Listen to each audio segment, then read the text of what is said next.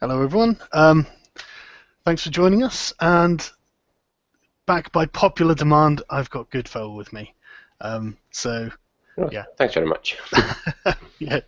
Loads of people thought we'd had a falling out or something, and I got like a few messages and comments saying, "Oh, do you not like? Are you not friends with him or something now?" I'm like, "Yeah, that's fine. It's just, we're both busy at different times. Calm down."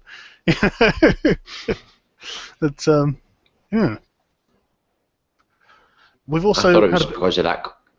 Sorry, go on. I thought it was because of that comment I left you. Where I said that you were a real letdown, and I thought because a lot of the time people read half a comment and they don't go any further, and they don't know you're being sarcastic. Yeah, yeah. That happens. That happens to me quite a lot. It's happened a few times on my the Joan Rivers one. There was a comedian, some guy on stage, right, and he's telling jokes. And Hmm. one of the women in the crowd didn't like what he was joking about, so she jumped on the stage, right? And I think he was making jokes about Muslims or something, and she wasn't a Muslim, but she just took offence, jumped on the stage and fucking slapped him, right? And What? then went back to her seat and sat. Exactly, went back to her seat and then sat down. So I made a comment and I said that reminds me when I was Joan her in the mouth joke. You know what I mean? It was obviously, but a few people think read half the comment and then just jumped on me, as if I was a bad bastard. But it's quite funny when people do Yeah. that sometimes. Yeah, I think I'm just as guilty though. Sometimes someone will post a comment on one of my videos, and I'll be pissed off because I'll be like, "How could you even think that I've got that position?" And then after rereading it, I'll have written out this big lengthy thing, and then I realise they're actually just being ironic, and it's just, oh, for fuck's sake. um, yeah, we've had like a bit of a technological upgrade, and by that what I mean is we've learned to use some aspects of Google Plus Hangouts. So we'll be able to show you some of the things we're actually talking about this week. Yes, some of the interesting things. In fact, something quickly Yeah. we could talk about. Right, I will send you a minute, and put that back there, and I will send you a link on this, and you can put it on the screen. Yep.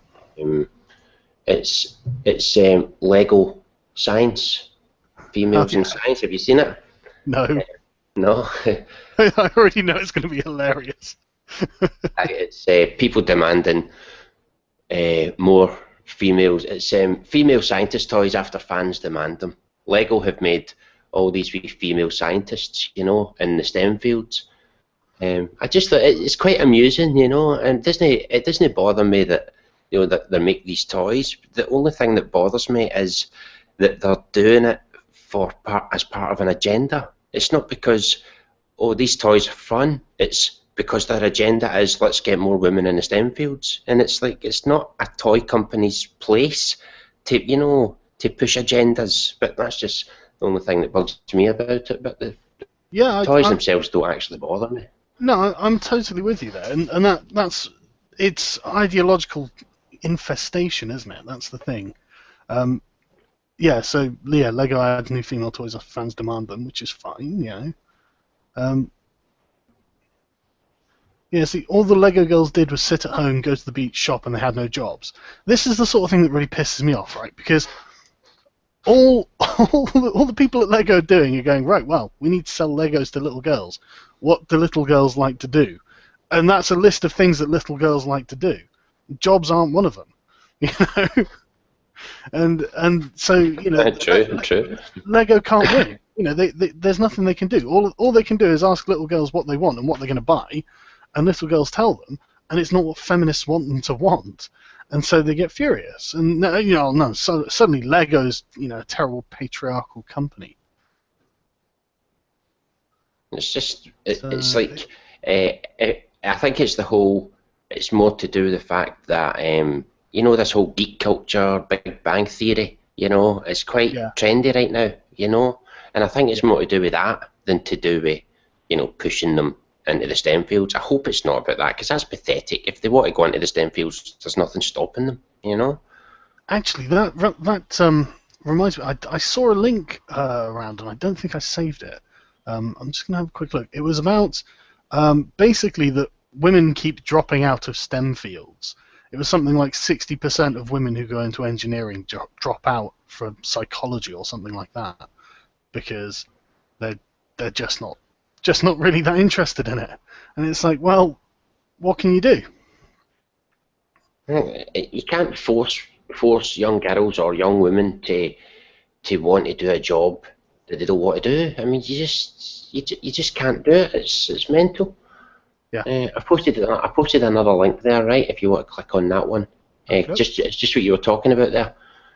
Similar to what you're talking about, you know, lack of women in the STEM fields. This one is the 26-year-old woman who got Silicon Valley to disclose gender data, and it turns out that most people in Silicon Valley are white men, right?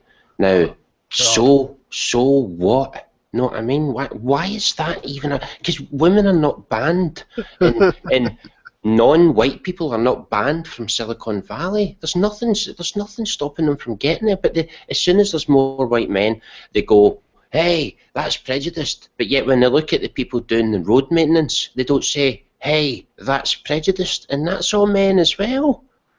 See, pisses me off. This statistic is exactly the sort of thing I'm talking about. 174 companies have reported their gender numbers, and 15% of engineers in the list are women. And it's like, okay, and that's with literally all the quotas and all the affirmative action you could possibly desire. What are you going to do? You're just going to frog march them into those jobs and hold them there at gunpoint. You know what I mean? What are you going to do? They're just not going for it. It's very clear that the people who demand quotas and let's push more women in, they don't like freedom. They don't want people to have freedom. And yeah. You know, and women should have the freedom to choose what they want to do. If they want to be a DJ, or they want to be a ballet dancer, or they want to be working in a factory, they should be able to do what the fuck they want to do. There's nothing stopping them except themselves. Yeah, except their own natural inclinations. You know, if you're not that way inclined. I mean, I wasn't that way inclined. You know what I mean? I didn't go into engineering, and it's not necessarily a gender thing. It's just a person thing. You know, it takes a kind of person. No, it's just, I think it comes down to as well. Like, there's this thing I got off Amazon, right? It's quite cool. The robot arm you build yourself, and I think that a toy like that is more likely to be boys that want that than girls. I'm sure some girls would want it, but we're talking in general, the majority. It's going to be boys that want that more than girls. It's just the way. It's just the way the differences are. Of course, one of the things that always one of the things that Anita Sarkeesian said in one of her stupid Lego videos that pissed me off more than anything else, right, was when she was going through the history of like Lego. And in the 80s, there was a Lego advert, or 80s or 90s, there was a Lego advert deliberately targeted at fathers and sons, how Lego was a great bonding experience for the two.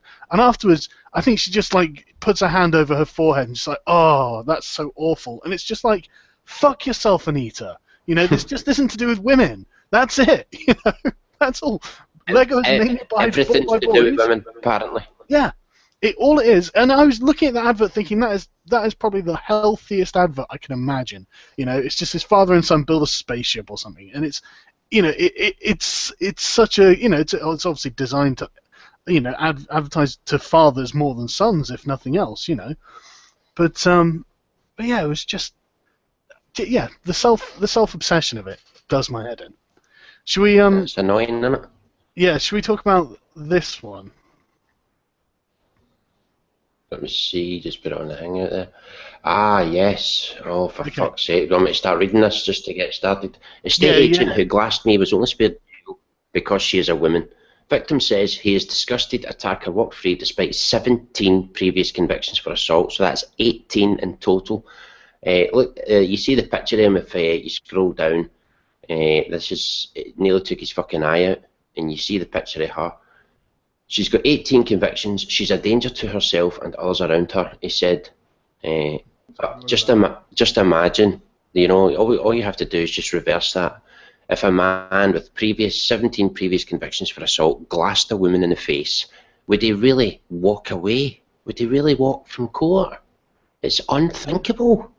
So what happened going up to it? Have we got a bit of description of the story? Yeah. Well, okay. There is a description. Have you got it? You got it, aye? Yeah. We'd been at the bar for about an hour or so We stepped on the dance floor and the lady in question, Yasmin, was there. I didn't know her at all. One of her friends stole Richard's e-cigarette and threw it on the floor. Okay, brilliant. Yasmin picked it up and tapped me on the shoulder and gave it to me. I was surprised and handed it back to Richard. She then said, "Aren't you going to say thank you then?" I was confused and didn't say anything. She threw a drink on my face first, then smashed the glass in my left eye socket. Holy shit! That is the most entitled fucking woman on earth. But as you can see there, it clearly provoked her. Yeah, I mean, it's unfucking believable, isn't it? That is barking. Just, aren't you going to say thanks then? It's like, no. Oh, glass you then, you prick. Yes, Jesus. but when you go to I sent you 2 links earlier, the one from the Telegraph and one from the Mail Online. The one from the Telegraph, this is from 2010, right? Yeah. And it's related to that last story. That's why we're talking about it. Judges told, be more lenient to women criminals. Female criminals are more likely to have mental health or educational difficulties and have parenting responsibilities, while a lower proportion will have committed violent crimes than men. So therefore, you know, the people that teach judges and train them are the people that are suggesting that they don't put women in prison. Basically, unless they're really, really violent, probably murderers is what they're talking. It is totally disgusting privilege and sexism at work, but I've not really heard many feminists talk about it. The Judicial Studies Board, I mean, they sound like they're quite important. You know, they sound like people who are like, you know, the ones telling judges what to do, like you say, and they are feminist. You know, be more lenient to women criminals, because that's exactly the position feminism would adopt. It's the most ironic thing. A judge is being told to be more lenient to someone based on the way they were born. It should be completely blind. Remember, justice is blind, but if it's a woman, don't put her in prison. It's unbelievable, isn't it? I looked at some of the comments on the Mail one, and the comments on the Daily Mail are usually absolutely awful. Oh no, I was looking at a different one. Sorry, never mind. Was it this Judge's one actually? Sorry, no, not that one. That one.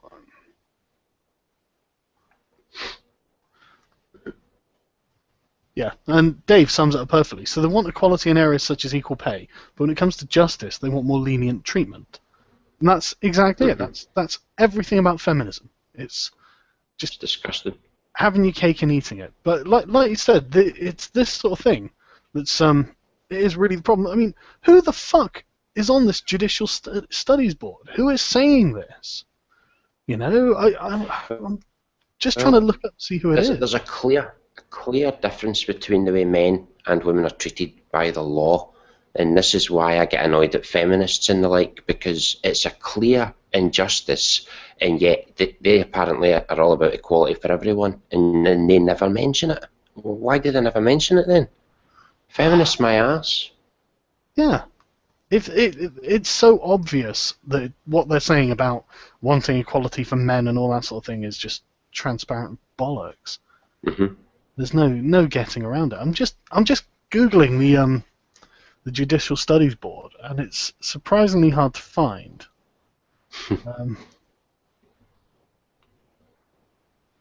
Probably just like the family courts or secret. Yeah, I mean, I found judiciary.gov.uk, which is apparently it, but I don't know like who's on it.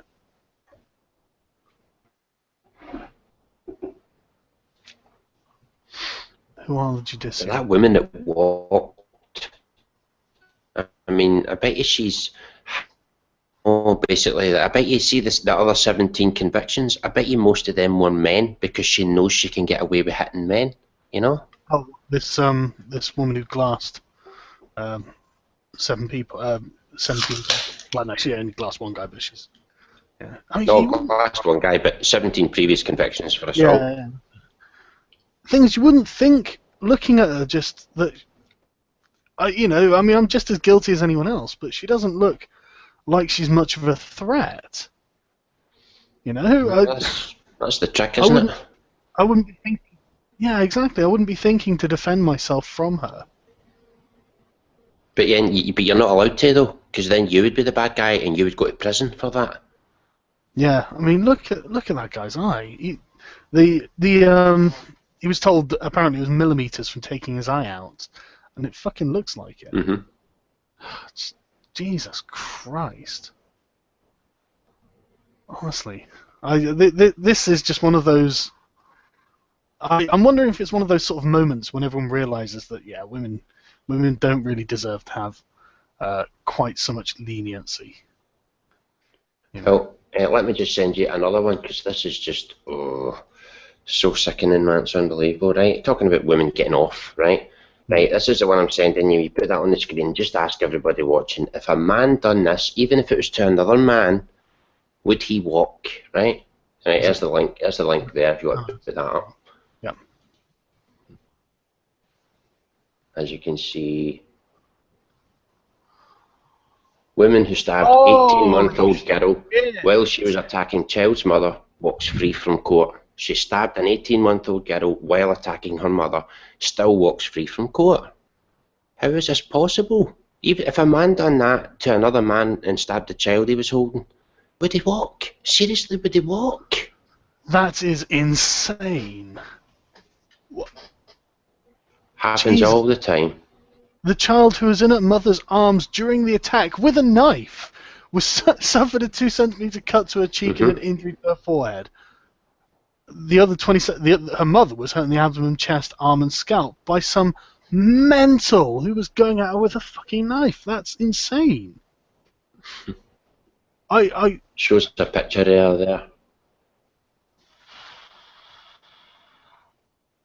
This was in Ireland. Yeah, what was the reason that she got off then? Oh, she's a vagina, I think.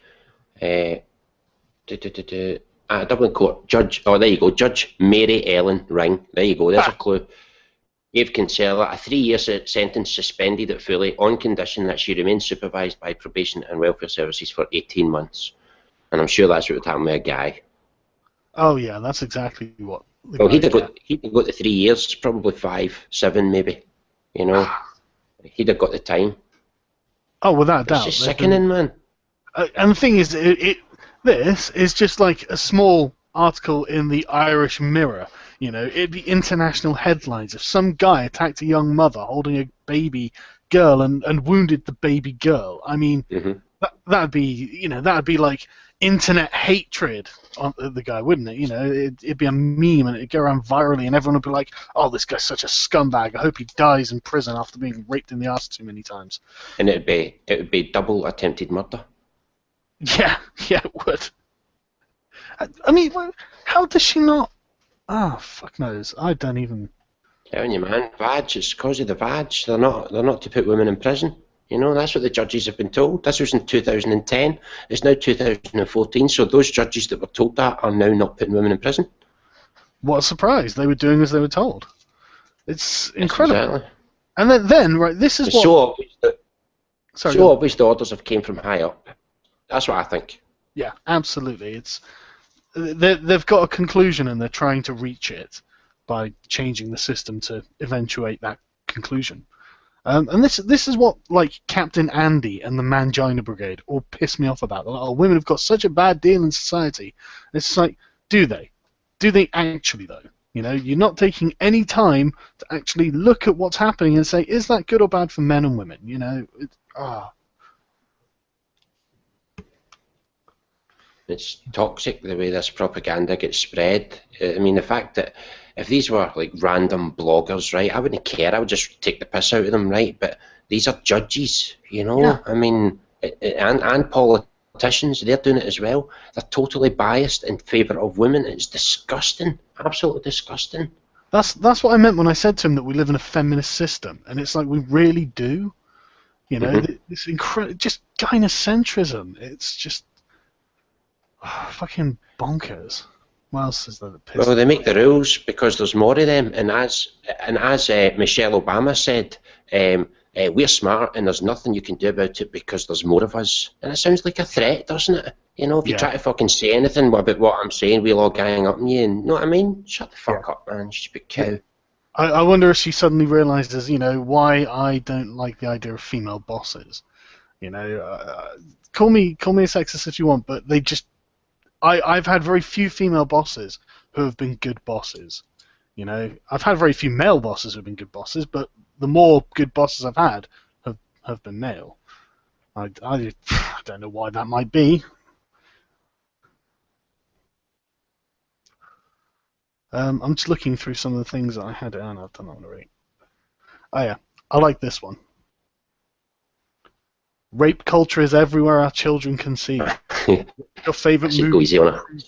Oh, you were cut off there. Do you know that? oh, was I? No, I didn't. Right, you've had about 40 seconds, roughly. Oh, right, okay. I was just waffling. So, yeah. Rape culture is everywhere our children can see. What's your favourite movies to prove it? Because, yeah, Beauty and the Beast, rape culture. Unreal. Yeah. Say anything. When John Cusack's character shows up at Diane Court's house in the middle of the night, boombox in hand, it's not romantic. In fact, it's stalking. And Crazy Stupid Love.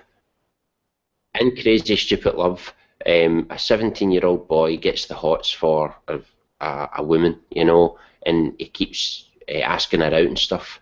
And again, it ends with since when do people get rewarded for stalking? You know, again, stalking is just, and the Fast and the Furious, women are treated like objects. Hang on. The stalking thing, it's weird. They don't seem to understand that this is a romantic comedy made for women. You know, like fucking Twilight and Edward's weird stalkerishness. Women like the idea of having stalkers, apparently. They just like the idea of having stalkers they're attracted to. It's attention, isn't it? Yeah, absolutely. But it's not just attention. It's like you are the most special of special snowflake attention. You know, you're so special that I can't do anything but pay attention to you all damn day. And it's like, good God, that's a lot of work. Yeah, the Fast and the Furious. If it was a hot woman, I don't suppose I would mind a stalker, you know, but she'd have to be a hot woman. And she'd have to know when to fuck off when I'm done.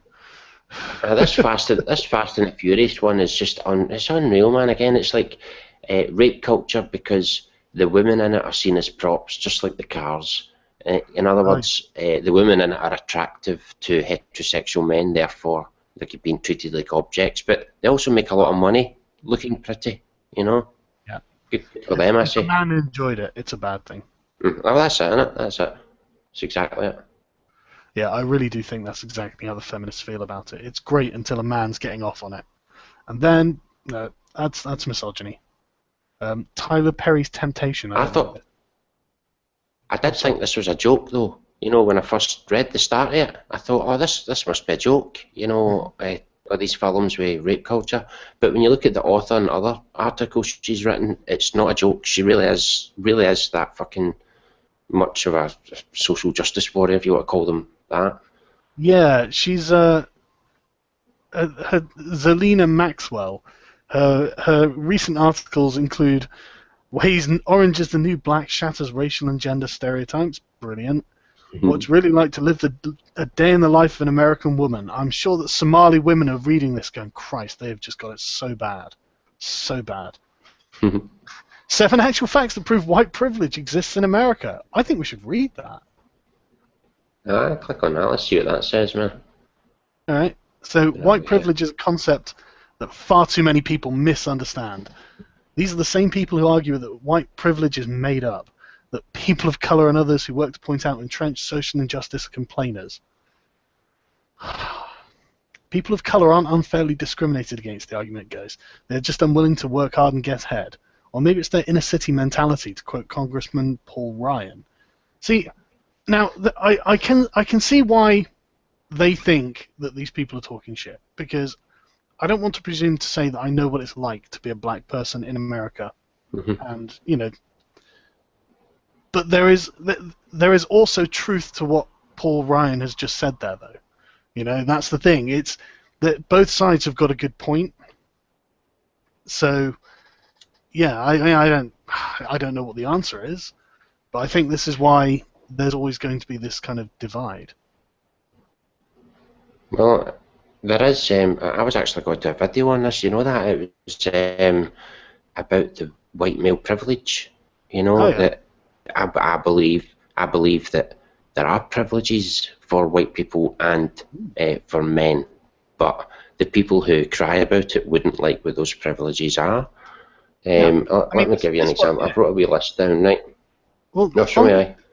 yeah, this one here. I mean, you're less likely to be arrested. Statistically, you probably are. You know, that probably is a privilege. But is it a privilege though? Because the thing is, do you not just get arrested if you've done something wrong? It's more where the I'm sure police there's are. times when you get arrested for, you know, and there are some cunty police, right? But I don't believe it's as bad as it's made out to be. The Yeah. way they say, like the police are racist and stuff. I really don't believe it's as bad as they say. Are there racist police? Yes, of course there will be, but I don't think that it's like one big giant gang. You know, oh, we all hate black people. Let's make them suffer. I really don't think that's the case. It's mental. I think that it's a confluence of a few issues. I think that the fact that the issue of non-whites in America has been so turbulent, and along with the destruction of like black families, the marriage rates are the lowest, I think, if I recall correctly, and that obviously leads to poverty, and then kids raised in poverty are really going to be a bit au fait with crime. It's going to be like, yeah, it's fine, I'll steal if I need some money, sort of thing. And it's not a black kid thing, that's a poor person thing. Mm-hmm. A lot of Mm-hmm. my cousins are quite poor, and they're not particularly different, and they're pretty damn pasty. Um, but I'm not saying that there wasn't an institutional bias, and I don't want to say that there isn't now, because there might be, but I think it's more to do with them being an identifiable group that are easy to sort of pick on. I mean, how many black billionaires are there championing these causes? Not all that many. Compared to like white billionaires championing their causes. And No, but so yeah, I one of just the I think it is kind of institutionally racist, but not out of a desire to be racist. on that black billionaire thing. I don't know if you remember Chris Rock talking about this, right? No, I didn't. It was Is it? really. I don't know if he had a point because I'm not from the black community, right? But what he said was that the difference between white rich people and black rich people is white rich people keep the money with white people. Black people don't keep the money with black people. They give it to other people, and they don't help their own community. That's what Chris Rock was saying. Like, for example, he said the white man would build a shopping centre, with his money, with his millions, but the black man doesn't do that. And I'm not saying that this is Chris Rock. I'm just saying I don't know if he's got a point because I'm not from the black community, but maybe he does have a point. Yeah, The crabs in the bucket mentality. I think you might. I mean, that guy T's made a good point. Police presence is higher in inner city areas, which also have high crime, and I think that's due to the high poverty, and they have high minority populations, and therefore there are more arrests of minorities. Racism, he thinks, has got very little to do with that, and I think that is true. But I also then think the institution just cuts corners when thinking about the concept, and so it just becomes a kind of lazy sort of, it's a black guy, yeah, he's probably not because they hate black guys, but because statistically they have on their books, black people, we're catching a lot of black criminals, whereas I do suspect that they spend a lot less time in suburbia with all the middle class white kids who are probably committing crimes of their own. I've got no doubt, that they are. And They're selling drugs as well. yeah, You know what I mean? exactly. They're selling drugs as well. Exactly, it's all the same stuff, and so they do end up with statistics that make them look kind of racist, and they probably do have that as a bit of a shortcut in the mind. But I don't think it's out of any.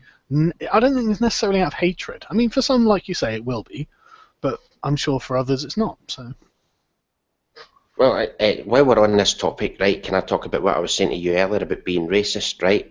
I want to Absolutely. ask people watching, there's 123 people watching, right? So what I want you to tell me is, am I racist? The other day, right, I was watching a Smurf Vlogs video, right? I like Smurf Vlogs, right? But he was talking about these two white guys, right?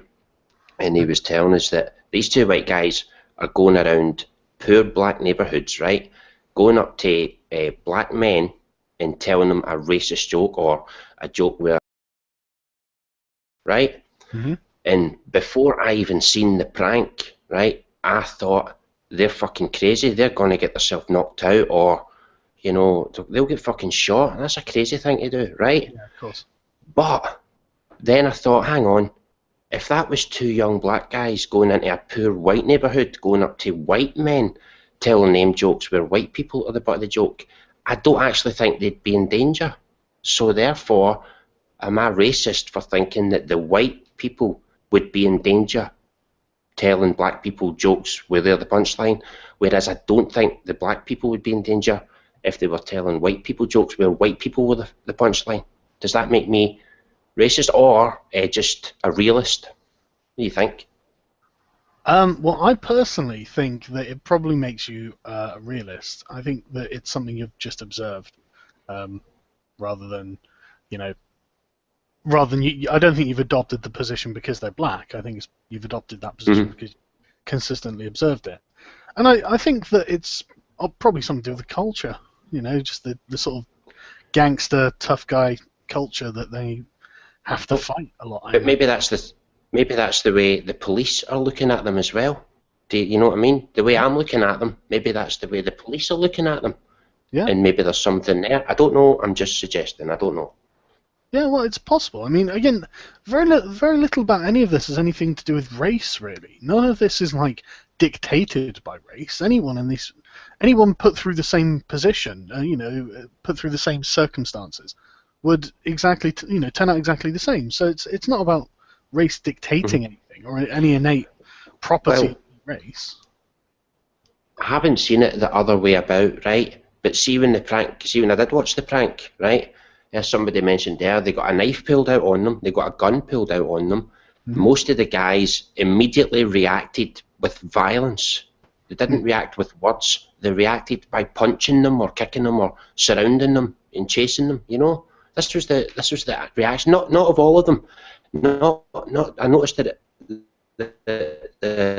they weren't like that. They just laughed. You know, so there was a big difference between young Yeah. and old.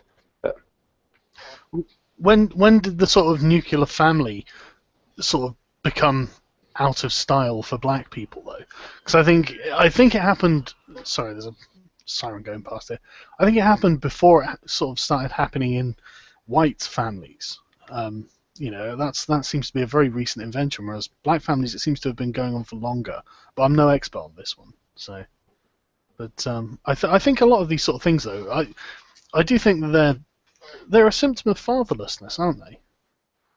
You know, the older black guys don't do it because they've had responsible parents to look up to, and I think a lot of the younger ones probably well, have. that's the biggest But I might problem be in the entirely wrong. black community, isn't it? Lack of What fathers do you is think? the biggest problem in the black community. A lack of What, fathers is the biggest fatherlessness? problem in the black community. I think so. Yes. I think it's going to be the same in every other. Yeah, I really think it's going to be the same problem in every other community. One of the things that pisses me off most about feminists is just like the complete disregard that they have for any kind of observational skills. I mean, the people with the healthiest emotional and just psychological mindsets that I've ever met have all come from just two-parent households. All of them, every single one. And the people with the worst psychological defects that I've ever seen have come from single-parent households or violent, you know, just messed up home lives. And it's one of those things that I just get really frustrated that everyone's like, that feminists are like, oh, you don't have to get married or anything like this. And it's just like, no, you personally might not need to, but your kids kind of need you to. If the mother reacts with something she doesn't like the child doing by hitting the child, which apparently happens a lot, then according to Stefan Molyneux, it happens a lot, then the child is going to grow up thinking that's how you react to things you don't like, by hitting people. Well, I'm kind of yes and no on this one. It's more about the application of the hitting. If it's arbitrary, then yeah, of course, it's going to be like, well, doesn't matter what happens, I'm just going to, you hit people. But if it's a punishment for doing something that you know to be wrong, I'm less inclined to think that kids grow up violent because of that. But if it was happening all the time, I'm saying what they're learning is, Yeah. because as again, the thing I watched with Stefan Molyneux was something like up to 6 times a day. Single mothers, were hitting their children. Aye, this is what they said. I think up to 6 times a day, and over time, the child might think, that's how you react when you don't like something, and I think that many times is a bit fucking much. I understand, you have to kick their ass every now and again, but only when it's extreme, Fucking hell. Yeah, absolutely. When I said that, I was thinking maybe once a week if you have to. You know, I was thinking back to my own childhood. It's like when would I get a smack, and it'd be when I'd done something particularly wrong, and I kind of did something particularly wrong about once a week. And I was thinking that's probably the most reasonable.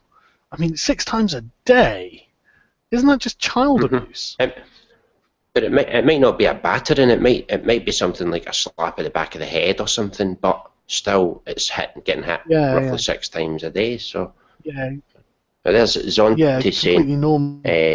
didn't you share your observation of how mothers shout at children? It was just the other day. In fact, it's nearly every fucking day. I take my son to school. It's primary school, remember? And the way the mothers are talking to the children, fucking move, get in that fucking line, you better not embarrass me. Things like that. And I'm like, I don't know how they can speak to their children like that. I would never speak to my child like that. It's fucking out of order, man. Oh. Yeah. And the thing is, if they speak to their kid like that all the time, are they wondering why the kid never responds to it? The kid it's completely normal. Nothing to be.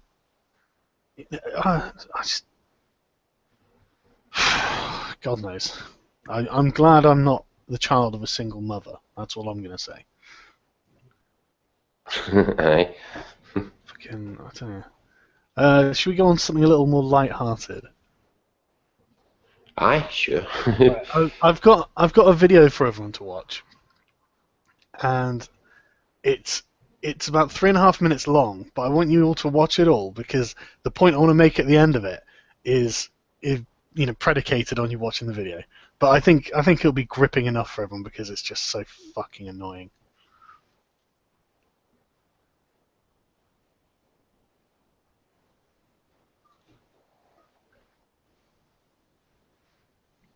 My glare burned through her. And I'm sure that such actions aren't foreign to her because the essence of her beauty is, well, the essence of beauty.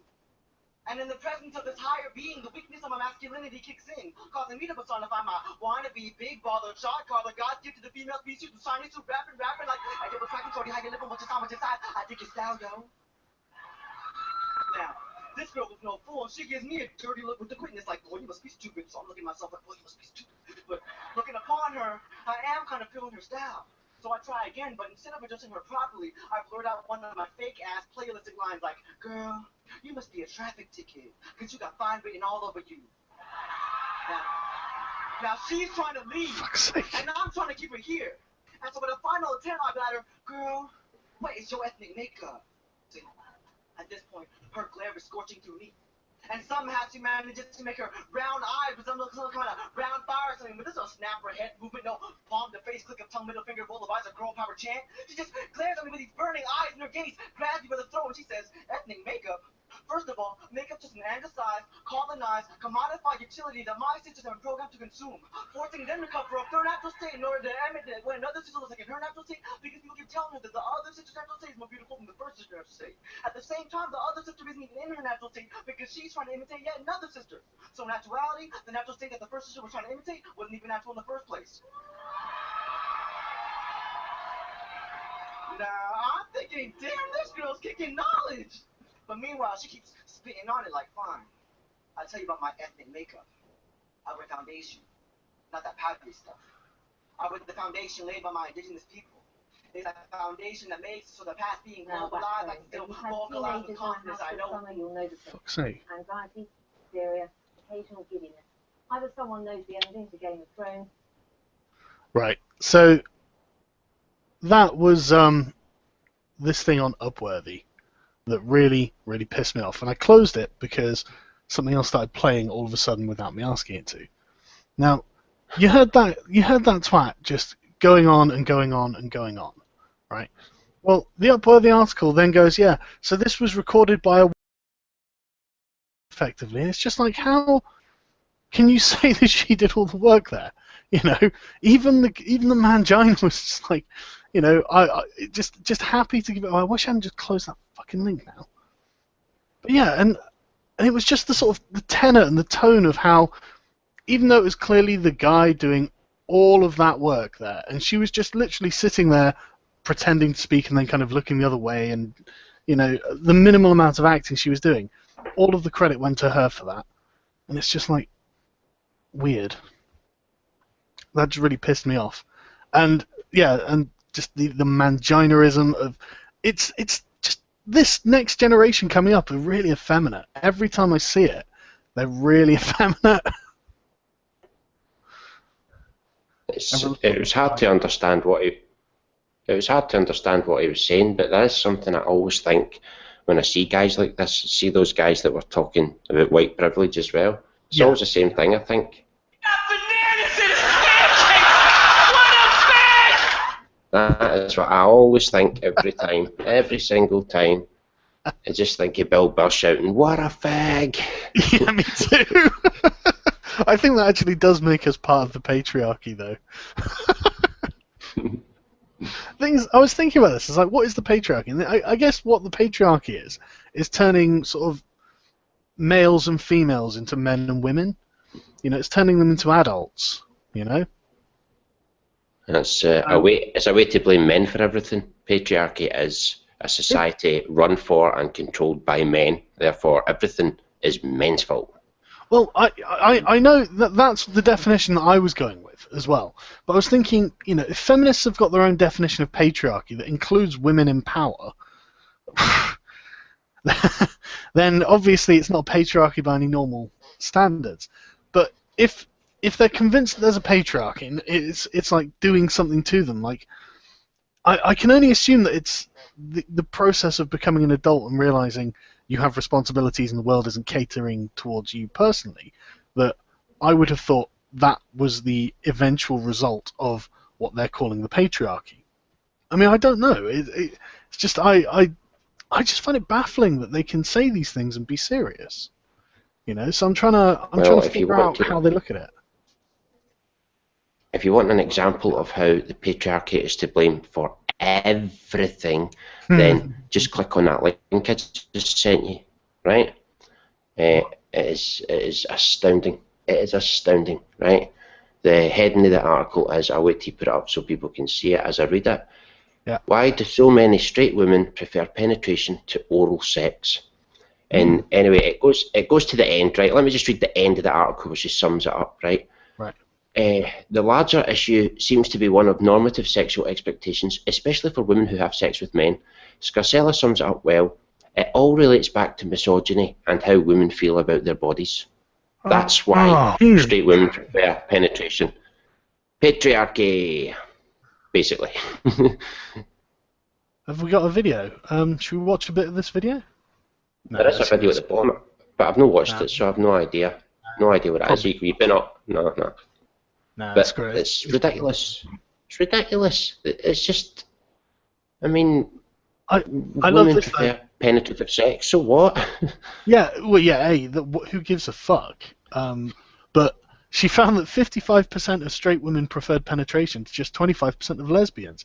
Surprisingly, 25% of lesbians like penetration and 75% of lesbians don't like penetration. I think the clue is in the word lesbian. Maybe. Big clue there. They Big don't clue like there. cock, for fuck's sake. Of course they're not to penetration. I think the 55% must be higher. There's no way it's only 55% of women that prefer penetration.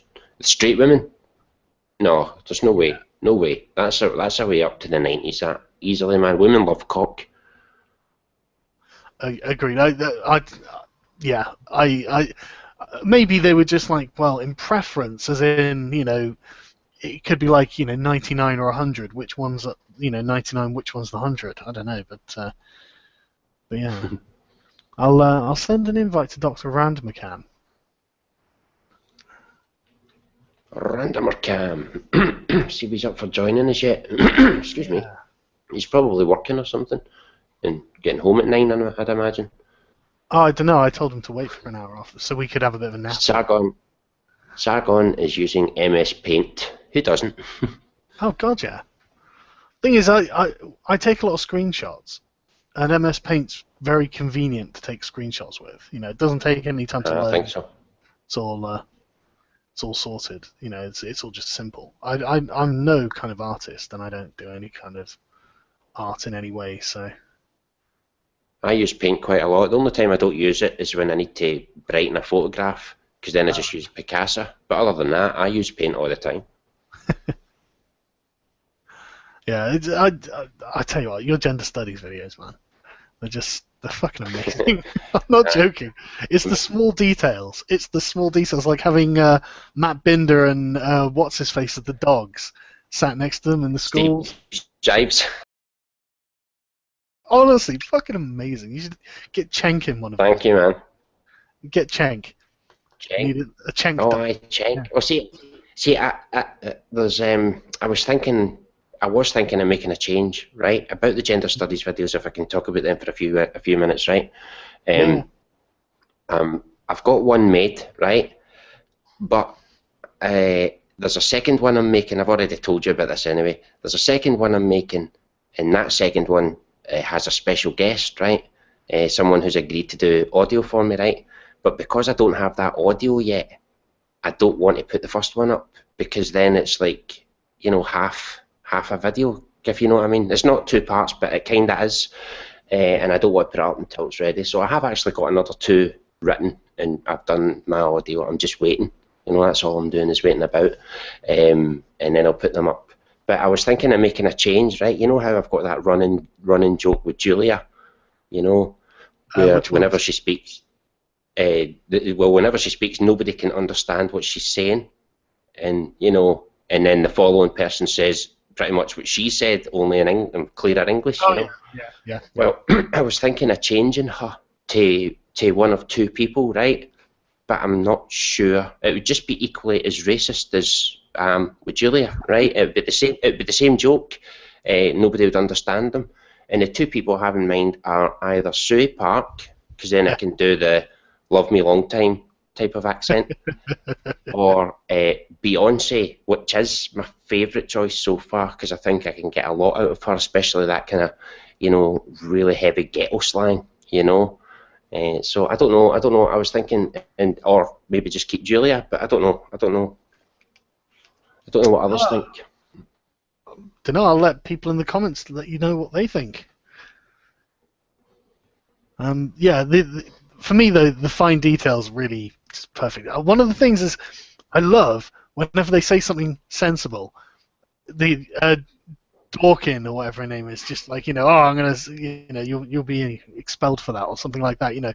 Just a really disproportionate threat. I absolutely love it. It's exactly what they're like. Well, that's what I imagine. I mean, you'd think it was exaggerated, but people have commented on them, said that it's actually quite accurate. The way, anybody brings up any kind of common sense, they're immediately shut down. And I do imagine that's the way a lot of them go. Yeah, they absolutely are. They're fucking. And this is being taught in universities up and down the country, internationally. I'm sure it won't have any negative effect on the future. Right, I don't know what. Well, that thing you're going to talk. Oh, sorry, go on. Sorry. No, go on. That thing you're going to talk about later, about the men in school, boys in schools. It's kind of related to that, where they keep going on about all these numbers that there's more women in college, and it's like, yes, but look at what they're doing. They're doing like gender studies and You know what I mean? Not exactly going there and coming out all engineers and fucking doctors, for Christ's sake. It's nuts. And the ones that are literally quitting being engineers. Yeah, we'll do that video in a bit. I noticed that Dr. Random Cam is with us, though. Hello? Can anyone hear me? Oh, is he with us? Is he with us? Excellent. Excellent. Can you hear us? I can hear Doctor. Yes. Can you hear me? Yes, I can hear the Doctor. Loud. You can hear me? Awesome. Yes. Right. Yep, you're coming through loud and clear to me. Awesome. I didn't know. You just, I can't believe you're just bringing me right in, and I've got nothing to say, but I Oh, did. can I just nice answer? and drunk. So what have you got? That guy T. That guy T just asked, do students really say miss after every statement in Scotland? It's miss or mister, sir, in our schools, primary schools and stuff. Yes, sir. Yes, miss. Aye, that is the way they talk, aye. They're a lot more polite up there because we didn't down in England. How are you, Doctor? Yeah. Pretty wasted, because that's all I can really do. I'm glad you guys have got things to talk about, because on weed or booze? Booze? How this is slanderous, sir. I'll see you hang for this. So tell us, whereabouts are you from?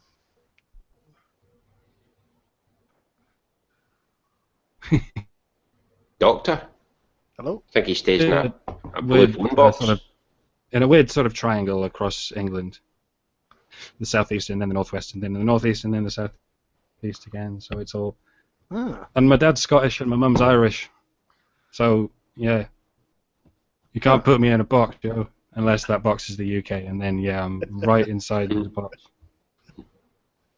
So what? Sorry, go on. I was going to say, if Scotland get independence, does that mean your dad has to leave your mum?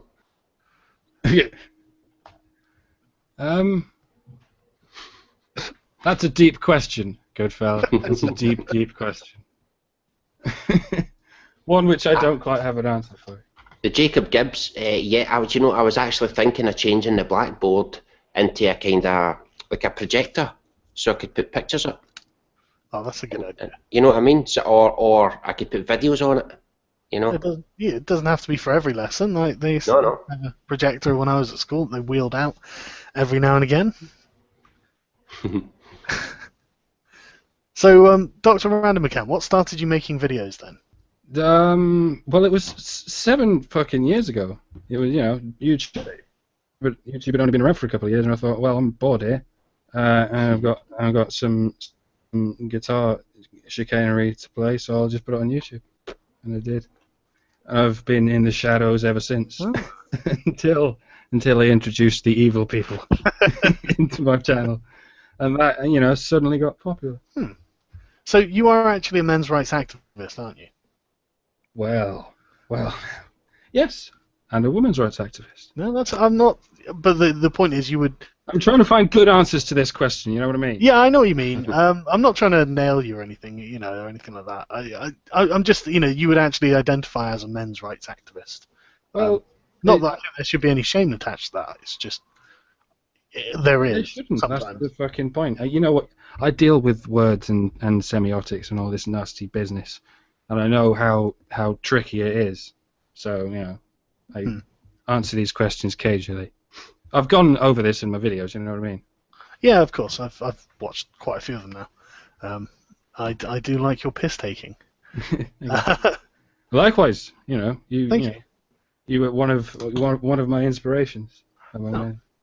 So it's nice to be told that. So So what sort of involvement do you have in men's rights activism specifically? Well, not a great deal. Until the honey badgers let me join in, and then I did some other stuff, and then there was that one video that Dean made for the fundraiser for the thing, and he said, "Do you want to be in it?" And I went, "Yeah, I'll be in it."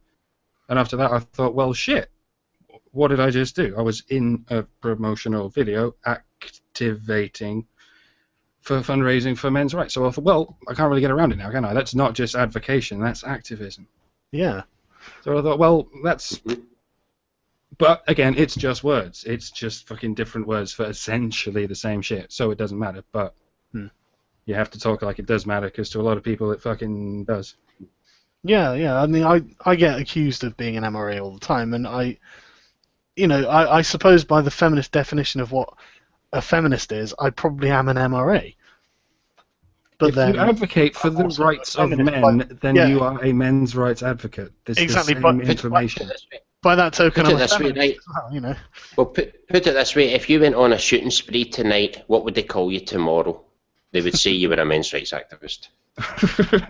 They would, yeah, they would. Oh God. But the thing is, it seems so easy to show people that men really aren't having the wonderful time in society that feminists are painting.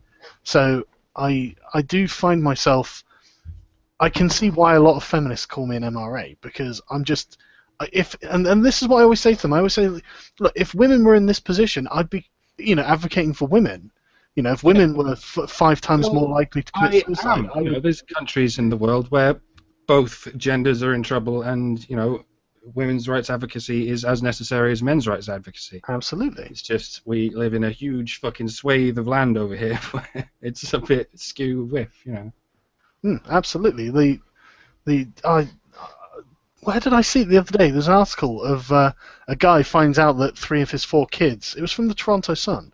Guy finds out 3 of his 4 kids aren't his, and the court rules that he still has to pay for them. I mean, what kind of decision is that? It's just the legal system, Sargon. It's not. It's nothing to do with all the socio-political equality we're really looking for. Once you understand. It's like, what possible excuse is there to do that to someone? Unless you're viewing them as some sort of terrible white oppressor agent of the patriarchy. So, yeah. So I understand the need for men's rights activism, and like you say, in certain countries there is absolutely a need for feminism. It's just not from the modern feminism, West. Women's rights advocacy. Sorry, yeah, okay, feminism for shorthand, but no, not even shorthand. They're very, very different things. Yes, I appreciate where you're coming from. You know what I mean. It's very possible that they've always been very, very different things, is the point. Yeah. One's an ideology, one's a human rights movement. I don't see the complication other than the complications we insist on putting in there because of our language barriers. Yeah, I'm absolutely with you on that one. I did a video that I haven't uploaded because it's remarkably assertive, and I'm asserting things directly. It would be a letter to feminism, basically, and all feminists. Listen, these are things you have to understand, and I can't remember what I was going to point out from it. But I've been really unsure about uploading it because I don't know. I think it would just be met with absolute bafflement from them. Just they're so deep in their ideology and they're believing their own bullshit that the idea that anything that I could be saying could be right and what they're saying wouldn't be right. Well, yeah, you're only ever going to hit a certain bit of the spectrum, Yeah, I think I don't think they're ever coming back. I think that guy T was right when he said it's gone to the dark side. Some of them have, but it's finding that barrier, that boundary between the ones who are long gone and the ones who can be reasoned with. Yeah, I wasn't really thinking like individual feminists. I was thinking feminism, sort of mainstream feminist culture. The culture of feminism. Yeah, but that's malleable, isn't it? That doesn't just flip from one thing to the other. It's a superorganism of some sort. I agree, but I don't think it's ever coming back, even though it could. I just don't think it's going to. No, it can't be healed. It can't be fixed. It's got to be cut loose. Yeah, it's kind of frothing at the mouth or at the clam, and I think it's gone. But yeah, it's going to be a generation or two before we stop hearing from, the fucking vultures, because they're going to be there in the background saying, "Give us more shit, we're still here." Especially since they're all in government and bloody universities now. Yeah. So it's a long haul. It really is. Yeah. What do you think, Goodfellow? I like to target those women. I do quite a lot, actually, especially in the comments and stuff and on Facebook, who say that they're feminists but don't really know that how bad feminism is. Yeah. I like to go for them because I think you can change their mind. You can't change the mind of You might as well try. one of the I mean, hardcore you know. ones. I do. I try quite a lot, and I always, you know, like in one video, there was fucking over 100 comments or something, and it was just on my comment, me pointing out, you know, that it was a wee Chinese boy, and I said, feminists want this wee boy to be taught not to rape. And the amount of comments I got from these women who said they were feminist, but when I pointed out to them, actually, you're just an egalitarian, you're not a feminist. For what you believe, you're not a feminist. So I prefer to target them. It's easier. Mm. More chance of success. I think it's always easier to try and pin down what they believe rather than the definitions of the words, if you see what I mean. I agree. But that's a huge barrel of shit to take hours to get into. No, this actually, I was literally going to raise this point next. Actually, we need some sort of term for those people who aren't the dictionary definition of feminism. You know, we need some neat way of encapsulating what they are, so we can say it and people can learn what that word means. Egalitarians in waiting, something like that, because they're not feminists, that's for sure. When you point out things to them like for example, slut walk, right? Yeah. There was a woman saying to me that she was a real feminist, right? And the ones I was talking about were not real feminists. And I said to her, well, why don't you go and look at a slut walk and look at the placards that they're holding and then tell me that they don't hate men? And she thought, this woman that called herself a feminist thought that this slut walk was a term I made up for a group of women. And she came back to me and said, why are you calling those women sluts? And I was like, I didn't fucking call them that. They called themselves that. Yeah, they brought that entirely on themselves. Exactly. Jesus. But yeah, but the thing is, I think that, I don't know, there seem to be an awful lot of people who are more than willing to call themselves feminists because a feminist has been like, well, the dictionary definition is equality, blah, blah, blah. It's the first place they fucking go, isn't it? Yeah, I know. Well, the dictionary definition of Nazism is just the merger of corporate and state power. Yeah, okay, it kind of includes some other things, though. You know? Dictionary definition of dictionary is that it tells you the right definition, so it can't possibly tell you the wrong definitions. But yeah, so we need some sort of word or term that I don't know, that kind of means person who thinks they're a feminist but doesn't understand that feminism also includes loads of bonkers, man-hating bullshit. So I think Karen sort of nailed it by, you know, with coffee shop. Sorry, can you say that again?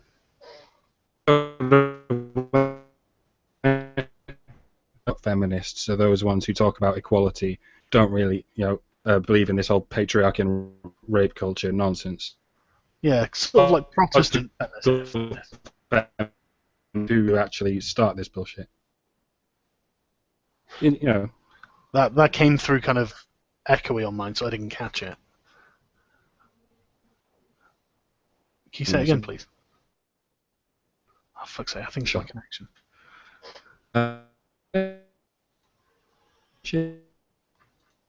Boobity test. It's in and out, in and out, in and out. It's we can hear you, we can't hear you, we can hear you, we can't hear you. Oh, it's not just mine then. Right, okay. Bollocks. Okay. No, you're alright now. Do I keep talking? Is it? Yes, yes. Or until that it's definitely okay. Awesome. And now I've forgotten what I was talking about, so say something else. Yeah, David Bush, I think. Coffee feminist. shop feminist. Yeah, coffee shop feminists. Yeah, okay. So, yeah, these are like the Protestants of feminism, are they? Yeah. Well, the Anglican. Yeah, the Anglican Church of feminism. Sorry, yeah. You've gone out again, man. The hardcore ones don't believe any of that shit anyway. You know, like if you go into Lacey Green, she doesn't believe what she's saying. Who? Lacey Green. Oh. Not just her, but Anita as well. They don't believe what they're saying. They're just making money from what they're saying. Do you know, I think they make a part of their brain believe it. Yeah. And that part just takes over. Yeah, I think it's psychological training or like thought training, where you could, if I wanted to, I could probably spot racism in practically any interaction between a black and a white person if I had certain categories that I could place interactions into, like worst case scenario categories sort of thing. And I think that's what they do. They kind of, how can I assume the worst about every interaction in this example sort of thing? Or the best. There's Oh, that kind of racism as well. There's people who are always sycophantically, trying to impress other races. yeah, but that's sort of justice warriors, basically. That's the sort of method of thinking I think they learn in these gender studies. Well, if a man shakes a woman's hand, then he's part of rape culture or something. All that sort of bollocks. If you look for it, if you see, you will find. If you look hard enough, you will find it. I put a video up. It's and how that's a misogynist game because you can spell words like housewife or misogynist or you know what I mean. That's how pathetic they are. That I'm surprised they've not done that yet. They give you points for they give you points for the word housework. You know what I mean? Yeah. Disgraceful. See, Philip Armstrong's just asked, what are our opinions on Jessica Valenti? She's another one. She just says what she has to say to make the money, Now, I can't believe she believes half the shit she says. She's deliberately looking for things to complain about because she gets paid for this. Remember, so. But I think so Jessica she has to find something. Jessica Valenti seems to occupy the sort of one of the upper rungs of the feminist sort of intellectual elite. There seems to be a special space reserved for people like Jessica Valenti. Because I think she actually does believe, and that's why Jessica Valenti is successful with feminists, I think. She knows the patter, obviously. She knows, she's been indoctrinated really, really, really thoroughly to the point where I think she's the zealot rather than just a con artist like Sarkeesian. She can the whole theory on board and consider it read. Whereas Sarkeesian starts right from the beginning and builds a tower entirely made of bullshit. Fresh bullshit as opposed to solid fucking clay bullshit foundations.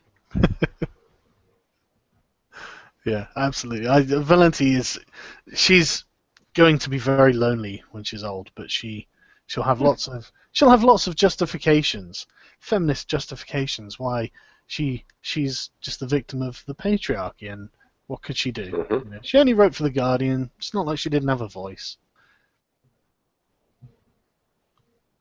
And yeah, her fucking male. Nothing wrong being lonely, Jessica. It can be fun at times. I'm going to set you two up.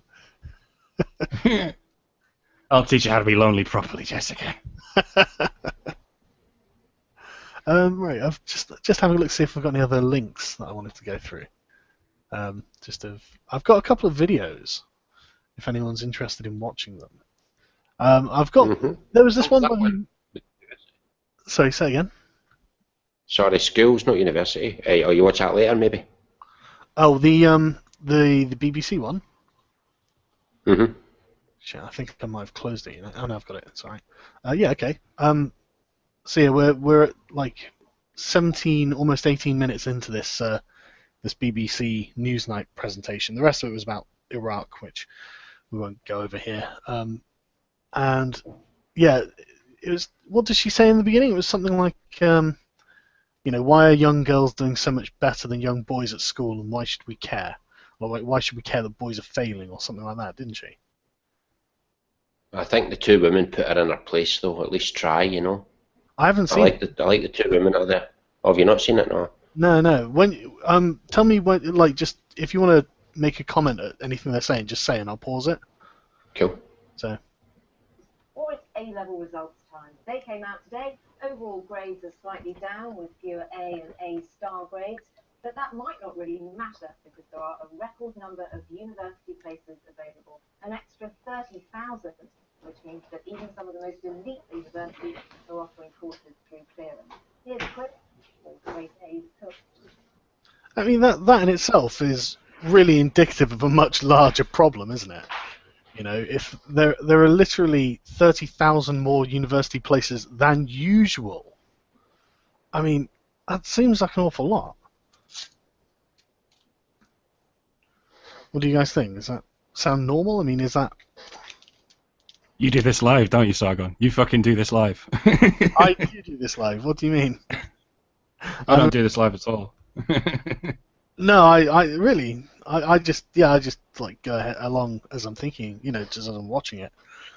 But All right, I'm gonna try. Oh, yeah. Sorry, did you want to say? We've like created our own game, haven't we? Sorry. It's like we've created our own little panel game. Like Yeah, on fucking TV or something.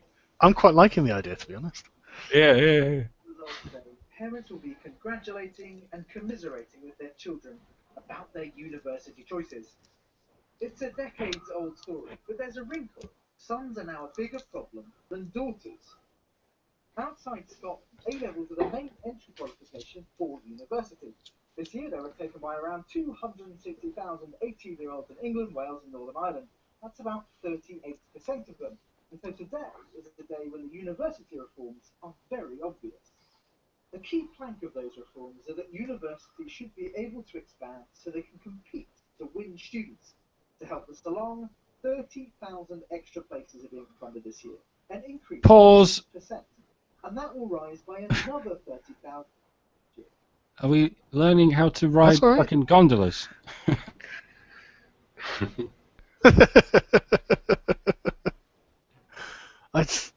Who's learning how to push boats across a fucking... Oh, that's not how it works. Apparently, this is Cambridge, what the patriarchy actually did.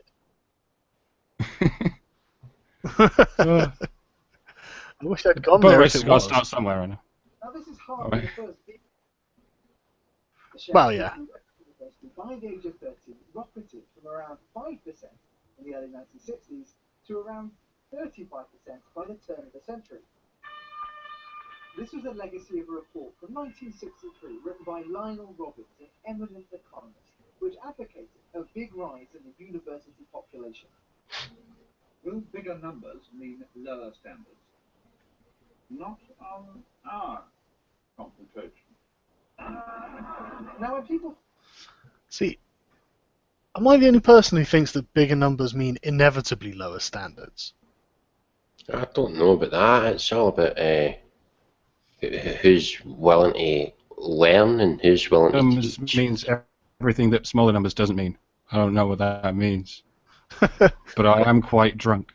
Well, this is what I mean. If when you have smaller numbers, only the people who really, really want to go to university are going to end up going to university, aren't they? Because you know it's going to be more work. So, like, you're surely going to end up with loads of people who weren't really that committed to university, but it was there, it's convenient, and they do it. So, you know, they're going to half-ass it, aren't they? Yeah. Well, half of the point of university is being sort of halfway between home life and real life. Oh, I suppose it is. That was never supposed to be the point, but that's sort of what it's turned into, isn't it? Yeah, It's absolutely. this halfway world between reality and completely not reality. Yeah, I mean, I'm just thinking my own university time, and I'm looking back. I'm really the sort of person who shouldn't have gone to university. There was no benefit in it for me. You know, I didn't do anything. Well, that's what I'm saying. My only benefit was, you know, the fact that it got me out of the fucking house. You know? Yeah, absolutely. It was the reason I left home. Mm. But yeah, it's not about higher learning now. It's just about getting kids out of the home. Jesus. Think of the recent story of universities, they probably think of this. Demonstrations of disorder and fees and liberal Democrats. I'm sorry, I'm sorry, I'm sorry.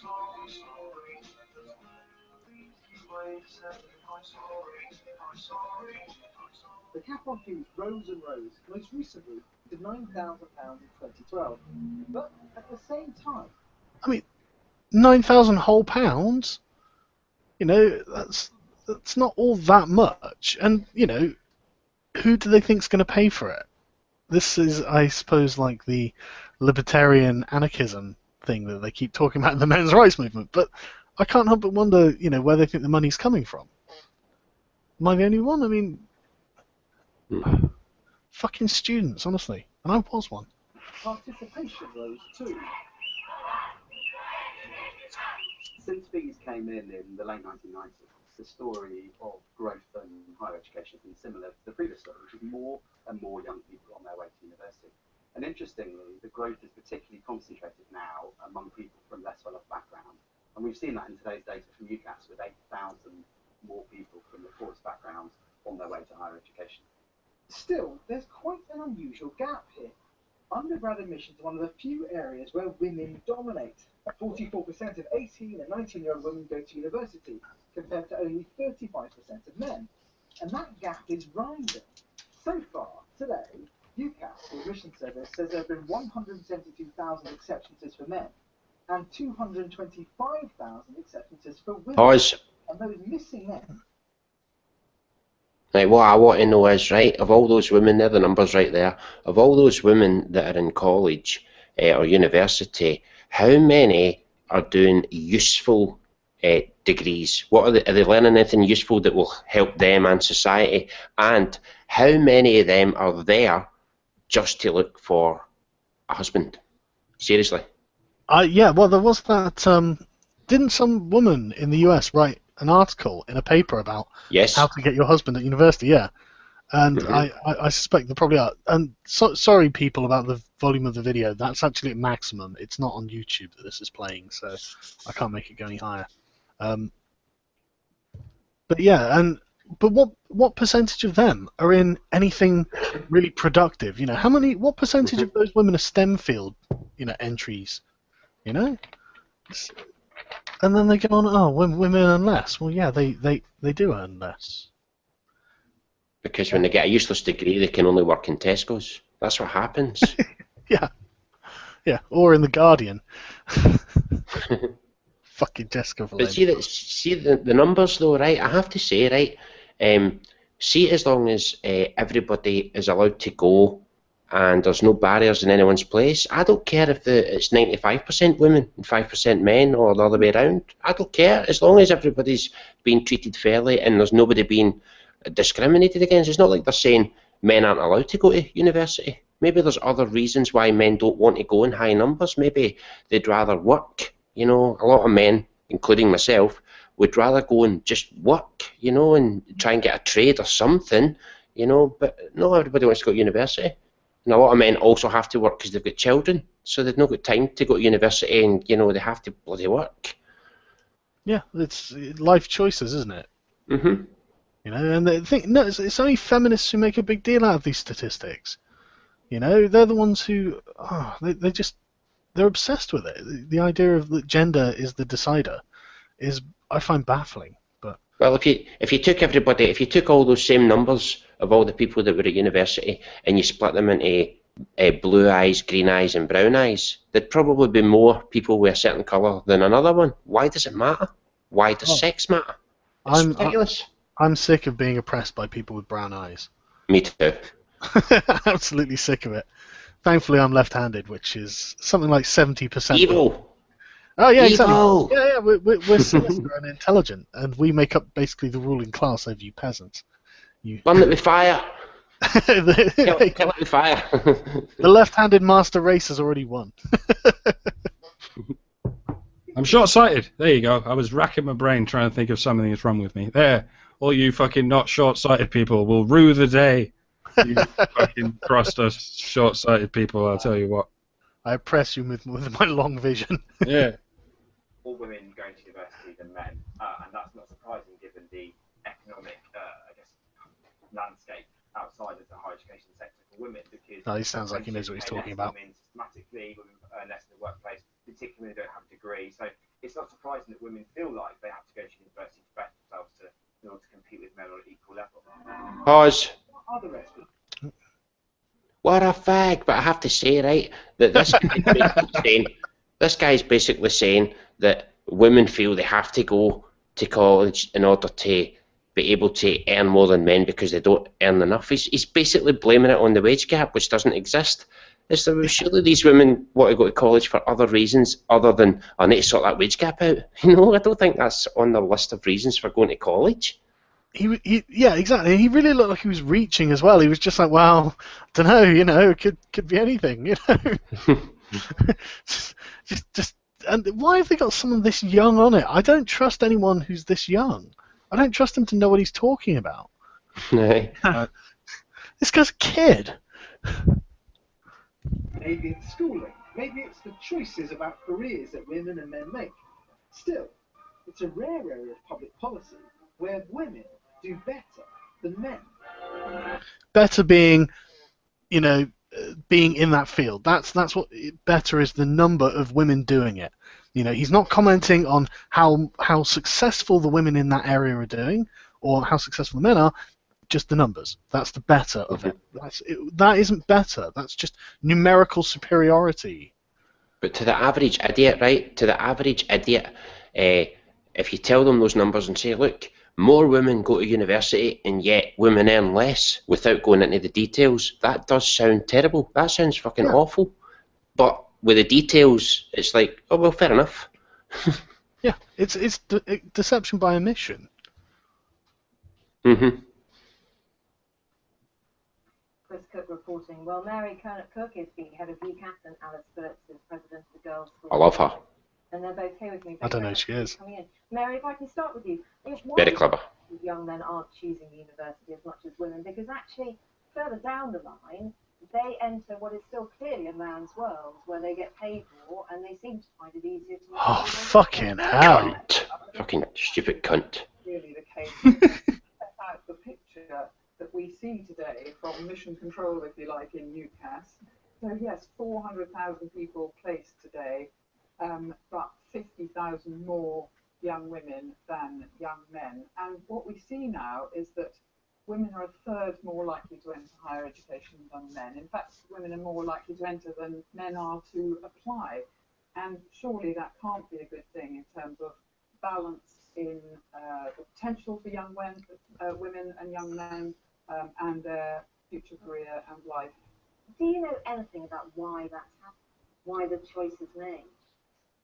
The background to this is that young men are not getting the achievements coming out of secondary school. So the pipeline comes... This reminds me of the sort of thing I saw in the 70s. You know, I didn't personally see it, but video from the 70s. Where you've got some old newsreader, you know, 3 old white men sat around asking why women aren't going to university and stuff like that. I'm going to try and find it at some point, just for the comparison. And it just goes to show how far things have changed, really, doesn't it? That it's 3 women talking about why men aren't joining. So it's like, why don't you get a man to ask his opinion? You know, it might be slightly more male-centric. Because they're talking about men, and yet they've got 2 women and a female host on the show. That is odd. Yeah, what would they know? You know, all they can see is the statistics. They can't give any insight into the decision-making process. Not that I'm saying I can speak for other men, but I can probably. No, but she does go on to say, she covers quite a lot. She knows what she's talking about. Yeah. Right. Okay. Through for admission to higher education is worse for young men than for young women. Women reach level 3, A-level equivalent, at the same level that young men only reach level 2 at the moment. But why does that happen? I mean, is it really the fault of the schools?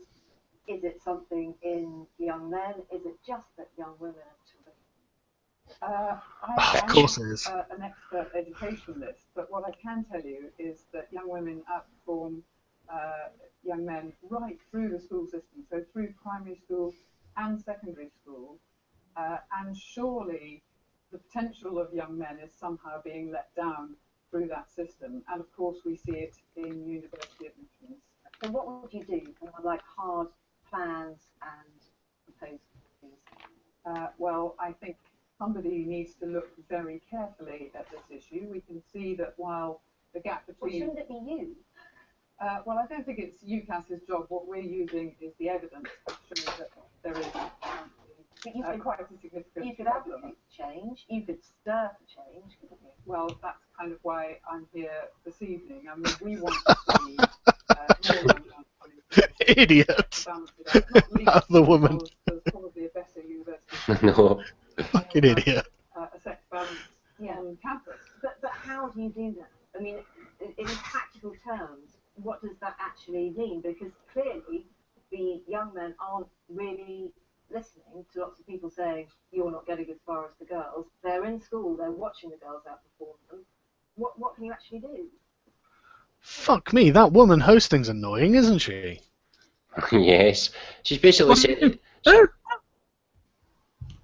She's basically saying to that woman, why don't you do what you're already doing right now?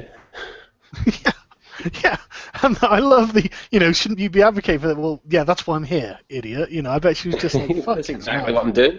Yeah, But this is really pissing me off. I mean, it's just like, this is just women saying, oh, what should we do for the men to it's like, why don't you just stop being biased against them? That sort of thing is probably a good start, I would have thought.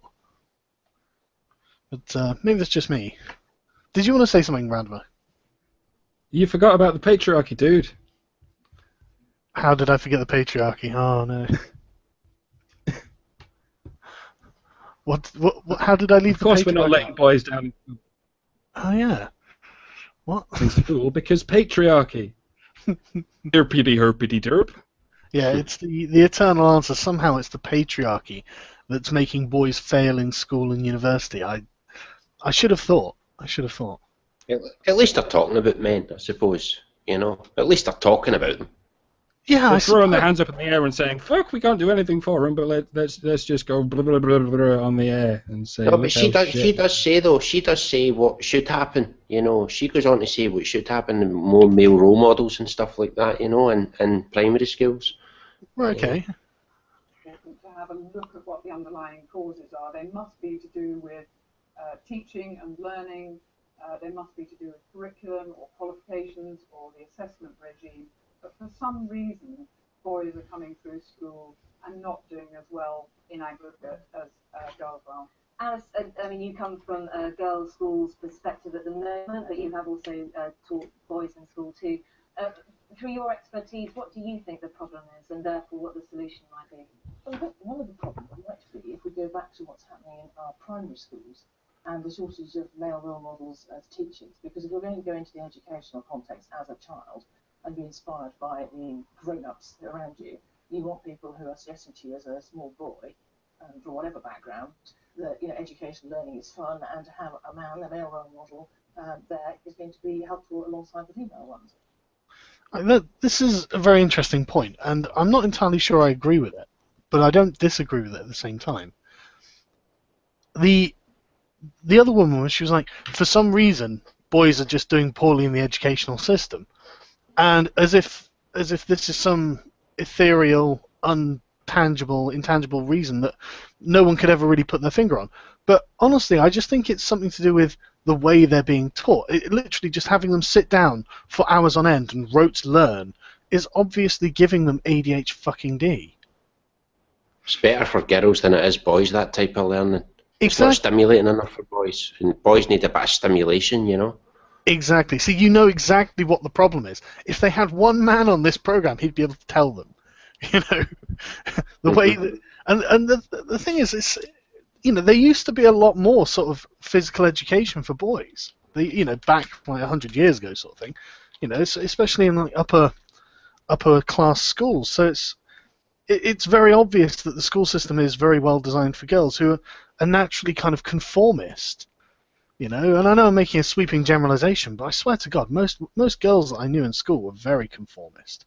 They were, and I fucking sound like some sort of jaded Generation Xer now. But the fashion industry proves that, though. They all dress the same at the same time. Yeah. The fuck? Well, school isn't just a place of learning anymore, is it? It's got its own little community in there. It's got its own little. Every school's got its own series of soap operas between this going on, and that's also a world where girls thrive in more than boys, for pretty obvious Drama. and less obvious drama. Yeah, absolutely. She talking about the getting more male role models in primary schools, right? Mm-hmm. I talked to the teachers in my boys' school, And I get that, and they're all women, by the way, and I get this impression that they also want to work with men. It's not just they want male role models. Women like working with men as well, you know. You could just imagine, right? Imagine being a teacher in a primary school. You're a woman, and you work with only other women and children. How are you going to get a decent conversation all day? That's true. It's a good drama. Yeah, no, absolutely. Samantha Brick ran her all-female company, didn't she? Until it completely collapsed under the weight of its own fucking hysterical drama. Was she real? I thought the Daily Mail made her up or something. I'm aware that she is a real person and that she really ran a company comprised exclusively of women, and it was a complete disaster. It was everything you'd imagine. I wonder if history will remember any of this. Like it remembered all the other matriarchal societies. Yes, I'm trying to think of one. Tick-tock. I saw on Exposing Feminism, the Facebook page, the other day. They posted, like a picture of the statue of David, and it's like art produced by patriarchy. Yeah. And the picture of the girl dropping paint eggs out of her vagina. Yeah, this is what matriarchy produces. It's like, yeah, that's pretty succinct. We know that there are many very strong female role models, but increasingly fewer and fewer male role models at the early stage. I mean, obviously that's a very sensible suggestion, but there must be more that you could do further down the line. I mean, as young men are approaching A-levels and are being given careers advice, something is falling a little bit short, isn't it? Do you think we could have much more positive discrimination? If we were talking about this as a fucking more positive discrimination. Fuck me. Totally against it. I love how she doesn't understand that positive discrimination is the reason for this issue they're now discussing. You know? And is that a term like reverse racism? Is Yes. it just another kind of discrimination? Affirmative action. That's all. It's affirmative action for a certain group. She's saying give men affirmative action to get the numbers of men up in universities, which is just beyond ridiculous. Nothing's stopping them. And where does this end? This seesaw game of, oh, no, women are slightly more now, oh, men are slightly more now. It's going to go on forever, obviously, isn't it? You can't have free choice and have these things that they want. There will always be a gap, same way there will always be a wage gap. It's insane to think those numbers could ever be the same, absolutely equal. It's insane. Yeah, why would you even... I mean, why is that the end goal? Isn't it just, you want the opportunity, take it? I don't know. Baffling. They got to 50-50 in university numbers, and they kept the fuck going. So why would they not keep the fuck going if they got to 50-50? Wage war, yeah. However they got there. Yeah, they're not responsible, are they? They didn't stop when they got to 50%. They just kept going. it's a different socio-economic group or cultural group or whatever, then I think we have already had in place some kind of positive discrimination and helpful schemes. But people seem to be wary of saying, boys, let's do it for them. Well, certainly, I mean, if you take this story as it starts, it's actually a great celebratory day for girls and women, and there was a time not that long ago when actually it wasn't even thought worthwhile to educate women at all. So I think we should be very careful that we don't imply in these statistics that it's the women's fault that the men are falling behind. What the UCAS organisation does, and it's been a very tough day for Mary's organisation, I'd like to thank her for all the work they've done today. It was much appreciated, but they gathered this data, and of course now the data's here, we can work with it. So what would I do? I think I'd be turning to the Secretary of State, the new Secretary of State, who I hope will listen to serious educationalists, gather together people who have succeeded with these various minority groups who struggle. And there are head teachers out there who have a very strong track record, and get them to talk together and frame a policy and a plan. And is there ever a place for something as bold as much weaker offers for young men approaching A-level results? That isn't really the problem because it is in the pipeline. Actually, the acceptance rate for men into university is a smidgen higher than it is for girls. So it's not about the admissions process. It's actually about what's coming through. But I do also think that Alison's... But you could change that, surely, couldn't you? I mean, there would always be a place where you could say, here you've got a girl who's got 2 A's and a B, but actually we need to get more boys into the system. We'll take someone with 2 B's and a C. Well, if you haven't got the cohort applying in the right numbers, I don't think that's really the solution. And I think Alice's suggestion about more men in teaching in primary and secondary school is really interesting, because there's a lot of initiatives to get girls to do science and computer science and STEM subjects. But what about the huge imbalance in the number of men going into teaching and social work and nursing, which are massively a much bigger gap the other way round? Why are they talking like they have to have it? This is I know some people can't hear, but what they're saying is, there's a huge imbalance of men going into nursing and teaching, and it's like, it just doesn't appeal to them then, does it? Well, she's trying to expose the double standards, isn't she? If we're trying to get girls into engineering, why aren't we trying to get men into nursing? Well, I hope that's what she's doing, but it's more the sort of, she seems to agree that we do need to have absolute parity in all of these issues, in all of these vocations, and I don't really see why that is. What's special about someone's genitalia? Can't we just have people who are good at things in those things? It's radical. Why would anyone do that? Meritocracy. You mean patriarchy, don't you?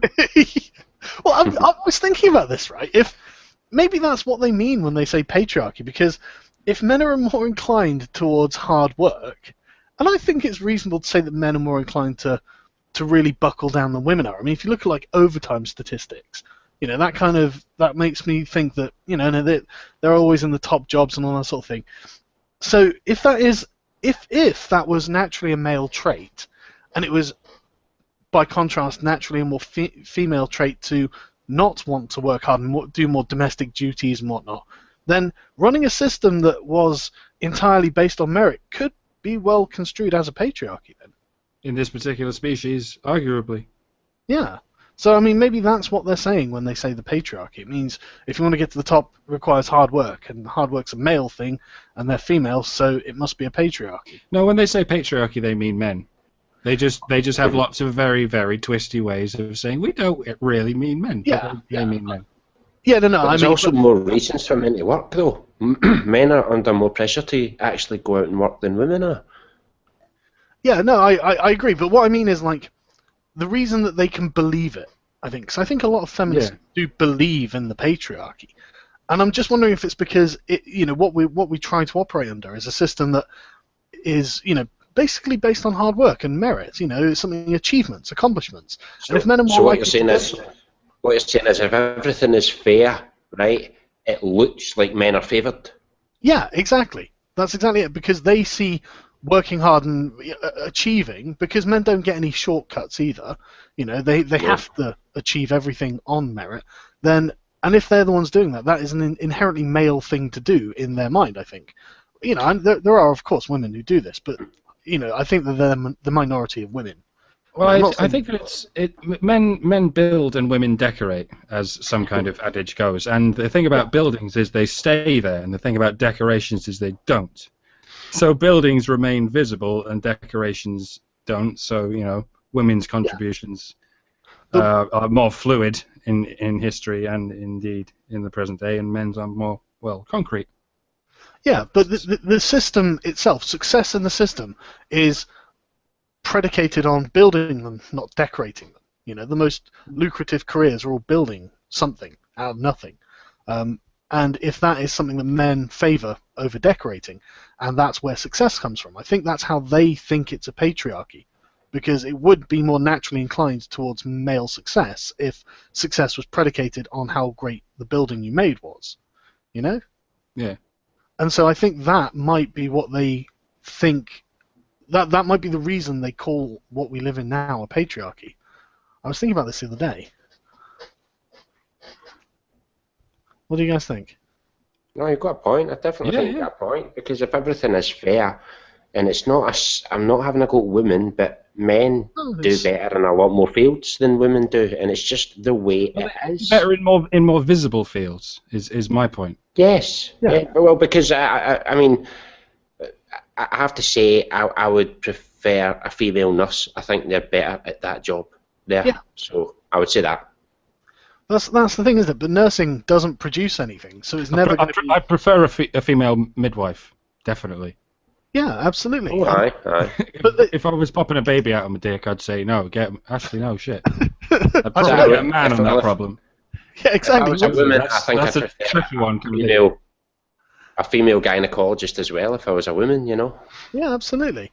But that's the point, though. None of these careers that you've just listed are particularly high-earning careers compared to software engineer or something of that sort of ilk, because they don't produce anything to sell. Surely a gynecologist makes a few bob. Yeah, but he makes a few bob because he's a doctor. He doesn't make a few bob commercially. He doesn't. No, true. He doesn't produce anything to sell, which is where wealth comes from. Individual wealth comes from. Mm-hmm. So the system, and I mean, I don't understand how you could. I mean, you'd have to create a communist system the other way to equal it all out. But that, I think, the argument that utterly stifles innovation is true. I don't see why you would try if you didn't have any tangible rewards. That's the reason I'm making a video game, is because I want some tangible rewards, so I'm putting the work in. But I'm doing that because I'm hard-headed and I want to achieve, and maybe that's being driven because I'm a man. Maybe that is the patriarchy favoring me, because I'm driven to succeed, whereas women are driven to sort of woe is me, the world's against me. Not all women, obviously, but Doesn't need any voice talent in the game. Well, I'm not going to rule it out. Actually, I've been compiling a list of people who I might ask to do voices. I've actually, we might well do. Actually, we're probably going to need a woman who can do a good impression of a feminist. Yeah. So I don't know one, miss. So yeah, I was gonna, I'd email Claudia Berlin, but she's got me on some block bot. She blocked you, aye?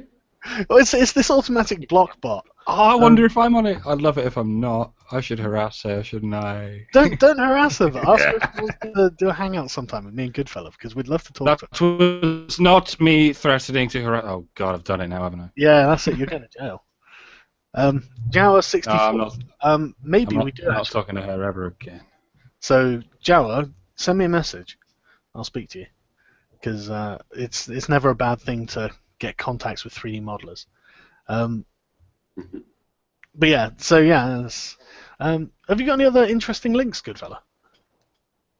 Let's see here. Well, I've got there's one with the lotto rapist. Remember I sent you that today? I'll put the link in the thing so you can put it up on the screen. This is just unfucking believable, man. Basically the story is, right, I'll put it on there, you can put it up if you want, but lotto rapist forced to pay compensation, right? So a guy, he raped, right?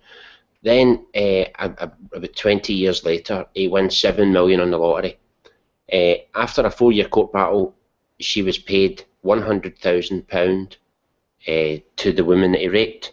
Mm-hmm. But she had already passed the time, I think it was 6 years, when you can, what is it, from Criminal Injuries Compensation Board, I think it's got to be within 6 years you make a claim, but she didn't. Right. And she waited till 20 years later, made the claim, and the law basically changed the rules so that she could sue a rapist who won the lottery after it served his time. It served he's done his time. Yeah, absolutely. And although he's a rapist and he's a bad person, he got lucky. He won the lottery. She's not entitled to a penny of that money, but yet she wants some of it. Why does she? Why would she even think she's entitled to it to start with? And yet the courts take her side. Well, the Criminal Injuries Compensation Board awarded her £5,000 before he had won the lottery. Mm-hmm. A 6-year limit, from the time of an offence and the appeal court. But yeah, and then so figure almost £100,000. Jesus. Someone recommended I get shoe on head for the game, and I think that they're absolutely right. She would be fucking amazing. Her last video annoyed me a wee bit, but I still like her, you know. Yeah, well, what was it? I did watch it, but I can't remember. It was updatey, she called it, and it annoys me when I actually mentioned this in the video I uploaded today. It annoys me when women who are obviously hot as hell, because she's fucking lovely, by the way, Yeah. say things like, "Oh, I know I don't look too good today." You know what I mean? It's like, oh, shut the fuck up, man. And you look as fucking hot as you could get, and you're sitting there. Obviously, it's like she's fishing for compliments. That's what it sounds like to me. I would like to think I was wrong, but that bugged me, man. That fucking. I hope she stops that immediately and starts going back down where she started, because that feminist video she made was brilliant. Yeah, I think that's just a woman thing, though, isn't it? A lot of women do that. Bugs me. I agree that it's not wonderful or anything. It's just a performer Fishing thing. for compliments, you know. But sure enough, though, see when you look through the comments, loads of thirsty men. Oh, you look brilliant. You look great. Don't worry. Do you know what I mean? Get it all the fucking time. Aye. Yeah, the thirstiness of men these days is definitely. It's so embarrassing. I find it really painful. I see it all the time on Facebook, all the time, and it's guys that I've got respect for in other circumstances, and it's just like, why? You know, when a woman posts something desperately begging for a comment, you don't comment. You stare at her Or if you tits do, and then move on. You say something rude. You know? Like if she says something like, oh, I don't look at my best today. Then say something like, you're fucking right, you're a mess, rather than, oh, no, you're fucking lovely. Because that's what they want. Don't give them what they want. It's pathetic, man.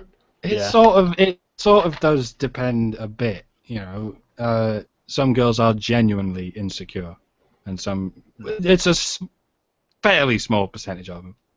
You know, but some of them try hard because they're so insecure, and some of them try hard because they're control freaks. It's a fine line, and it's hard to tell which is which. I think I've just been criticised on my English by a Frenchman. Thirstiness. Yeah, you're right. Thirstiness isn't a word. I'm making it up. What would be the word? What would be the word then?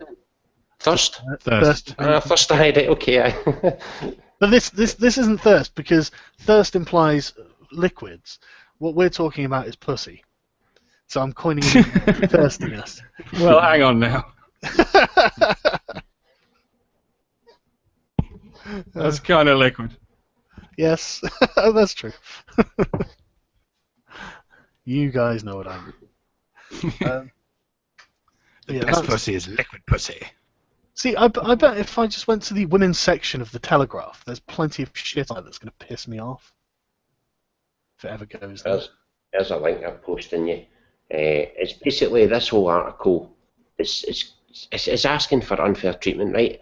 Domestic violence refuge provision at crisis point, warns charities. See, the thing is, a lot of domestic violence refugees are being closed because they will not take in men. You know, this is the reason. Yes, because it's against the rules. You're not allowed to discriminate. I know that a lot of them don't take in men because my sister works at one and she told me that they don't take in men. It says they're being forced to shut by some local authorities because they do not take male victims. And then it goes on to say, oh, this puts women and children at risk. And it's like they're basically saying they should be allowed to discriminate against male victims of domestic violence. And as I always say, if they have to be banned from domestic violence shelters, let's ban female wounded soldiers from the facilities that help them. Same thing. Yeah, absolutely. I mean, I'm just reading this now. It's just like in the Home Secretary Theresa May recently told a meeting of women's groups in London. Oh yeah, go on. This will be interesting. A great deal of ignorance about the way domestic violence services were being commissioned by local authorities. What does that even mean? I mean, what am I supposed to draw from that statement? There was a great deal of ignorance about the way domestic violence services are being commissioned by the local authorities, which is why they're shutting some down due to discrimination. What? Well, she's basically saying they're ignorant of the fact that women don't want men at these shelters, And it's like, well, too bad. That's like saying you don't want men at the hospital. Too fucking bad. Yeah, absolutely. It's absurd. It's like if you suffer domestic violence from a particular race of person, you can't say, I don't want anyone of that particular race in here. You'd say, well, deal with it, please. Exactly, and I don't think the men. You've crossed over to racism there. Don't do that. I don't think the men who want to go in these shelters or have to go into these shelters, I don't think they're saying we don't want women there. You know what I'm saying? How is it different for men than it is? Surely, I thought women could do anything a man could do. You know. I think they're probably also terrified of having men around because men are probably triggers for them. PTSD. But I thought you were going to say that the men who go to these shelters are probably no threat at all to the women there. And I can't imagine that a guy who goes to a domestic violence shelter is going to actually domestically abuse a woman that's staying there. I know, it's ridiculous, isn't it? Beggars belief, doesn't it? But surely it would do her good to be around men who don't hit her, to realise that not all men are like that, you know, and that she can be. Because if she doesn't want to be around men, then we can't let her outside. You know what I'm saying? Might as well put her in fucking prison. Wouldn't this end up as some sort of dating service? You know, they'd stay like in a hostel together, and they'd realise that they've got a lot in common. They've both been abused. They can talk to each other. They can be sensitive to each other's feelings, you know, because they know what it's like to be in that position. Are these places magnets for professional victims as well? Because these places might also be sort of magnets for professional victims of both sexes. Whenever they think they're being domestically violated, they go, "I'm going to the fucking shelter again." And maybe some men will do that too. Because there's dickheads in both sexes. I think it's clear that men only want to go into domestic violence shelters to abuse the women there. I think that's pretty obvious. I think we all know that. Yeah, well, I don't clearly doubt on that. Yeah, I have trouble imagining a male professional victim, but Generation Y. Yeah, oh no, you do get them. I mean, you've seen some of these douches, you know. You just think of it. They play victim to everything. Sometimes they're gay, sometimes they're not white, you know. So it's fucking. There's plenty of guys who do that shit as well. There really are. Remember that South Park episode of the guy who just slaps his family? I'm gonna slap you so silly. It's coming. I do love that episode. These people are going to grow and grow as the waves of feminism roll in. Yeah, the problem I have with all of this is it's becoming so prolific. It really is actually affecting me in my day-to-day life now. You know, I've encountered people who I could tell go on Tumblr a lot. And they're all young and useless. I'm so bigoted against Generation Y. Do you guys want to chat for a minute while I grab a cup of tea? You all know. I get on there. Well, don't trust what I say is saying dry meat is the worst, but I think you'll find that German sausage is worst. Oh God! Terrible. I should have prepared some jokes, shouldn't I? Terrible joke. And I've got a joke. Do you want to hear a joke? Yes, I do. It might get me in trouble, but I'll still tell it, right? What's black, has 8 legs, and can be found in the shower? Prison rape. Oh. Not only have I let you guys down, I've let myself down. Oh. You've let me up, though. A little bit. So, coiled up like a Cumberland. Do you think Cliff is guilty? Cliff Richards. News to me. What's happening?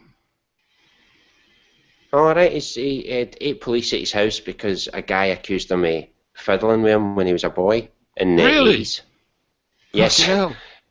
Unbelievable. It's not related to you three, but they've not arrested him or anything. But this is what they were. Eight police were in his house, searching his house, and took some stuff away to whatever they're doing.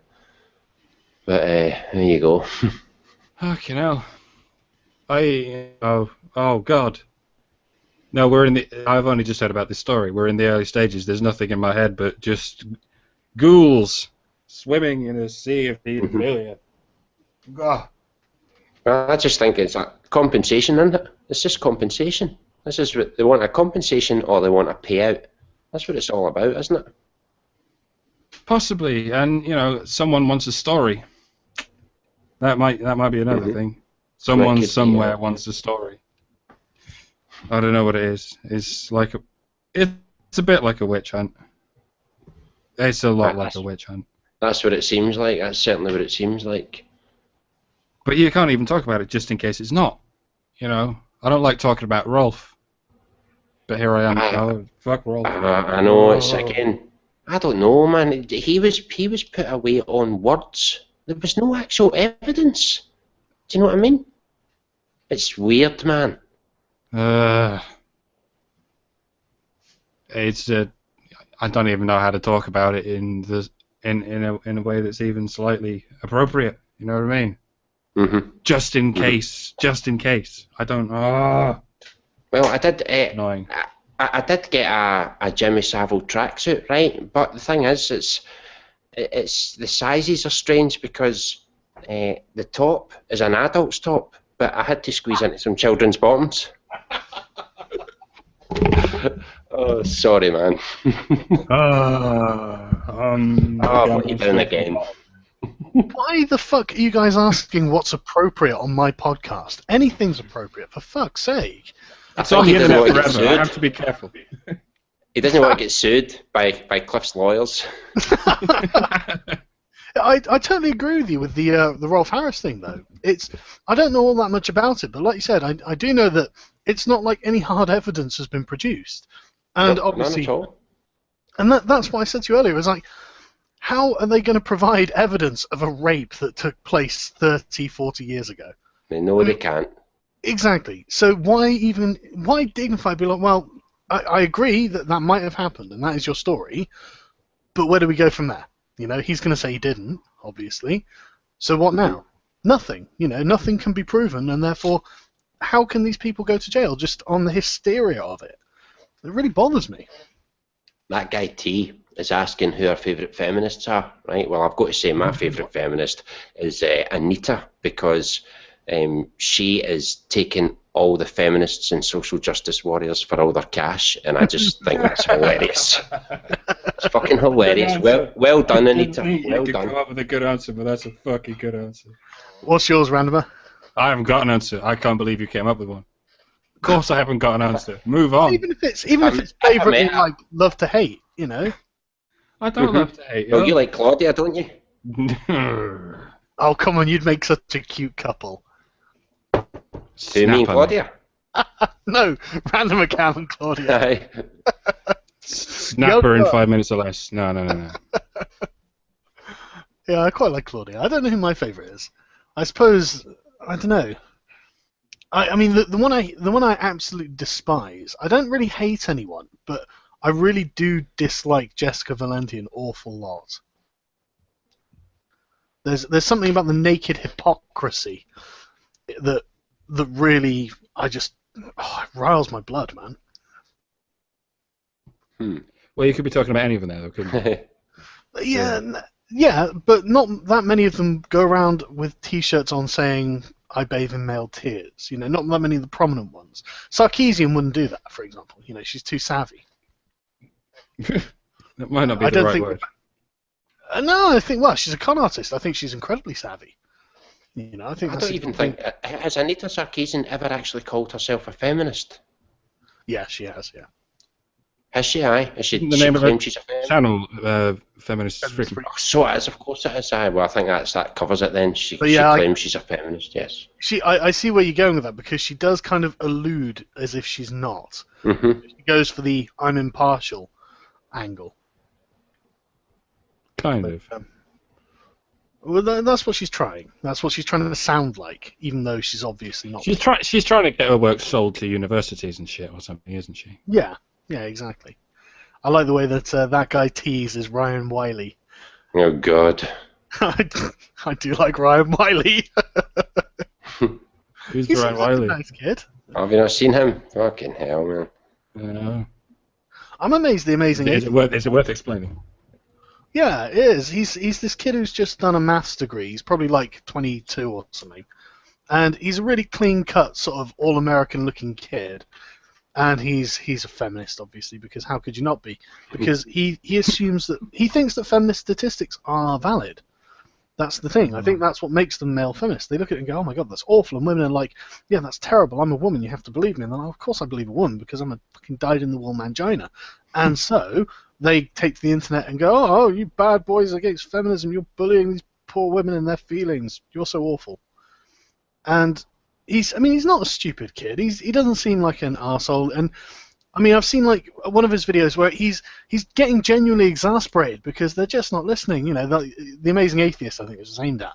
He's just not listening, and I don't think it comes from a place of malice with him at all. So, you know, I kind of like him. He seems alright.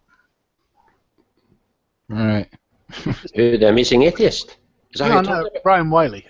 Oh, Ryan Wiley? Oh, God, no. No, he's a turd, man. He's a fucking turd. I don't think he's that bad. I really don't. I think he's just misinformed. Because I'm an optimist. Well, I don't know, man. True stings. I have no idea whether Steve Shards responded to my video or not.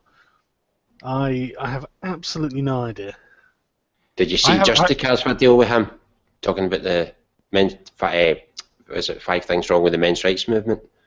Justica's response video to that is one of my favourite Justica videos. That was a while ago now, wasn't it? A while ago, but he totally ripped him a new arsehole in that video. It was really good. I'm not surprised. He makes such fantastic arguments. Mm-hmm. And he does it without even trying. He just on, talk, genius, off. Yeah. I should get him on here at some point, actually. Because yeah, you can, yeah. Yeah, it'd be definitely interesting to pick his brain.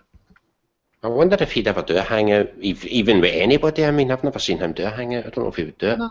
Well, I'll ask. I mean, he can only say no. He called into the Honey Show once upon a time. Oh, did he? Yeah, like a year ago. He was probably good on it. I'm probably going to end up having a date with him at the end of it, though. I get the feeling he's probably quite logically persuasive. I like the idea that I like pretending that he became gay out of just logical deduction, just like being heterosexual is an illogical choice in the current environment, so I'll have sex with men. I could see it happening to me. I really can. But if you could choose, you'd definitely give it a go. It'd be easier. It'd be an easier life, man. Try everything once. Seriously, I've always said this to people. I've said this to ex-girlfriends. I was like, look, if I could choose to be gay, I would do. Because I would love to wake up next to someone whose brain I understand. You know, just imagine it. Imagine they get up and they're in a bad mood. And you're thinking, oh, I know why they're in a bad mood. You know, that'd be magical, wouldn't it? Or they'd just fucking tell you. See that though, you get those kind of flamboyant, annoying ones though. So, you know what I mean?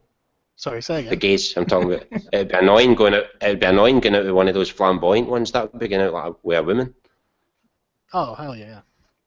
You know, with arguments and stuff. Sorry, I'm sneezing, so I've muted the microphone a minute.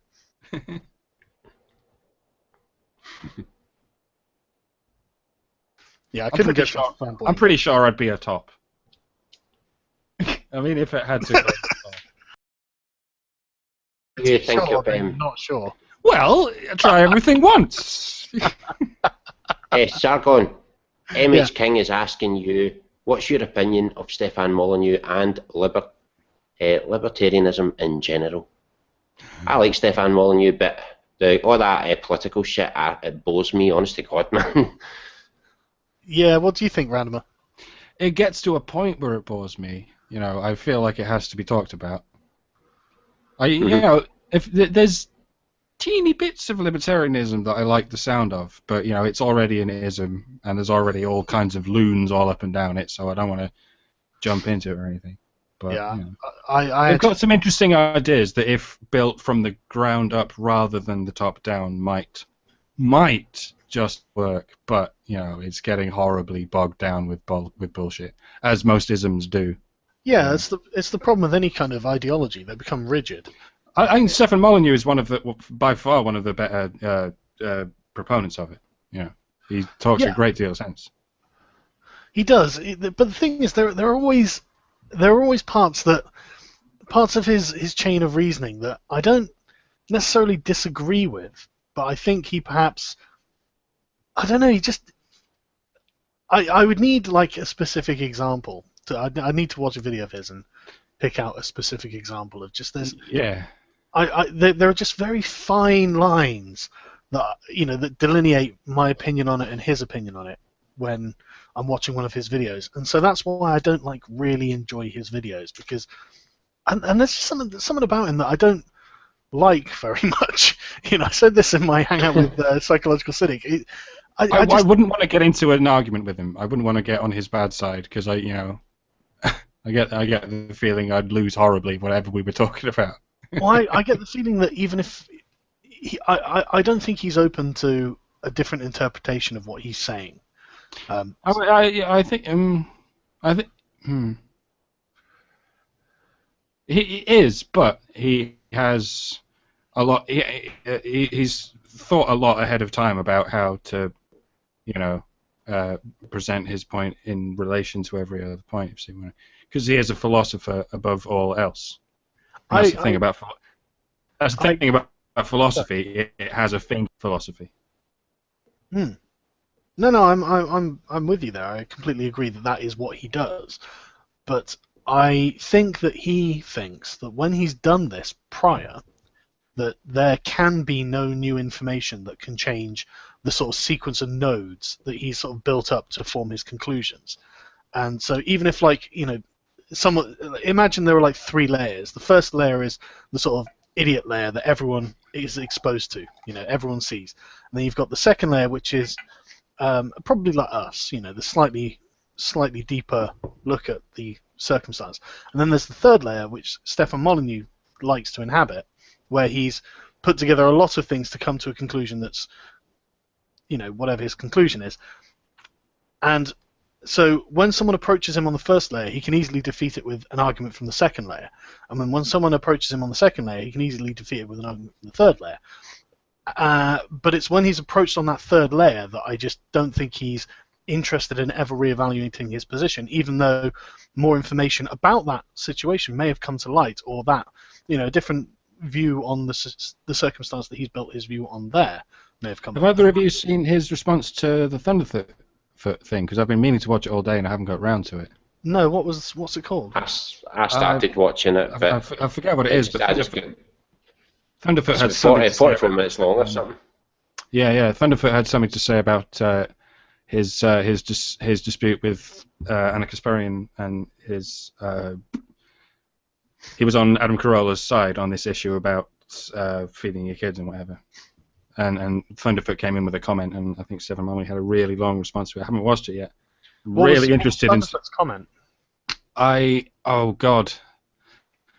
I can't remember now, but it was something about reactionary libertarianism. You'll have to watch the video. And the links in the video.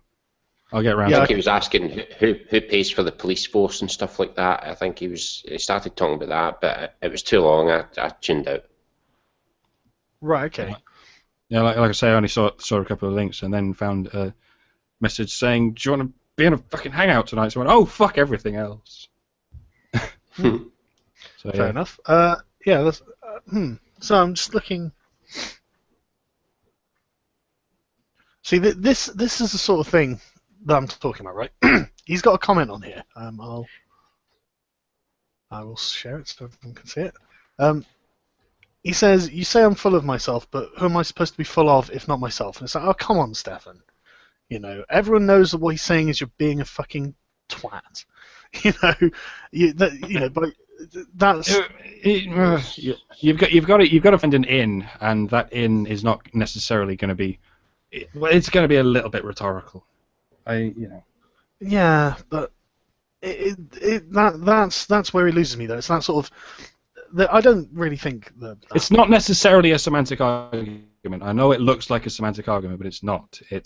He's trying to pull apart what you're actually saying there, and it can be interpreted as a bit pretentious. But you go, what's the rest of the thing he says? I would like to see Steph debate. This is a quote from someone, I think. Oh, well, I don't know. It's in quote marks. I don't know why. I don't know who it's from or anything. But I would like to see Steph debate Stardust on the issue of epigenetics.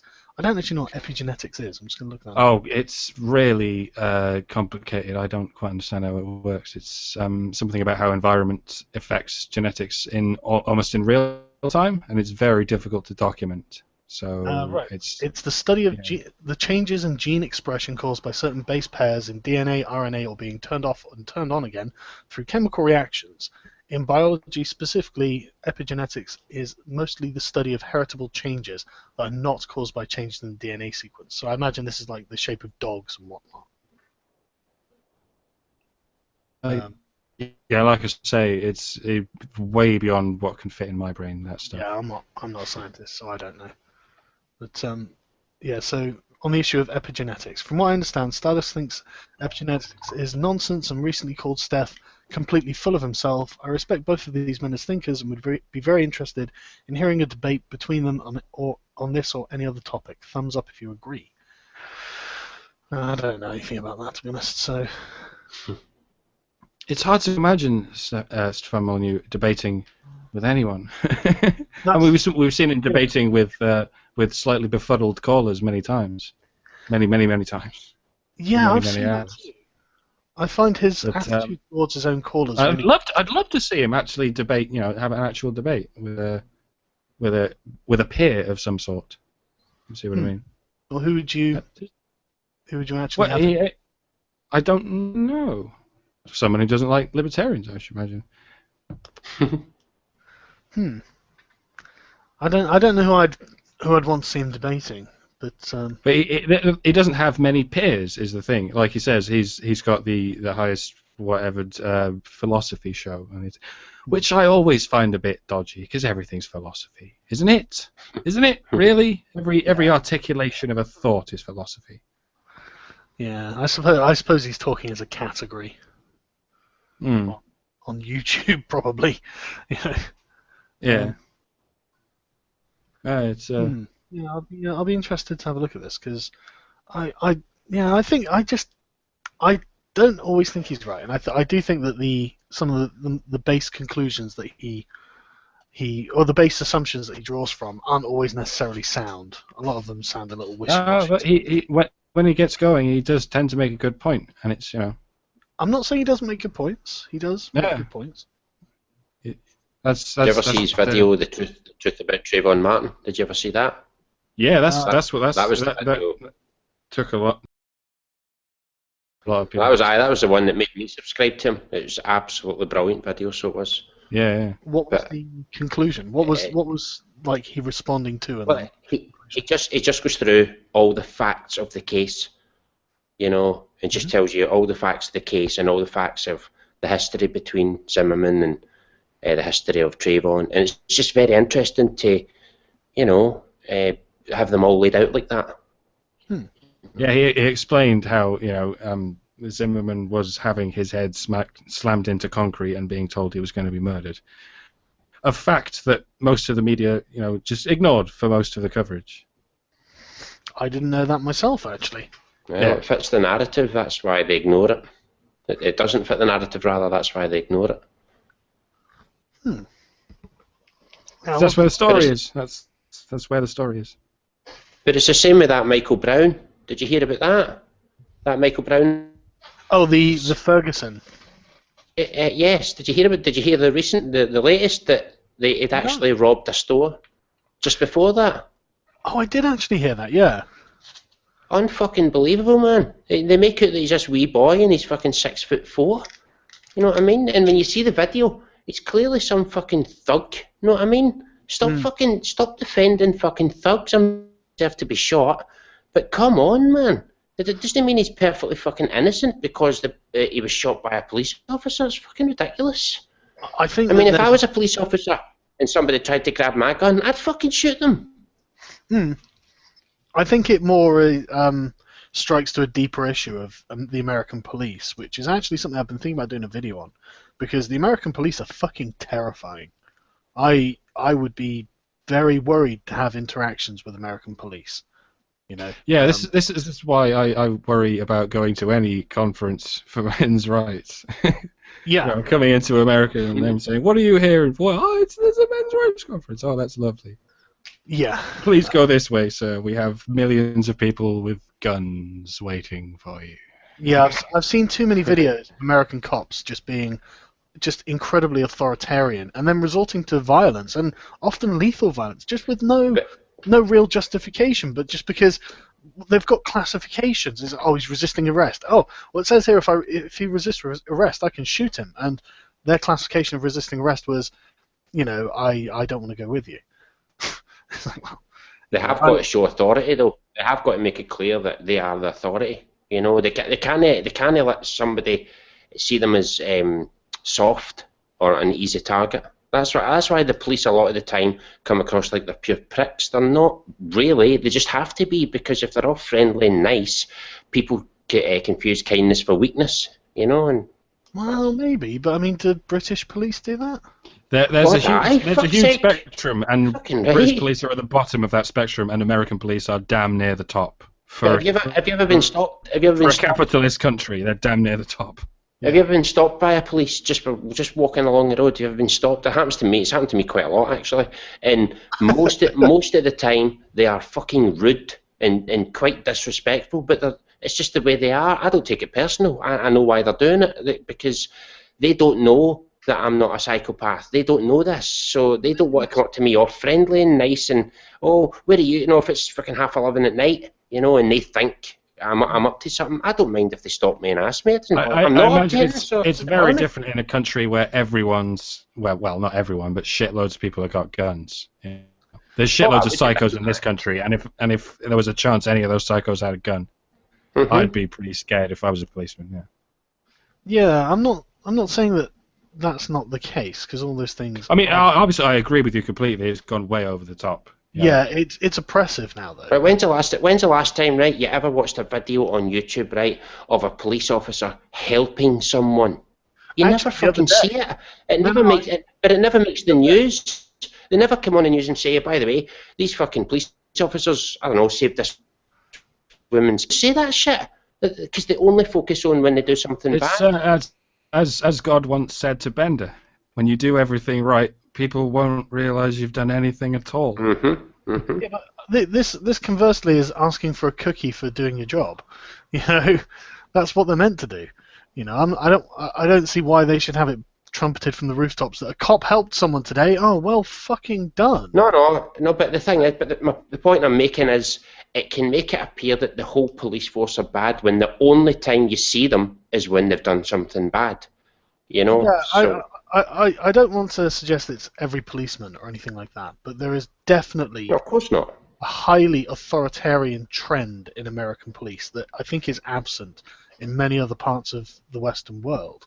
Yeah, that's undeniable. Yeah. Yeah, they are militarized. There's no getting around it now. Every city has got an armored car and, you know, a SWAT team, and they're called out so many times a year because they have them, and they never used to be called out. And now any kind of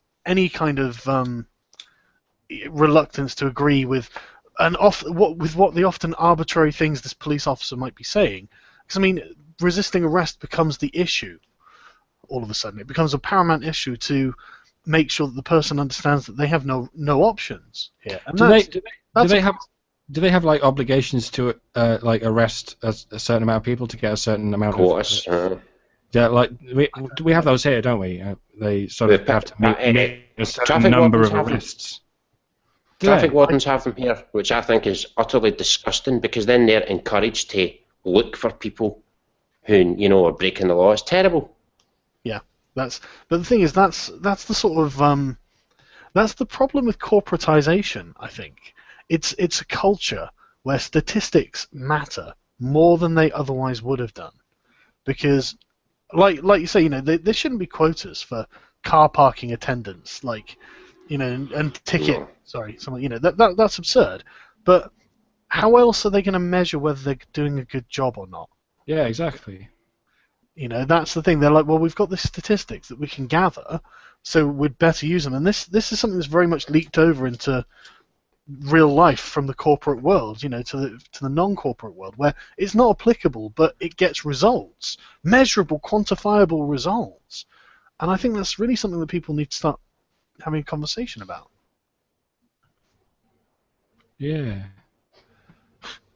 Sorry, going a bit. Maybe we should have one now.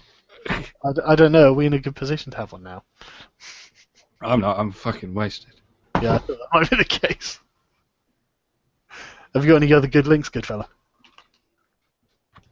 Well, there is one here from, let me see if I can get it. It's from the Huffington Post, so you know it's bound to be good. Oh, I fucking love it. I'll send you the link here. Right, there you go. I've sent it over to you. And the article is, here's why dads should think twice before arguing with their wives. Oh, fuck me, just from the title. This is pissing me off. Or the mother of the children, rather. It's known that when parents argue, it has a negative effect on the kids. Now, new research shows that fathers' relationships with children that suffer the most following marital conflict. Well, of course, because the woman gets the child and brainwashes the child to hate the father, so of course the fucking relationship's affected. The study, published in the Journal of Family Psychology, so you know it must be accurate, analysed 203 families over the course of 15 days. At least one child aged 8 to 16.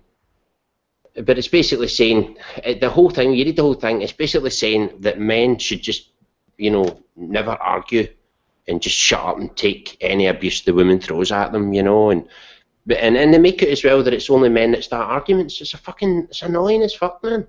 But from a woman's perspective, it probably is, Oh, of course. It's like, why is he arguing with me? I'm feeling this. How can I possibly be wrong in my feelings? Fucking.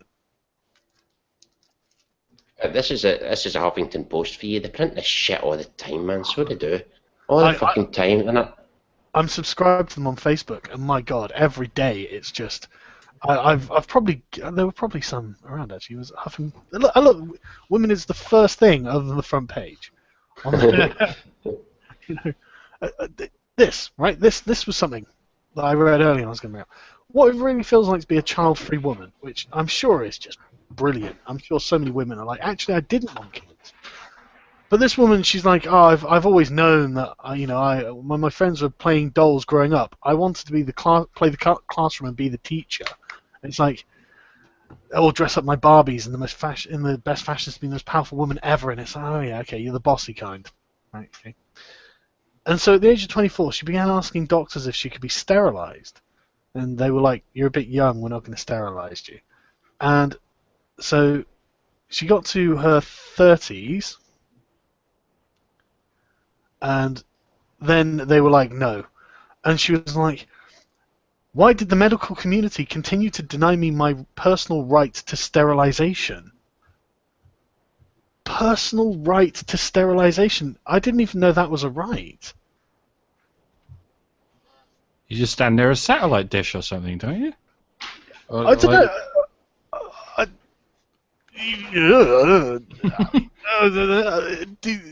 I don't know if anyone's got the right to be sterilized.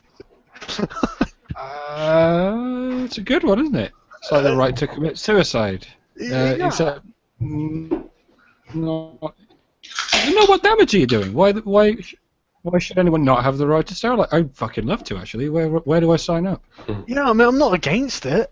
I just don't know whether it's a right. I mean, I don't know. I mean, I suppose the word right kind of gets bandied around a lot these days. I've heard people say things like my right not to be offended, and it's oh, for fuck's sake, where do you think this rabbit hole goes? But yeah, so she had it done 2 years ago, and it's amazing, apparently, and it's really empowering, obviously. And apparently there are loads of feminists who have had the same thing, which I find interesting, because I mean, almost every woman I know wants kids. I only know one, and that's a feminist, and that's my sister who doesn't. So I don't know why they kind of why make propaganda for not having kids. I don't. Mm.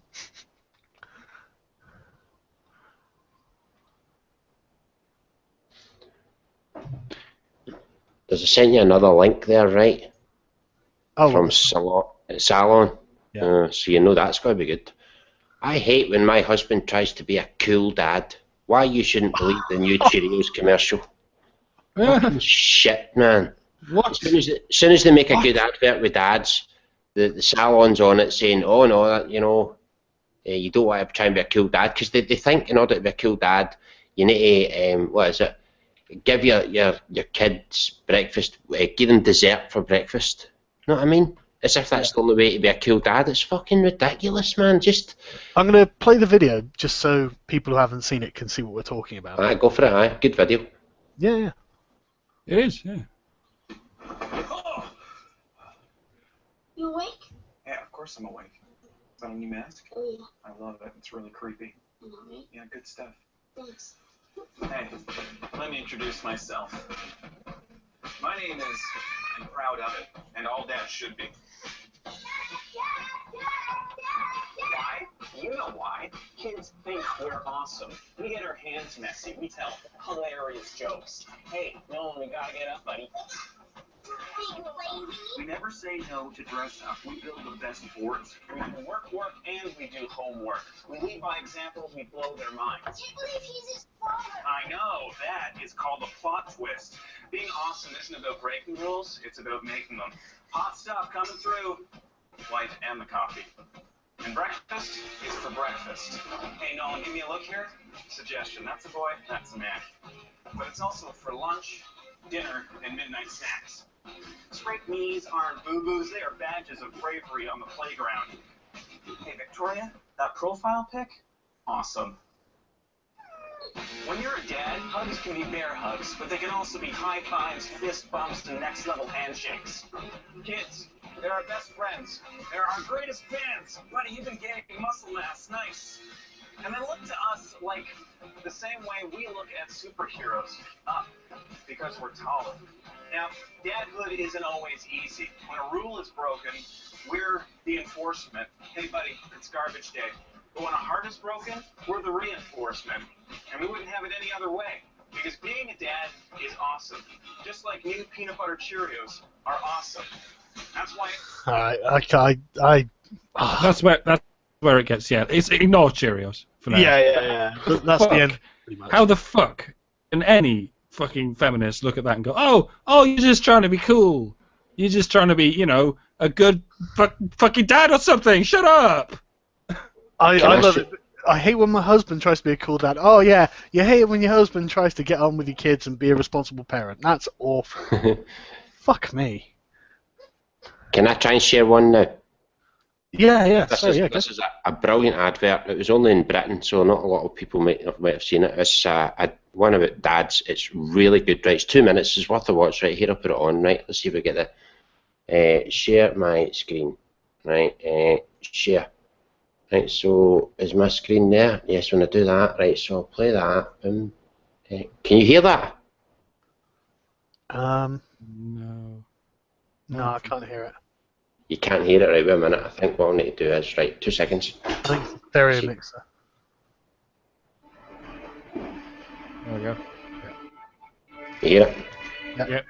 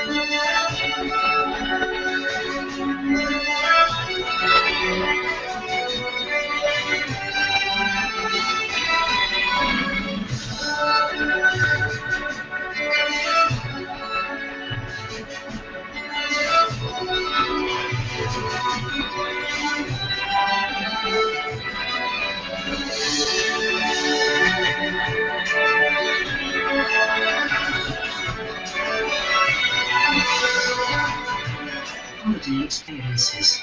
Designed by Thompson. Atoll protected. Wait, what? It's very interesting, that. I like that because it shows that the guy's basically working hard all year, and all that stress, builds up, and a nice holiday with his family clears all that, I just like that advert. It's very nice. I find it interesting that they would think to make an advert like that, though. I mean, that must be a sign of the times, I think someone said put a Shrek in it. Well, yeah, true. But the thing is, not everyone would have agreed. If there wasn't something to it, if they're looking at society and going, "Wow, men seem really pissed off," let's make an advert campaign to probably advertised at the mums. To be honest, look at how much less of an ogre your husband's going to be if you go on one of our holidays. If you don't bitch at him for the entire time, please. Very interesting. I'm just going to look at the Huffington Post again because there's going to be something. You're a glutton for punishment, dude. I know. I'm subscribed to them on Facebook. And have you got something in the meantime? Yeah. No. But well, glutton for punishment is how we do this, isn't it? So yeah, keep going. Oh, absolutely. No, that's something I'm saving for This Week in Stupid. Are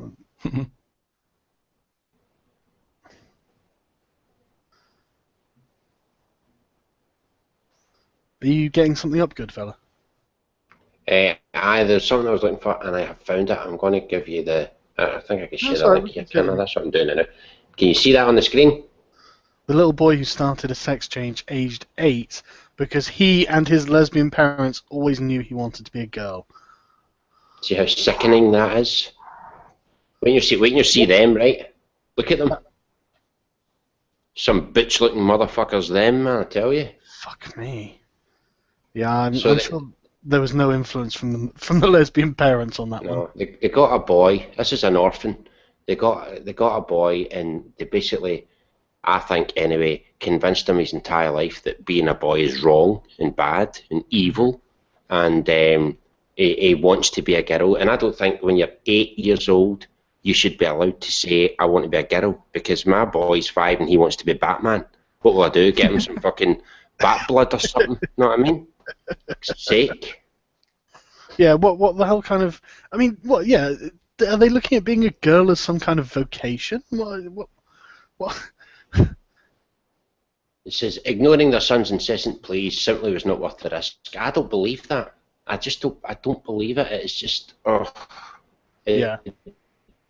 This whole story makes me angry, actually, because I know what happened there, but you're not allowed to say it because then you're hating lesbians. But those two butch dykes fucking turned him, that wee boy, his life is ruined. Testosterone, evil, because he get injections to stop him creating testosterone, so he won't get broad shoulders and he won't get facial hair. It's so disgusting, man. Makes me dead angry. So it does. Hell. This kid's 8 years old. Not to beat a reaction was bound to happen eventually, wasn't it? Yeah. Somewhere. Yeah. No, absolutely. But that kid was 8 years old. 8 when he decided he wanted to be, aye. And 11 when he's been through it. But still too young. 11? Oh, That's what it is. Isn't that some sort of child abuse? I'm sure it's it. And the 11-year-old boy is undergoing the process of becoming a girl. It just shouldn't be allowed, man. No, it shouldn't be allowed, man. I don't think a 20-year-old person should be allowed to do that. Seriously. I mean, it's a pretty radical thing. Jesus. We have the age of consent. I mean, that's a good bar to work around, isn't it? I mean, yeah. That's when you can be said to make informed decisions about your own body. Certainly not in country or something. Jesus. Yeah. This is what the Drink more. matriarchy is going to end up looking like. But it's like, you know that San Francisco's full of gays, right? I mean, that's a well-known fact, right? And that's where it is. And apparently these psychologists and psychiatrists, which is worrying, from San Francisco agreed that this boy wanted to be a girl, you know? And I just can't help but think, what camp are they in? And how psychiatry disgusting. Oh, insanely fucking feminist, obviously. Just see, this is why I would fight for the patriarchy. A patriarchy wouldn't agree to that, you know. No. Because that is wrong. That is really fucking wrong. I just can't imagine, like, I imagine meeting them in the street. You're like, oh yeah, you know, how are you doing, Carol? I haven't seen you in like 5 years. Oh yeah, my son a few years ago, he said he wants to be a girl. And you're, oh, that's funny. Yeah, so when he hit age 11, I started giving him hormone injections from the state, and it's just like, what? Yeah, well, I mean, how? He's 11, you know. Does this happen the other way around? Change his mind now. I mean, what if he gets to 19? What if he's 19 and changes his mind? Are there 11-year-old girls who want to become 11-year-old boys? And if that does happen, surely someone will fucking complain. You can't tell an 11-year-old girl that she wants to be a boy. That's absurd. You can't testosterone, especially if the parents were two men who were known men's rights activists. Yeah. Imagine, yeah, gay men's rights activists. Fucking. Why did they adopt a boy? That was probably all they could get. Did they adopt? Is that what it? Well, of course they fucking want to talk about. So, oh god. Two lesbians adopt a boy and try to turn him into a girl. Maybe that was the plan. Maybe they thought, right? Because remember, they're stupid, right? Not lesbians. I'm talking about feminists. Now they probably got that boy and thought gender's a social construct, so we'll construct this boy into being a girl. Well, that's exactly what they've done. I mean, it's fucking self-evident. Sick. Fucking sick. Male is a social construct. Female is completely fucking natural. It really is how they... one of the things I find myself just wanting to say to feminists is just, look, feminism is the belief that only women are people. You know, it's so obvious that is all you're concerned about. It just drives... Not even people, children. Well, yeah. Women are snowflakes. Children who are princesses. Oh yeah, fucking. I watched the movie Divergent the other day because I've not seen it. Yeah, I wouldn't expect you to. I wouldn't normally have seen it. It's a young adult movie like The Hunger Games, and it's focused on the most special snowflake you've ever seen in your life. The world is, and it's literally an allegory for everything the feminists are saying, right? The world is organized into 5 categories, and they are summed up by the emotion or the adjective that describes them best.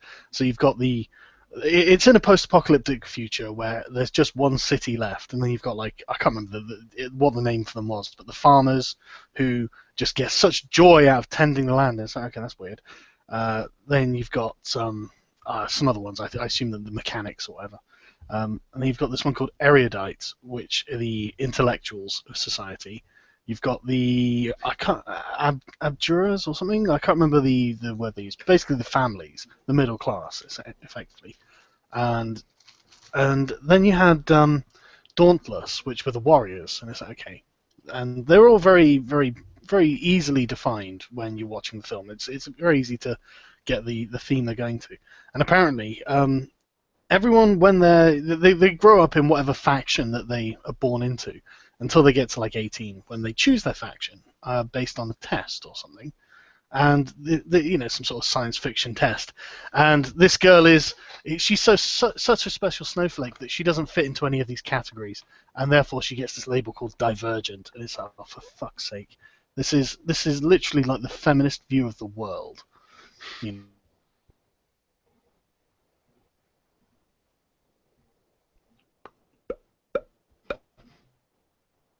Sargon get cut off there?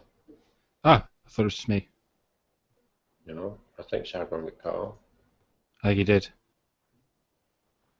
He's still showing up somewhere. Yeah, it's showing up, but the audio's not moving. Mine is. Aye, mine is. Is my screen still showing? No, you haven't even got an avatar. You just got your name. All right, that's good. Because I shared it, I didn't know how to unshare it. You know, my screenshot. But cool. Yeah, I have no idea what you guys are doing with the uploading your screens. See the Hangout screen on the left-hand side. It's the green arrow. It says screen share. If you click on that, you get the choice to put what you want up. Anything you've got opened. All right. And you can show on the screen. If you press it, you'll see the choices. You don't need to pick one, but you can pick. I'm not gonna. There's no way you people have seen what I'm doing. I want to see your bookmarks are. No, you don't. No, I don't. Like 90% goat porn. It's lonely out in space. Yes. Good old porn. Not just normal porn. It's got to be goat porn. You reach a plateau where it's goat or nothing. Goat or nothing. Does goat mean greatest of all time or an actual goat? An actual goat, good fella. Right. Okay. Okay. 'Cause I thought you were some kind of pervert there.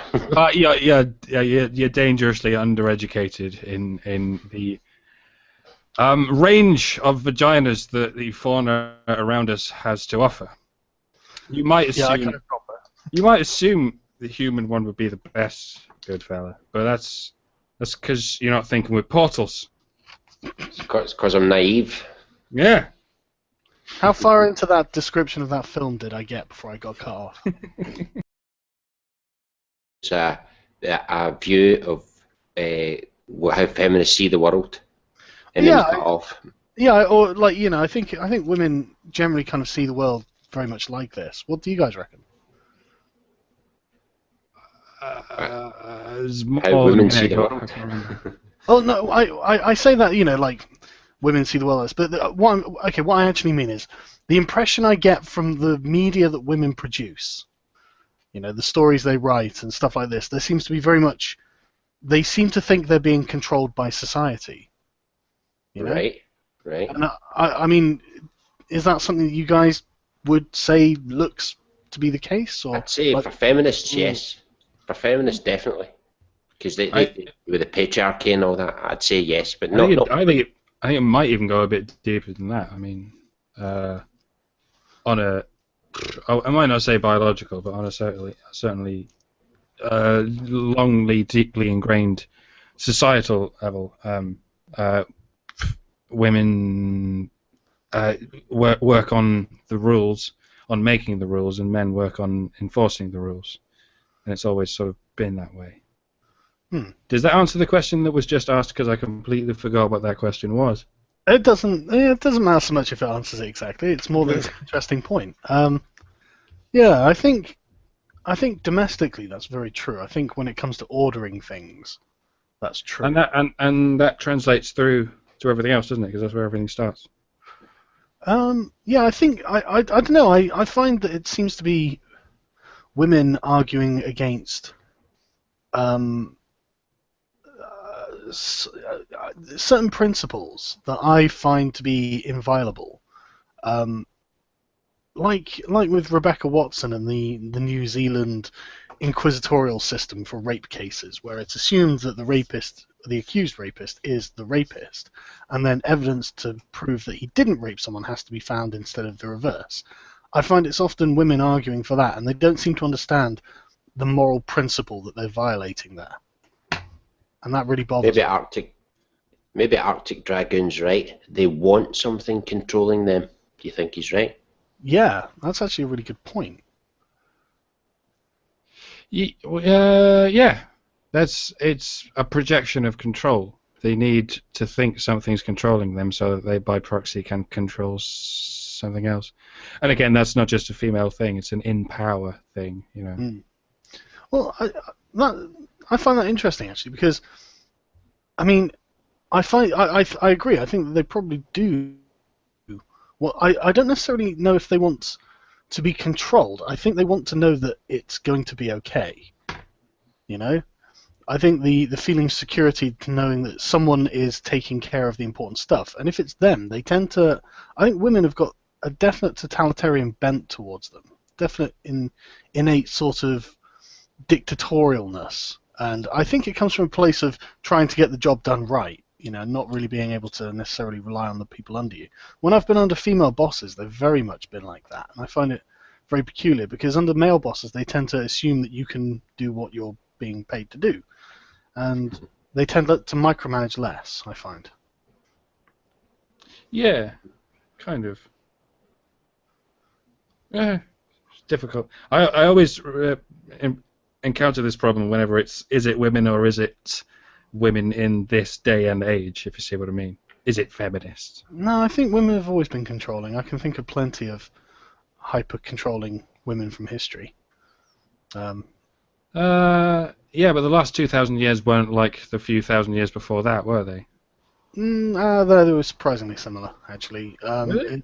Yeah, it's about 4,000 or 5,000 BC that mankind tended towards cities. They were small, obviously, fucking small, but it's the division of labor. Yeah, but it wasn't anything like as gynocentric in Greek or Roman times, was it? Because no. To answer Claudia's question, by the way, that it is more manly for two men to be in a relationship, that was very much the case in ancient Greek times, was it not? That's true. Yeah, that is very true. It's very interesting actually because it's one of those things that for the first human civilizations they were gender divided, but women tended to go into religion and men tended to go into politics. It was because it was a city-state. All the sort of Mesopotamian city-states, and Egypt. Egypt was actually different. I think they actually had male priests in Egypt, but in say Sumer and Akkad, it was, and then it became more patriarchal as time went on. But I think it became more patriarchal as time went on because the stakes got higher. It wasn't one city you were dealing with; it was an entire empire you were dealing with. And it was still, there was no automation. There was still manpower needed to do the, of course, jobs as well. So yeah, it's so, always going to be patriarchal to that degree for most of history. Yeah, it's more necessity that forces it to become. But the point is, in ancient Greek times and areas, if there was a patriarchy, then that patriarchy did indeed agree that two men in a relationship was more manly than a man and a woman, because it was, a man for fun, a woman for procreation. Yeah, I mean, Greece was really the only place that was really big on homosexual sex. Is that because men were seen as higher status than women, so it was better to have a male partner than a female one? To some degree, well, Sargon's the expert here. Was it I? It's difficult to say. I mean, men very definitely love their wives.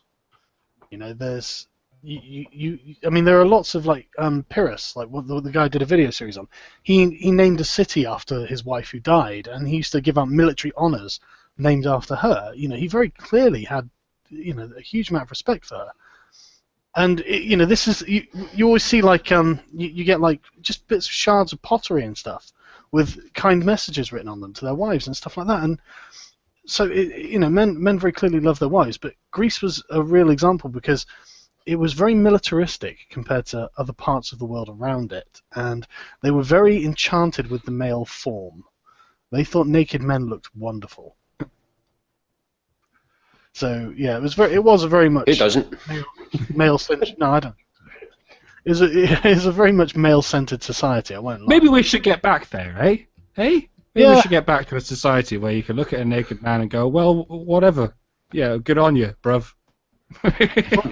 The being gay thing was more sort of it was almost like an apprenticeship. I'm not joking. Yeah, Max Powers has got it right. Pederasty, older, wiser men with younger men. I'm not kidding. It was literally like an apprenticeship. one of my favorite ancient Greeks had sex with Socrates. So everyone was at it. That's why he's one of your favorite ancient Greeks. Sorry? It's like he was in the lower rungs. It's like he was in the lower rungs until he fucked Socrates, and then he really soared for me. No, it was the other way around. Socrates was in the lower rungs until he fucked Alcibiades. Oh, right. But that's the thing. It was definitely a way of gaining social status. And there was the sacred band of Thebes, who were famously like a core of 300 men who were all gay lovers. They had a partner. They were monogamously gay, I think. And so there was 150 couples who fought in this rank, and the theory being that they wouldn't run away because they'd be worried that their lover was going to die on the battlefield. And it worked. They all wound up getting massacred because they didn't retreat. So, the system works. Someone pointed out it was mandatory for Spartans. Sorry? Enemy in. Oh, you're breaking up a bit on mine.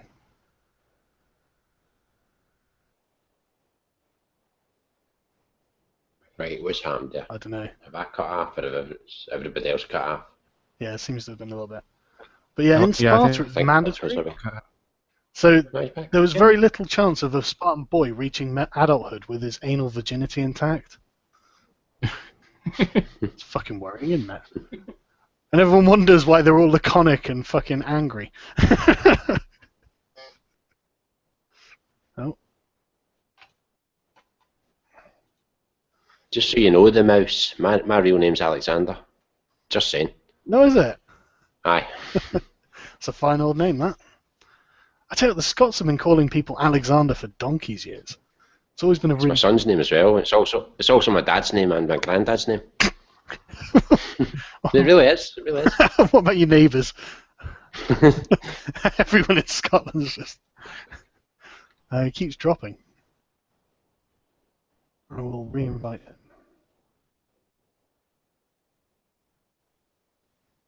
What's dropping? Dr. Random again. All right.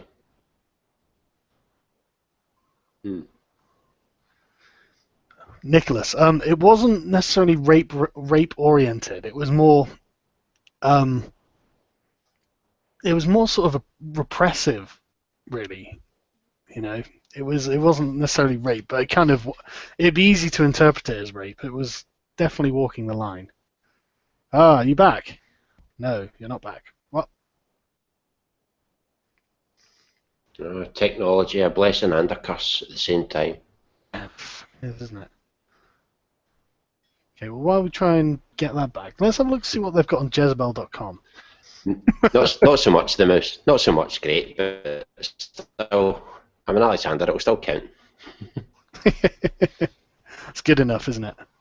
Right, so this is Jezebel.com for today. Under the posthumous Michael Jackson video, that sounds useful. Yep, sounds good. Former top chef David Burke accused of discrimination against Muslims. Why would they be featuring that? How is that misogynist? You're breaking up slightly there. I didn't hear that. Oh, this guy is in a lawsuit against discrimination against Muslims. I mean, this is obviously a white man, so he's clearly in the wrong. Jezebel is just the epitome of everything that's wrong with feminism. David Burke's company is pretty shitty to its Muslim employees. It's like, is that really just awful. I don't know. I can't be bothered with that one. Oh, rude baby elephant refuses to leave sleeping dog alone. Well done, Jezebel. PMS bitchiness is real and it is spectacular. Oh, go on. Tracy Moore. Are you a bitch for your period? Do you care or like it or secretly hopes for a good reason? Oh.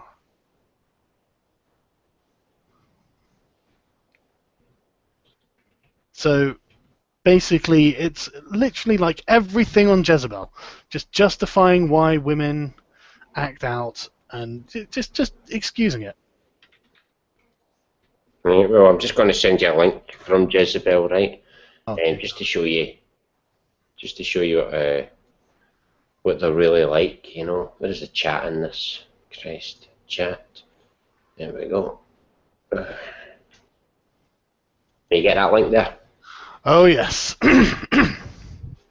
Have you ever beat up a boyfriend because we have? Oh yeah. Go on. Nice, eh? Yep. Go on, Jezebel. Self-deprecating now. Go on. Let's see this. Psychiatry News is a piece out this month about how men shouldn't be overlooked as victims of domestic violence. I'm surprised this even made print. Women are doing virtually everything these days that men are. Working as doctors, lawyers, rocket scientists, flying helicopters in combat, riding horses in the Kentucky Derby. Yeah, that's literally everything that men do. And physically assaulting their spouse and partners. Yeah, because that's just what we do. Yeah, it's just part of being a man. Honestly, it's like the 150 odd people watching this haven't done every single one of these things. According to the study of relationships that engage in non-reciprocal violence, a whopping 70% are perpetrated by women. Who could have imagined? So basically, the girls are beating up their boyfriends and husbands, and the dudes aren't fighting back. With Amy Winehouse busting open a can of whoop-ass on her husband last week, this must be quite old. We decided. That's all right. We decided to conduct an informal survey of the Jezebels to see who's gotten violent with their men. After reviewing the answers, let's just say that it'd be wise to never fuck with us. Oh, this is my point. This is exactly my point. You meant to be like, shit, we're terrible people. Fucking hell. It says Amy Winehouse busting open a can of whoop-ass on her husband, right? Now, imagine a guy had written an article and said, Chris Brown, opened a can of whoop-ass on Rihanna. He'd be fired. He would be fired if he used that word, words like that. But see that same incident, Amy Winehouse, it was a few months later, she went on to pick up a Grammy. I mean, it's just astounding, isn't it? Yeah, unbelievable. I don't know what's going on with Dr. Random Account. He's kind of dropping in and out. I'll keep sending you invites. Maybe you need to close and reopen the browser or something. I don't know. Connection. Maybe his internet connection as well. Yeah, maybe. That'd be mine. So one Jezebel got into it with a dude when they were breaking up. Classy. While another went nuts on her guy and began violently shoving him. One of your editors heard her boyfriend flirting on the phone with another girl, so she slapped the phone out of his hands and hit him in the face and neck. Partially open-handed. It was probably on the phone to his mum or something. He's like, yeah, okay, mum. Bye, I love you too. What? You love someone? Fucking hell! But another editor slapped a guy when he told me he thought he had breast cancer. What? And look at in the brackets. Okay, that one made us laugh really hard. I mean, there he's back. Right. Men can get breast cancer, and he's away again. It's his internet. It must be his internet. Yeah. What kind of... He thought he had breast cancer, so she slapped him. Oh, no, punched him. Sorry. Oh, no, that was a different one, but she slapped him. Why would she do that? What? And lastly, one Jez punched a steady in the face and broke his glasses. She had discovered a sex story she was writing about another dude... Oh, no. He had discovered a sex story she was writing about another dude on her laptop, so he picked it up and threw it. And that's when she socked him. He was totally asking for it. God's sake.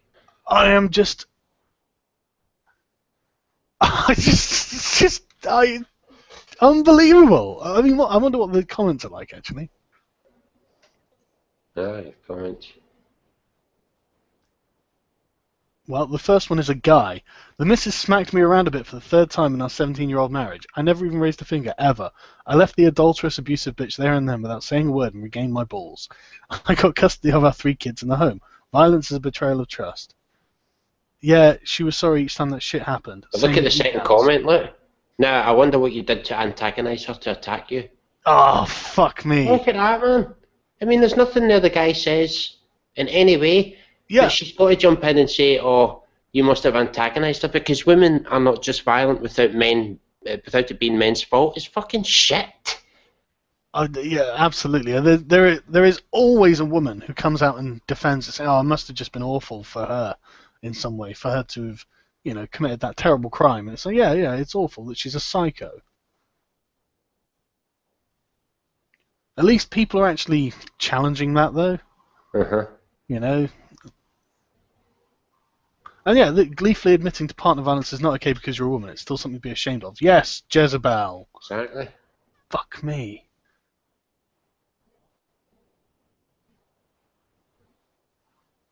I love this. This is brilliant. Imagine this coming out of the mouth of a man, right? I've open palm smacked my lovely, perfect, wonderful girlfriend about twice since moving in with her. Never with full force, as I have a black belt and I know my full force is disabling when used correctly. But God, do I feel terrible afterwards. That would just be, you'd be like, you fucking evil son of a bitch. For her, it's just like, well, I'm just going to admit on the internet, yeah, I feel bad. Yeah, but look how she justifies it, though. If he's taunting me and all asking for it, and then the wee asterisk, by declaiming Wesley Willis lyrics at top volume. So that's...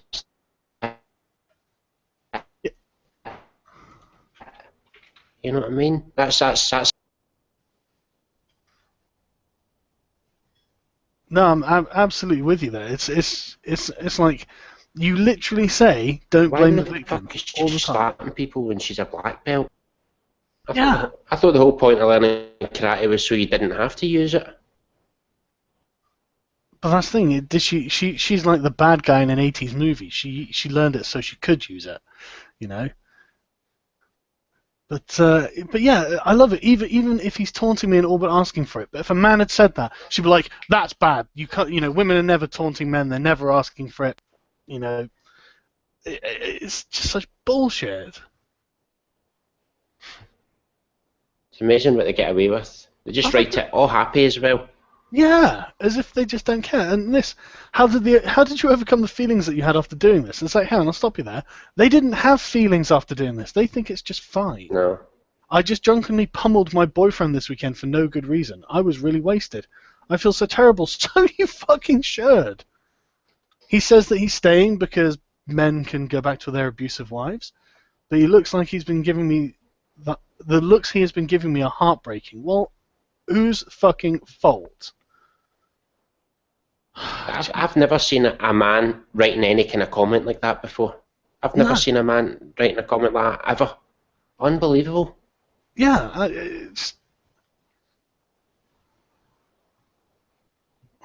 So because men are far less likely to be hurt, according to this woman, we shouldn't care about them. You see, that's 15% according to them. Therefore, we shouldn't care about the men. Oh. Because of who attacked them and because they're only 15%. As if that even matters. They're still a victim of violence. At least there are people challenging it. There's someone called Rolls Royce Head-On who's put a good post explaining how this is moral relativism. So yeah, at least there are people. But that's the point, that even Jezebel has got people going on there and saying, look, no, this is bollocks and what you're doing is wrong. I mean, can there be any more sort of sure sign? But don't you think they put that article up to get a bit of attention, though? Maybe. They must have known that that's going to rile people up. Yeah, it's just about clicks, isn't it? And it is Jezebel. Their audience demand that kind of stuff, Yeah. Yeah, I bet there are thousands of man-haters who totally loved the article. I wonder if aye. Oh, God, aye. 1.5 thousand. Aye. And I bet you they all fucking had a vibrator in their hand when they were reading it. Oh, without doubt. It's probably just masturbating with Jermaine Greer's books or something. That's a good one. Seriously, if these comments are from men celebrating their finest acts of physical violence against their partners, people would be going batshit insane with outrage, and rightfully so, because women aren't as strong as men. Doesn't mean they can't do some serious harm. Women use weapons and all. Yeah. I saw a thing that they were literally like twice as likely to use a weapon than a man was. And proxy violence as well. How many times does a woman get men to do the violence for her? Oh yeah, absolutely. You know what I mean? Yeah. But at least there are some people on Jezebel saying, no, look, you're full of shit. At least, surprised Jezebel didn't remove those comments. I am. I'm genuinely surprised, actually. It's, apparently these are the newer comments. I suspect there may have been older comments that were notoriously man-hating, as Jezebel is wont to do.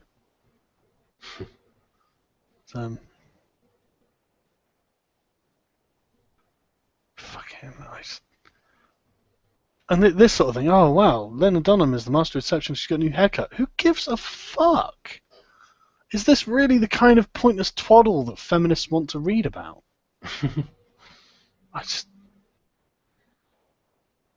Oh shit!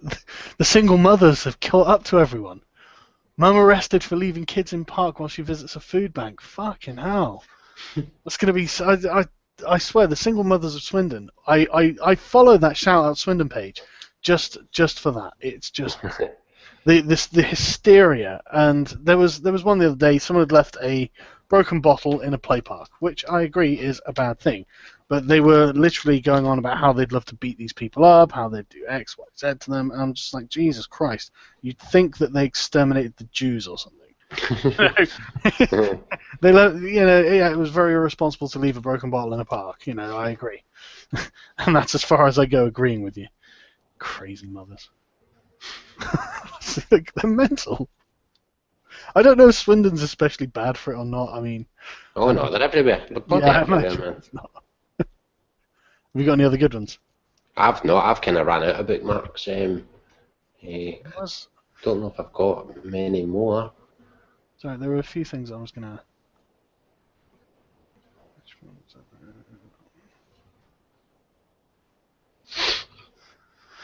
Parenting science. The science of toy preferences in children. I found this very interesting. They actually achieved the correct conclusions, but they went through some tortured logic to get there, if I remember this correctly. Parents with sons and daughters often see the differences in the way their kids play, and research confirms it. Yeah, because only a feminist society would need research to confirm it. I'm just thinking, why? Why would you research this? But okay, fine. That's fine. We need research in this, apparently. People are more likely to train boys to be strong, tough, aggressive, and competitive, blah, blah. But that doesn't mean their behavior is entirely determined by social factors. Fucking no way. Child's play is also influenced by prenatal development. A study of fetal testosterone, researchers measured hormone levels in the amniotic fluid of pregnant women. Then they tracked the children for several years after birth. The results, testosterone levels were higher in male fetuses, of course, but female fetuses were exposed to some testosterone too. The fetal testosterone was linked with rough and tumble play. The higher the testosterone levels, the more likely the child was to exhibit male typical behaviors. Well, fuck me backwards. Imagine that. Fucking hell. I get annoyed just reading because it's just, you can see some academic going, I'm so fucking clever, as they're typing at their keyboard, and we've done all the research, we can prove it. It's like, yeah, and I've met kids and I can prove it. Aha, Random Academy back.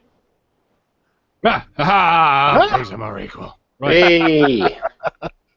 It really is. Right, Piglet. sorry about that. Had to restart the whole shebang there, but we got there in the end. Don't know what happened. I think You're coming through a lot clearer, actually.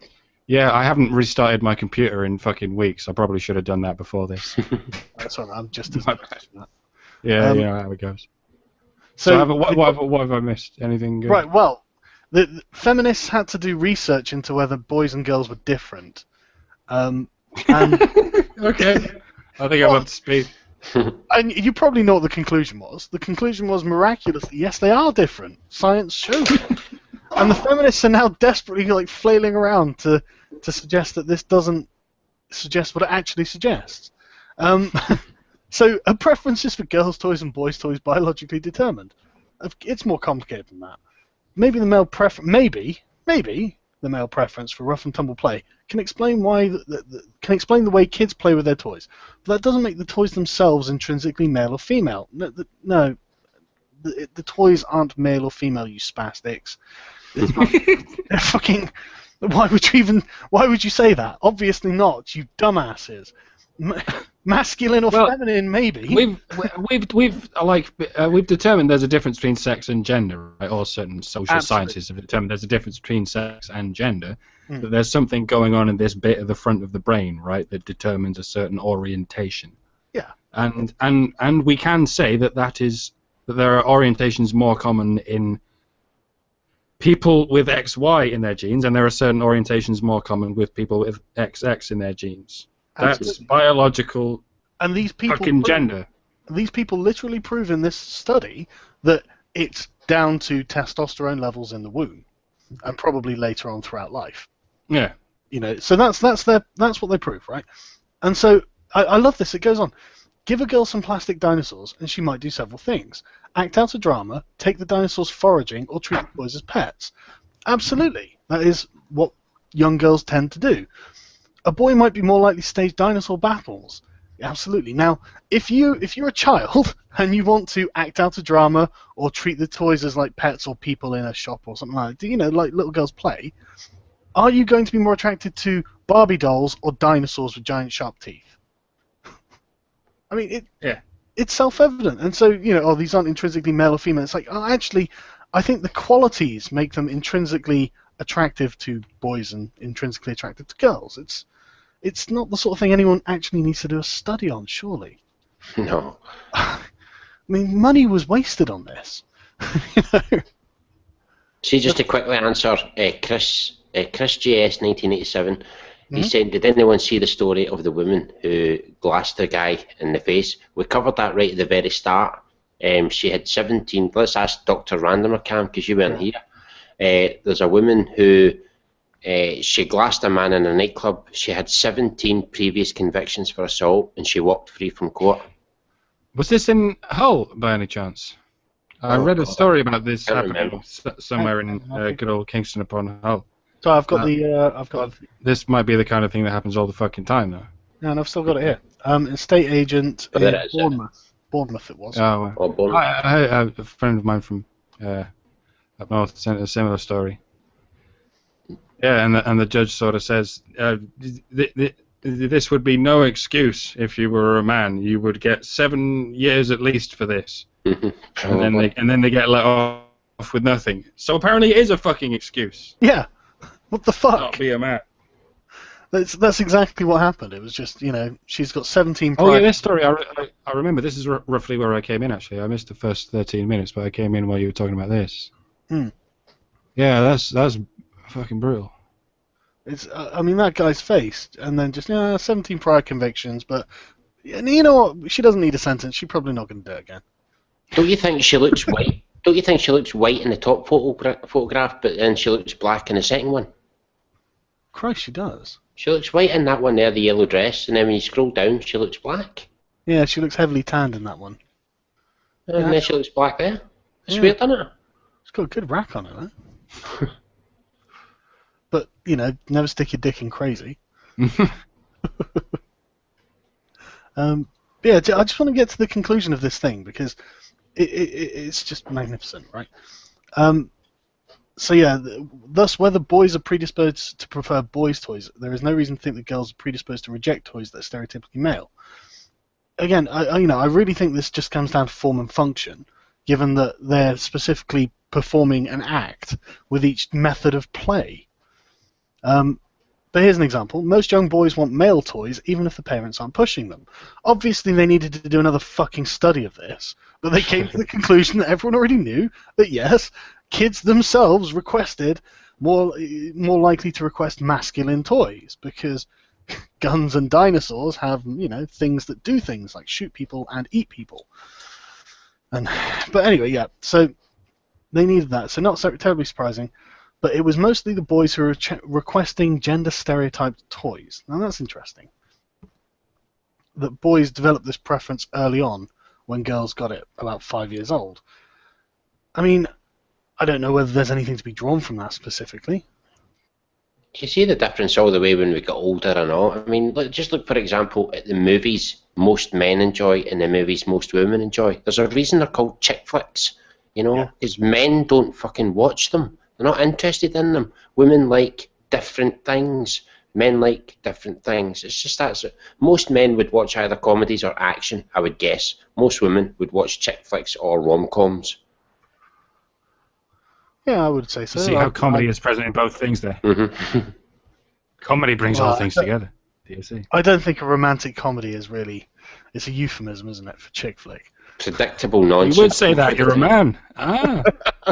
Oh, this is the patriarchy at work. They're so oppressed. So in this thing, it's why the difference. Sorry, carry on. That's true. That's true. But I've seen feminist comedians, so I know it's actually objective now. No. Comedians. There's no such fucking thing as a feminist comedian. Oh, yeah, exactly. That's exactly it. But they take the label, and that. Well, they're the type of people to be really funny without realising it and without meaning it. Yeah, exactly. They're funny in the they're standing on a stage. Their cat is funny. Yeah. Because if I watch a Lacey Green video, I laugh my ass off all the way through it, and I don't think she's meaning to be funny. Yeah, I just want to finish off because I like completeness now. Now I've started, I want to finish. So why the difference? Some researchers suggested that boys show stronger sex bias than girls do because boys get more criticism for crossing the toy gender line. So it might be, I don't know, but it's all very sort of wishy-washy. And then it goes on to toys that get noticed. The premise being that boys' toys are very loud and noisy and flashy, whereas girls' toys aren't. Might be true. I don't know. That's wow. No. Yeah, there are girls' toys that are big and flashy. Surely, I mean. But if you look at the difference in the toy sections, the boys' sections are all different colours. The girls' section's all pink. Marks and Spencers are going to start doing a neutral toy section. They're not going to have a girls' section or a boys' pink section. Is the colour of a baby. But I still can I point this out? Pink is the colour of a baby. So whichever sex is stereotyped as pink is the sex that's stereotyped as a normal baby. This came up on QI once, I think, like 100 years ago. Pink was the colour for boys and blue was the colour for girls because blue was considered like demure and pink was considered, well, just another version of red. Because even the word pink didn't appear until quite late. It was just sort of light red. We have a word for light red, but we don't have a word for light blue instead of light blue. See what I mean? Mm-hmm. So in a century or two, well, maybe several centuries, it flipped over to girls being pink and boys being blue. And that might be quite telling, given that pink is the colour of a baby. A healthy baby. A blue baby is a... Okay, well, I'm not going down that route because that's poor taste. Well, I mean, in European, societies, European derived societies, a blue baby is a fucking dead baby, basically. Well, yeah, of course, but I mean, African societies probably don't have quite the emphasis on pink. Well, there's still a great deal more pink when they're born, aren't they? I don't know, to be honest. No, they develop melanin through life. They're born as they are when they grow. I think so. I've never. I have no idea.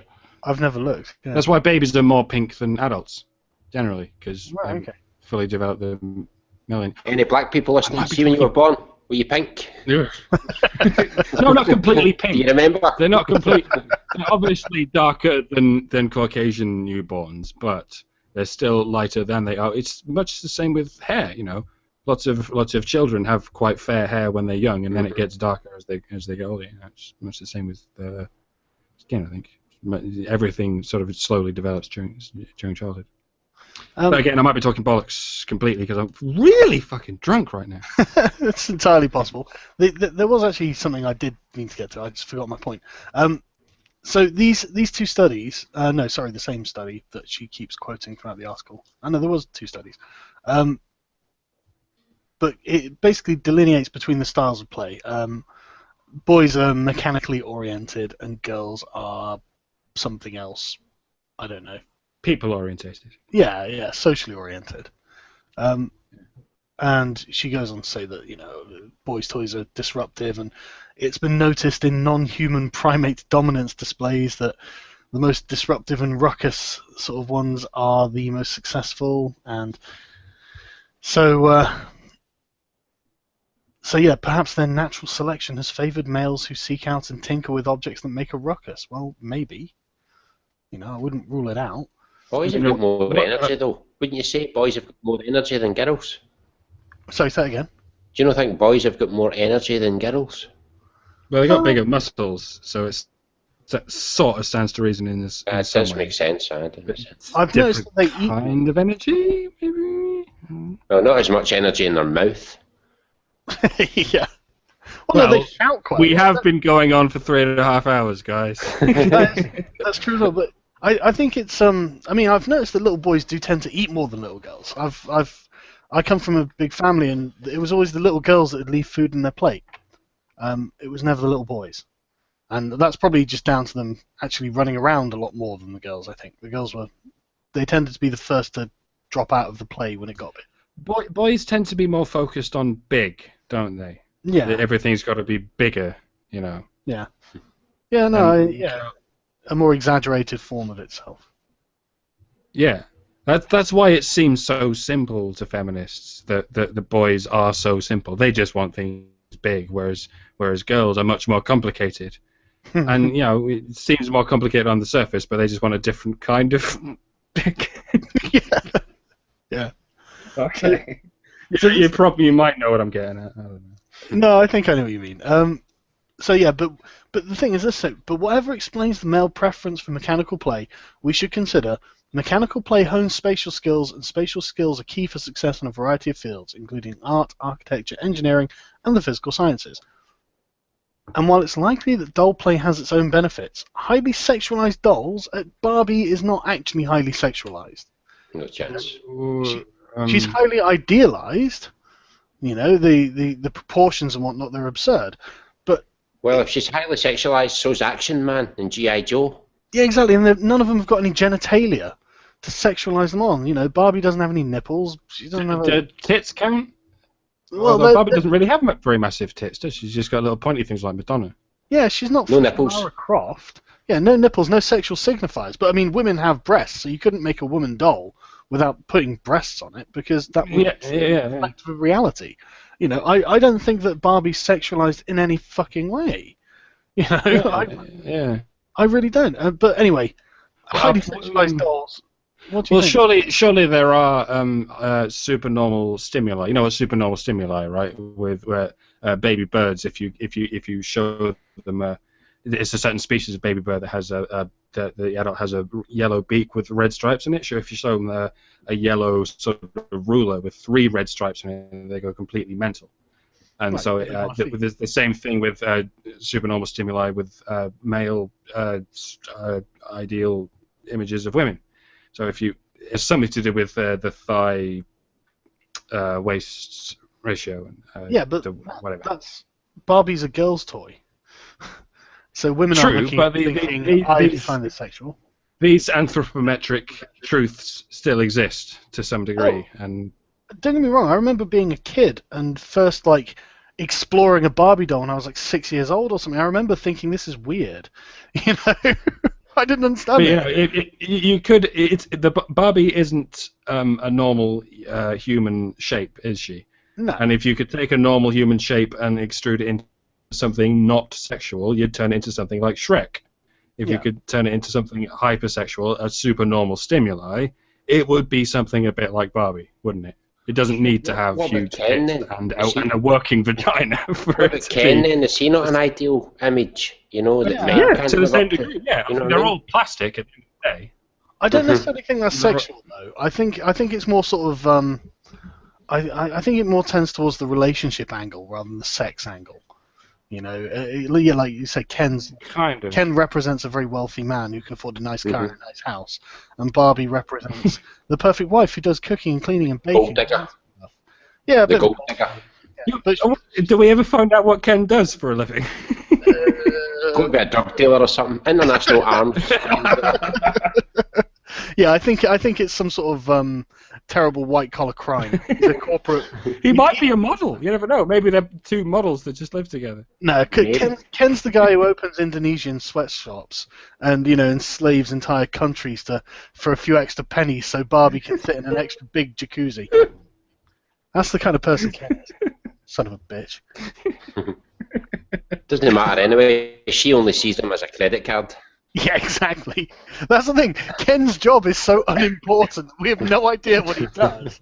Action Man, we know exactly what he does. You know?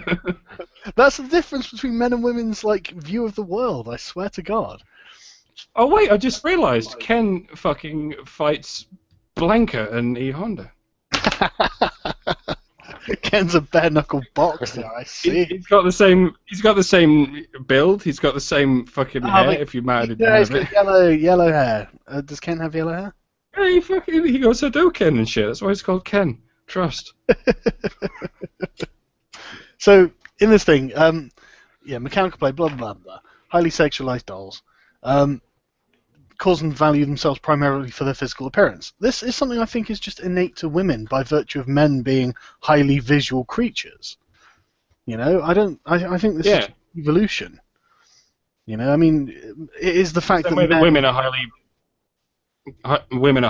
behavioral creatures. So, in the same way that men are highly visual creatures, so women focus on how they look and men focus on how they behave. Exactly. It's all this fucking crossover thing that we're always going to have to deal with. Yeah, and it's almost like they're two halves of the same whole, you know, like one side does one thing and the other side does another thing and they produce a useful unit out of it. I don't know. It's almost like evolution, like, no, it didn't have a plan, but you know what I mean. What's up with that? What? We're a sexually dimorphic species. And it's taken quite a long time for us to figure out that that's the case. It's taken a long time for feminists to figure it out. Yes. So yeah, there are good reasons to counter the cultural pressures that push kids into sex stereotype play, and it's like you've just spent the article saying that it's actually not that cultural. You know, you literally spent the article explaining how the evidence suggests that it seems to be natural and inbuilt towards children. So why go on about the cultural pressures? Why are the cultural pressures even bad if it is a natural inclination? Because everyone has to be equal. Yeah, So yeah, that was my thoughts on that fucking annoying thing on parenting science. Which there are loads of these sort of pseudo-scientific websites popping up, and they really piss me off. Have you guys all got studies? They've all got studies and studies and studies that don't mean anything, and then they go in this recent study, blah blah blah, and then they make it like it was accurate. Yeah, a lot of these studies, all I'm just asking myself is why? Why was this study done? Who cares? You know, like Like I was saying to you earlier about that, who's that guy, Leavitt, who said he's a feminist, he came out as a feminist. Oh, Jason. And as I was saying to you earlier, why do these famous people keep being asked if they're a feminist or not? Why are the people asking them this? It's weird, man. Yeah, it's are you a communist? You know, it's the same question. It's a strange. If you happen to live in a communist country, it's the same question. Ha ha ha! There we go. But no, I'm sure that Captain Andy will still keep insisting we don't live in a feminist country. I'm obsessed with these guys because I find them so interesting to like kind of pick their brains because I actually want to know how they view the world because I like seeing things from other people's perspectives. I try, but I inevitably get into the bulb below, and then it's only 6 or 7 responses before they abandon me forever. Yeah. If you're in the bulb below, it's not going well for you. You're probably going to get tortured until you leave. Yeah, I mean, I found check this out, right? This sort of absolute twaddle. SpiritScienceAndMetaphysics.com. Now, the only reason I know about this website is because multiple people on Facebook that I've got as friends, people whose opinions I respect and intelligence I respect, have shared links from this website. Now, I'm not saying that everything they post is wrong, but when their mission statement is, this website intends to bring you the best combination of conscious science and peace-inspiring messages. Here you will discover a bridge between science and intuition. I'm just like, right, okay, stop you there. intuition is not a part of science. You know, I don't want intuition being introduced into science. That in itself, I can't trust anything they have to say from now on. Fucking by definition, surely. Yeah, exactly. Because I've recently encountered this problem with the word technical. Because you know when people say technically, blah blah blah blah, and usually the word technically can be completely removed from the sentence, and the sentence will mean exactly the same thing. And I've tried to justify the word technical by trying to figure out the opposite of the word technical. And it's tricky, isn't it? But I think it's intuitive, isn't it? Because technical means anything. Technical means anything pertaining to art or science, which is fucking anything, any human endeavor whatsoever. And the opposite of that can only possibly be intuition, because that's not a fucking endeavor whatsoever. Yeah, no, absolutely. It's just going with the first thing you think of, because you can't be bothered thinking of the second thing. Yeah, how your gut feeling, and it's not. It has no place, not just in science, but in rational fucking thought. It has no place. I mean, I don't mind, using unless it's time sensitive. If you're Captain Kirk and you need to figure out whether or not to fire the fucking phasers, then maybe intuition is necessary. But if it's not time sensitive, then think rationally, for fuck's sake. Yeah, I mean, I don't mind gut feeling as a starting point of inquiry. I've got a feeling that X is Y or whatever, and then you do the research, find the evidence that supports your position. If you don't find enough, then you don't hold that position. But they don't seem to be really advocating for that. It's a bit like the police saying that there's a connection between my hunch and the evidence, and it's just not really. Yeah. It's not really the case, is it? That's exactly. It's a terrifyingly sort of female-centric version of detective work. I haven't got anything proof, but I'm pretty sure it's this guy. I prefer the term histrionic, because some men have that as well. Let's not call it. Well, yeah, that's true. Yeah, it was just general terms, but histrionic. I know. This is me and my obsession with word meanings. No, I'm with you. Implications and whatnot. These bastards. So yeah, I'm always trying to give them the benefit of the doubt, but when they say things like spirit science and metaphysics started out as a strictly information-based enterprise, that is a good start. I mean, why you change from being a strictly information-based enterprise is beyond me. Acting as an outlet for parapsychology and alternative science that normally gets suppressed or discarded. It's not suppressed. It's discarded because it's wrong. Are they confusing suppressed with nobody wants to talk about it? Yeah, but I mean, intuition obviously plays a great role there. It's discarded, but my intuition tells me that it's not wrong, even though everyone's proven it to be wrong, which is why they've discarded it. Otherwise, they'd adopt it as a theory that they operate and use to think of the world. So the truth is, though, that we are mind, body, and spirit. I mean, that's the truth. What's the difference between mind and spirit, please? Exactly. What's the difference between body and mind? That's not a rhetorical question. I don't even like the dualism of mind and body. To be honest, mind and body are also the same thing. Exactly. I'm not gonna have mind and spirit being different things. I need an explanation for that, please. Exactly. You've got the body, which has the mind, which has what we term the spirit. It's just all neurons firing, for fuck's sake. Yeah, it's all one fucking thing. It's a body, mind, spirit. Yeah, I don't want this thing about spirituality in general. I'm such a cynic when it comes to spirituality. I've got no. It means whatever you want it to mean. It really does. Yeah, and whether you're a moderate atheist or a moderate religious person, you can fucking soak in whatever you like as long as it's called spiritual. That's bullshit.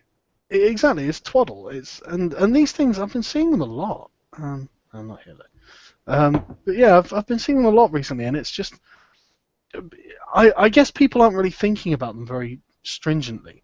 I guess they give them a once over, and there is some information. There's a study to suggest whatever crackpot fucking. I mean, these article titles are actually seven tips to awaken your hidden psychic power. Right, okay. 10 signs you found your soulmate.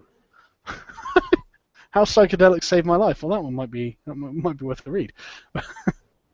4 ways to amplify love in your life. It's Chat as well. Don't listen to them either.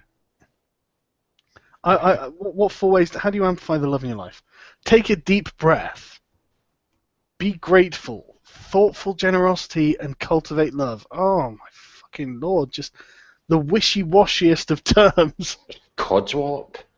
I know, but I'm seeing it though. That's the thing. I'm seeing like people saying, "Oh, this is so true." No one ever says cultivate logic. Fucking build a garden of reason. Because that would involve, you know, lines and. I'm loving that actually. The idea of a garden of reason. They just can't picture abstract things without picturing picturable things. That made no fucking sense, Mike. What? No, that actually did. It's very, very much like postcard moments. Like, when is anyone ever just standing in a field looking up at the sky, acting like Jesus Christ? When does that ever happen? It's a nonsense. I do that when they're a woman who hasn't got fucking any work to do. Yeah, exactly. She needs a job. I do that sometimes.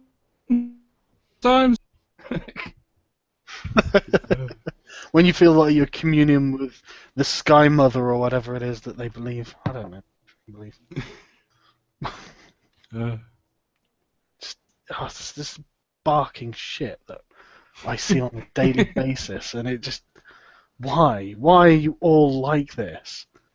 How am I trapped in a world full of people who don't know what they're talking about? But before I discovered the arguments against feminism, I was mostly arguing against religious people, and religious people had this idea that when people stop worshipping God, they start worshipping something. You start worshipping anything, whatever it is, to sort of explain this whole obsession with spirituality and shit. And I hope to fuck that doesn't explain what's going on here. Like as soon as we lost the Sky Daddy religion, we gained the Earth Mummy religion. Yeah, I really think that's exactly what's happened. That's why I made the Jehovah's Feminist video. I think that a lot of people in those clips were definitely taking spiritual comfort from feminism, and that makes it a fucking religion. You know, the ones with their little hymns and the piñata of smashing the patriarchy, the ritual sacrifice of the patriarchy. It's got all the hallmarks of a religion. This, if I were reading this in a history book, I would classify it as a religion, like, you know, Zoroastrianism or something. Mm-hmm. That's exactly how I'd classify it. I mean, maybe all ideologies are to a certain extent. You know, they all give some sort of spiritual comfort, or they seem to anyway. You know, that sort of feeling that this is just so, this is just right. You know, I don't need to be worried if this could just succeed, I'd have nothing to worry about. It's a power fantasy that just sort of pushes it into a convenient direction. Sort of, it's easier to think of things as 1-0 rather than just 0-0, or just 1-1. Yeah. Yeah. Fucking Joseph Gordon-Levitt on being a feminist. I love the amount of women who are like, oh, he's so wonderful. It's like, yeah, but you don't find him sexy, do you? Right, exactly. Right. You know, I was thinking, he's not getting you wet though, is he, love? Yeah, but he gets to talk to a lot of women who still don't sleep with him, even though he's in films. And I swear to God, if you're on TV and you're not getting laid, you're definitely too much of a mangina. I've been on TV once. I'm not getting fucking laid. What were you on TV for? Oh God. League of Gentlemen. Crime Watch. That's why Scots are on TV, good fella. I'm joking. What were you on? Sorry. League of Gentlemen. The League of Gentlemen. League of Gentlemen. Remember where that was filmed? No, I don't know where it was filmed actually. In a shitty northwest village where I grew up. Really? Yeah. What did you do? I like the League of Gentlemen. What did you do? I was one of the German students on the coach with hair lip. Not the one that got sat on. He was one of my mates. If you watch the episode, you'll fucking see me. I can't believe I'm telling you this on fucking live. But yeah. Sorry, Lee, what, This is the before they were famous thing. I'm just doing a Google for German student. I don't know. Was it anything to do with hair, lips, choir boys? It was the hair lip scene, yeah. I actually had a close-up. They actually included a close-up of me looking out the window looking miserable. Apparently I look quite convincing as a miserable German student. So yeah, they put that on the fucking BBC for a couple of seconds. I'm just trying to find it. I want to see you on TV. Yeah. Dr. Randerkamp has in fact been on the BBC since the late 90s. See, you weren't getting laid. You weren't getting laid because the ladies didn't know that, but now that they know that... Yeah, see now, you're going to be, next swarming. It's a fucking good thing. I don't care if I never get laid ever again, doesn't it? So you're a MGTOW then? I'm beyond MGTOW, bro. I don't even fuck. Why is that? Don't need to. I create life from my fingertips, bro. It's good. I'm fucking Tesla. Do you get me? No, fair enough. Can't argue with that. If you can get to the point where you don't even need to fuck, I would recommend it thoroughly. It's awesome. It helps to be brilliant at masturbating as well. I don't quite know how to give you tips on that. If you'll pardon the pun. That's a video waiting to be made. Yeah. That's the one you'll do that will go viral. That's what people know. Dr. Randomcam, that guy who talks about wanking. Well, I'll need to do separate ones. Here's the guide for the 6 inches. Here's the guide for the 9 inches. Here's the guide for the 12 inches. Now pay attention. I can imagine somebody watching it going, "Hey, that guy that's wanking, wasn't he in League of Gentlemen?" I knew I recognised that cock somewhere. I can't find it, unfortunately. Which is a shame, because I'd really like to find it. My face is on DVDs all over the country, being a German student looking out of a fucking window. That's, might have been one of the first things that pushed me in this rather bizarre direction. Well, carry on as you. I forgot how that even works. Carry on as you're doomed to go on. Yeah, something like that. Ridiculously drunk, Sargon. Ridiculously. That guy T sent a link, pathos.com, but I can't. It seems to be a broken link. I'm just trying to get it up. Have I got it? Faith. No, I think I have it. Right, okay. Dun, dun, dun. Faith feminisms. I know God because I know feminism. Holy shit. I'm going to be back in a second. I'm going to get some brownie. Some what?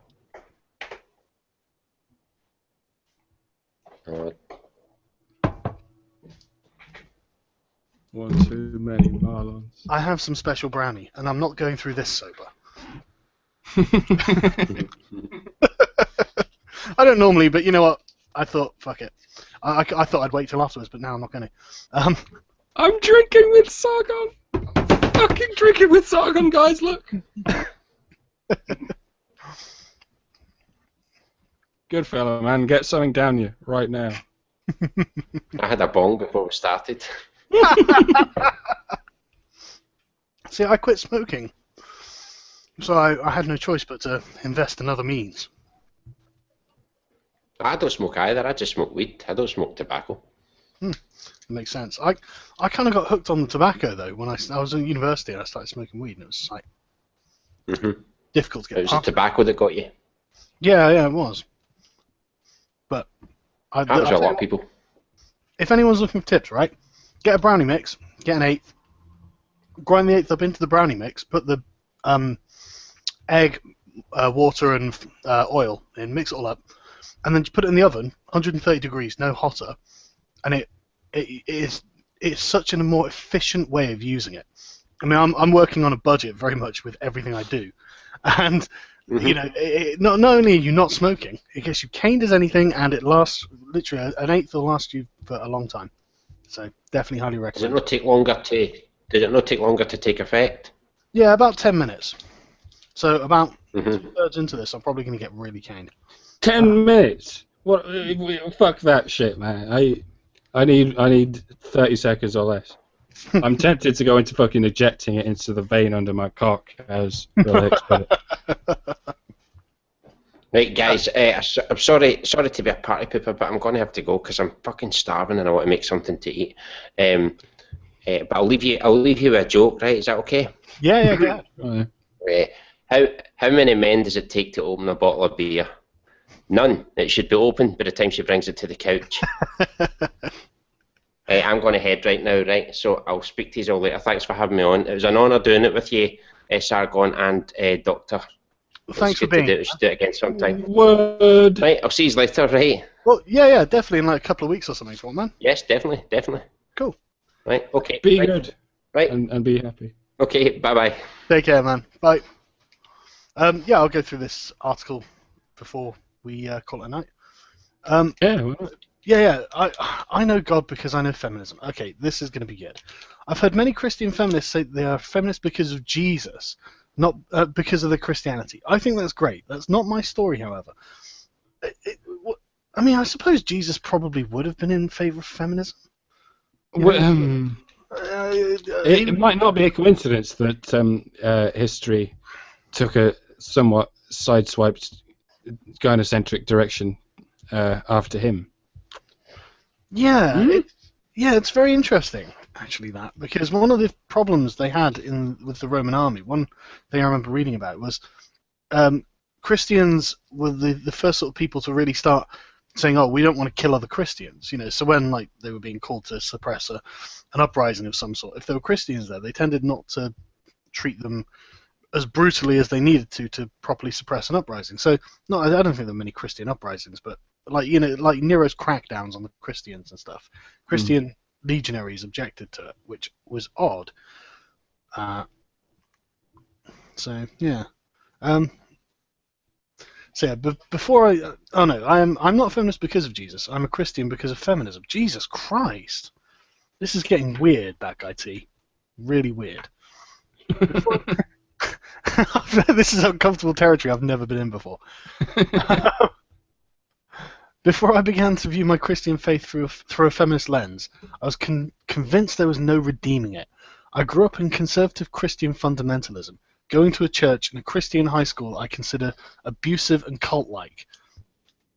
But why did you just join another abusive cult? Even after leaving that church... That's what feminism is. Even after leaving that church, I couldn't shake my hatred of God. Not just the fundamentalist God, but the God of even more socially liberated evangelical Christianity, still focused on atonement and the glorification of violence. Does Christianity glorify violence? Old Testament, yeah, and vicariously in the New Testament, but it seems almost as though organized religion represents fucking not male control, but visibly male control, and feminism represents visibly female control, and they've always been around. But the latter only became visible after, let's say, the invention of the camera. Ugh. Maybe. I don't know. I really don't think Christianity glorifies violence. I mean, the Old Testament is obviously part of Christianity, but the thing is, a lot of what Jesus says is a direct contradiction of the Old Testament, and yet he says he's here to fulfill everything in it. Yeah. Exactly, and he says, "Don't worry about Leviticus, but I'm here to fulfill all these prophecies." And it's like, okay, that's what I'd say too. I mean, it was obviously a reformation of Judaism, socially, that was going on. But I really don't think Christianity does glorify violence. Everything Jesus says just makes Americans look like the least Christian country on earth. So, you know, I don't think it glorifies violence at all. But anyway, I didn't truly know or love God until I encountered her through feminism. Yep, God's got agenda. God has agenda, obviously. Christianity taught me a lot of things I was supposed to know about God. God is love. God is just. God is Trinity. Yeah, Christianity's bonkers. God's word made flesh through Jesus and through the body of Christ. Yeah. God died, buried, rose again on the third day. Yeah, it's bullshit, mate. God created me in God's image. That's why you think God's a woman. These concepts seem meaningless at best and harmful at worst to me. Then I started reading feminist theory and theology. Fuck me. I can't believe I'm reading these words. Isn't that some kind of tautology? Feminist theology. Isn't it all? No, I don't know. Yeah, that's what I mean. Yeah. It started with Rosemary Radford Ruther. Never heard of her, actually. But patriarchy is idolatry. I'm definitely saving that for later. Cannot understand God except through symbols and metaphorical language. That's because God isn't real! God as a powerful male is just one symbol. Symbols except through symbols. Well done. Well fucking done. Oh yeah, I saw a feminist study a while ago that they had to go out of their way to prove that kids didn't understand abstract concepts. And they had to do loads of research into it. It's like, really, you think that 3-year-old doesn't understand abstract concepts? What a fucking surprise, you know. But yeah, we cannot answer. Yeah, God as a powerful male is just one symbol. We're not talking about Zeus, for fuck's sake. But patriarchy has made this one symbol into an idol. Yeah, why not? Why not? Why not? Just then Elizabeth A. Johnson showed me that patriarchy is. Sorry, do you want to jump in? Well, I was about to say something about the first and greatest incarnation of Christianity has been Catholicism, which is basically the cult of a virgin. Now, isn't it? They worship the Virgin Mary more than they worship Jesus, and they always have. So it was a small point. Carry on. No, I think that's a really good point to make, actually. If you look at the Protestant denomination, Virgin Mary is irrelevant. You know, she's there, she exists, but she's not important. You know, not that anything's important to the Anglican Church, which is the one I'm basing my vision of Protestantism off. But yeah, tea and crumpets maybe, but. But if patriarchy is idolatry, yeah, we've assumed that it is. I mean, it must be. I've said it. I, as a feminist, wielding overlooked scripture in my own experience, can serve as an iconoclast. Oh, God. She doesn't understand what iconoclasm is. By creating new and reaffirming old diverse symbols for God, I can break down the idol of God as male that stood for far too long in our churches. No, you dipshits, Jesus was male. I know that Jesus says I'm God, but God's like, yeah, but I'm everything, and I'm not fucking anything. Oh, this is the point. You don't know if I exist. So, she's got God as mother hen or angry mother bear. God as wisdom, calling for justice. Sophia just means wisdom. God as a genderqueer king who nurtures and breastfeeds here people. H-I-R. It's not a Tumblrism. What? Why not? Yeah, why not? Well, I can't believe Goodfella left before this. This is just right up his alley. God is a bitchy, humorless feminist who won't shut up. Fucking as if there's any other kind. God is a badass. As if there's any other kind of feminist or any other kind of God.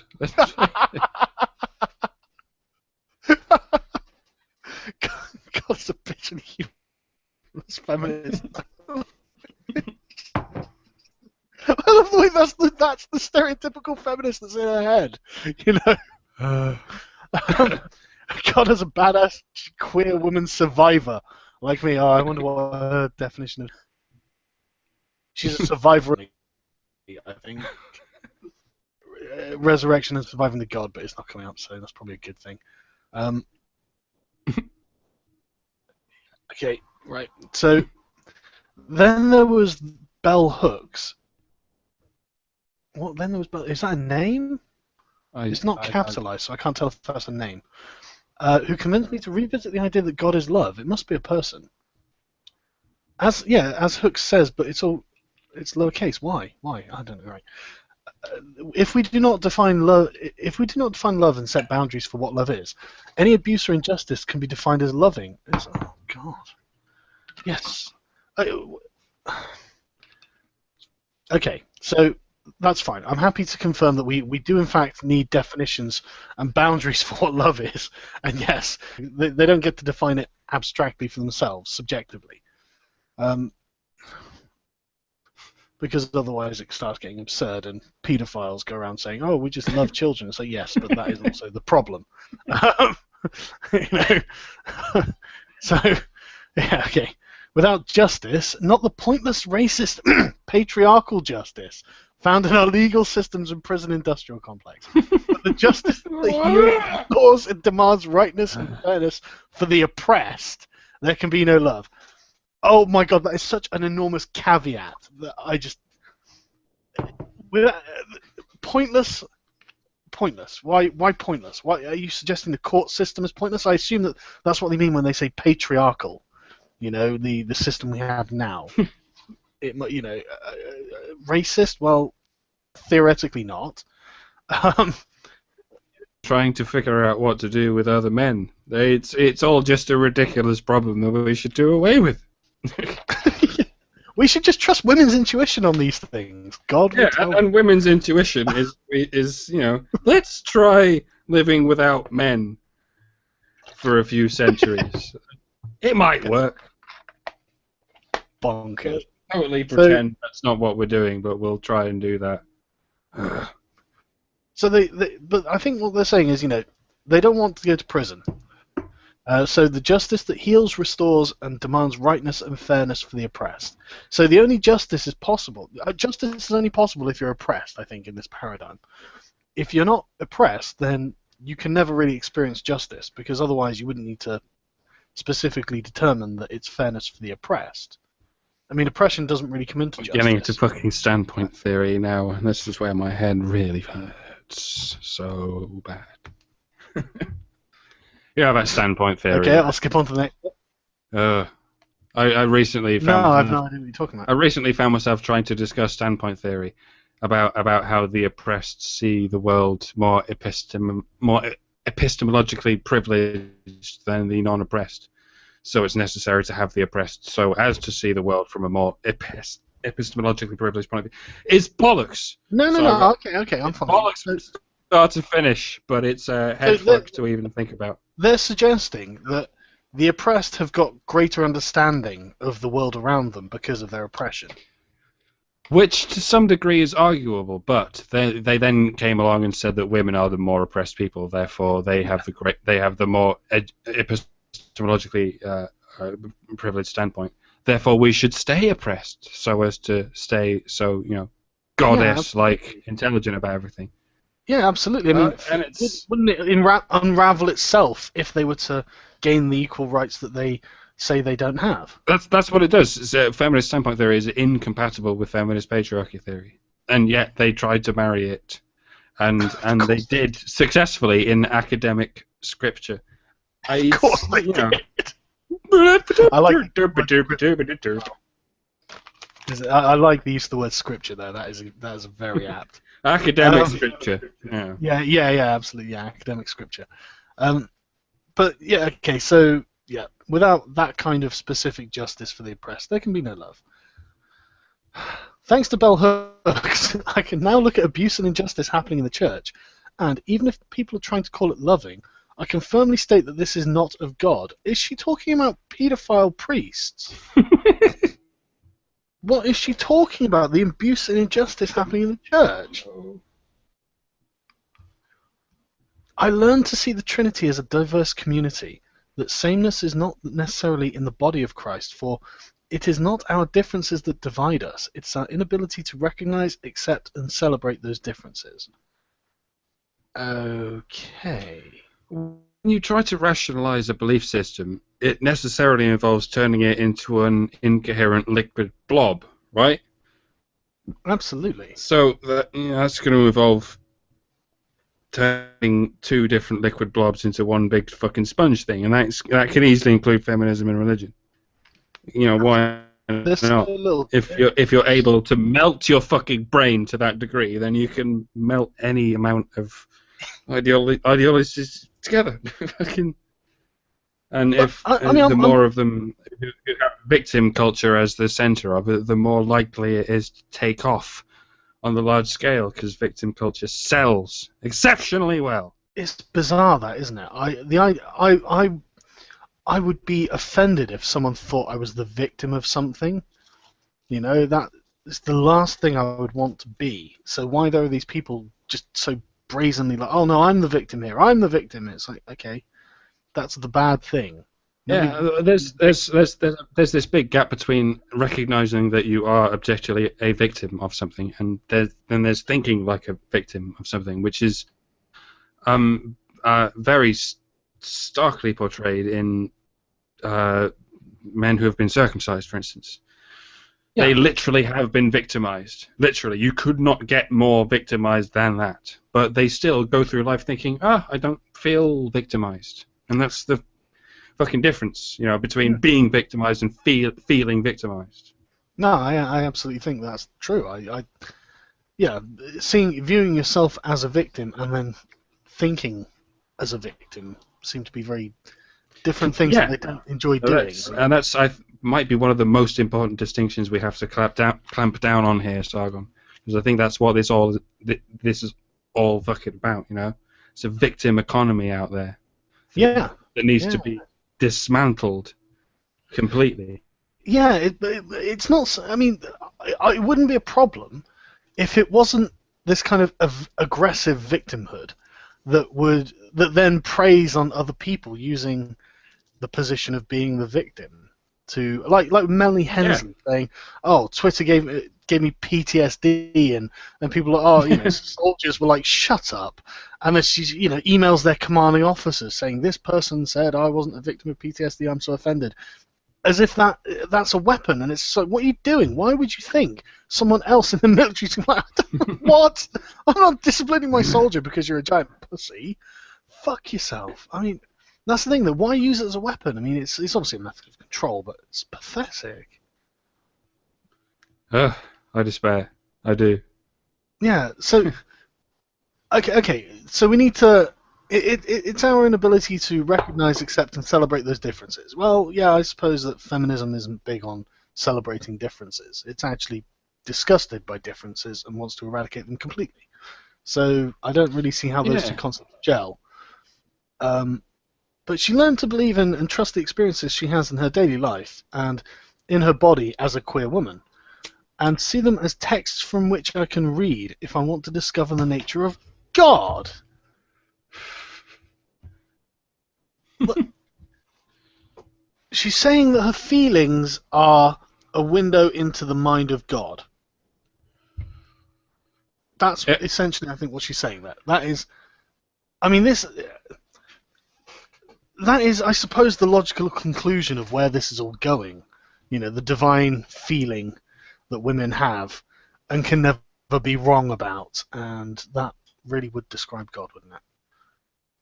One of the main criticisms Muslims give of the West. You see, you take these gods rules made by God and you replace them with rules made by man, and they forget. No, these are rules made by women, bruv.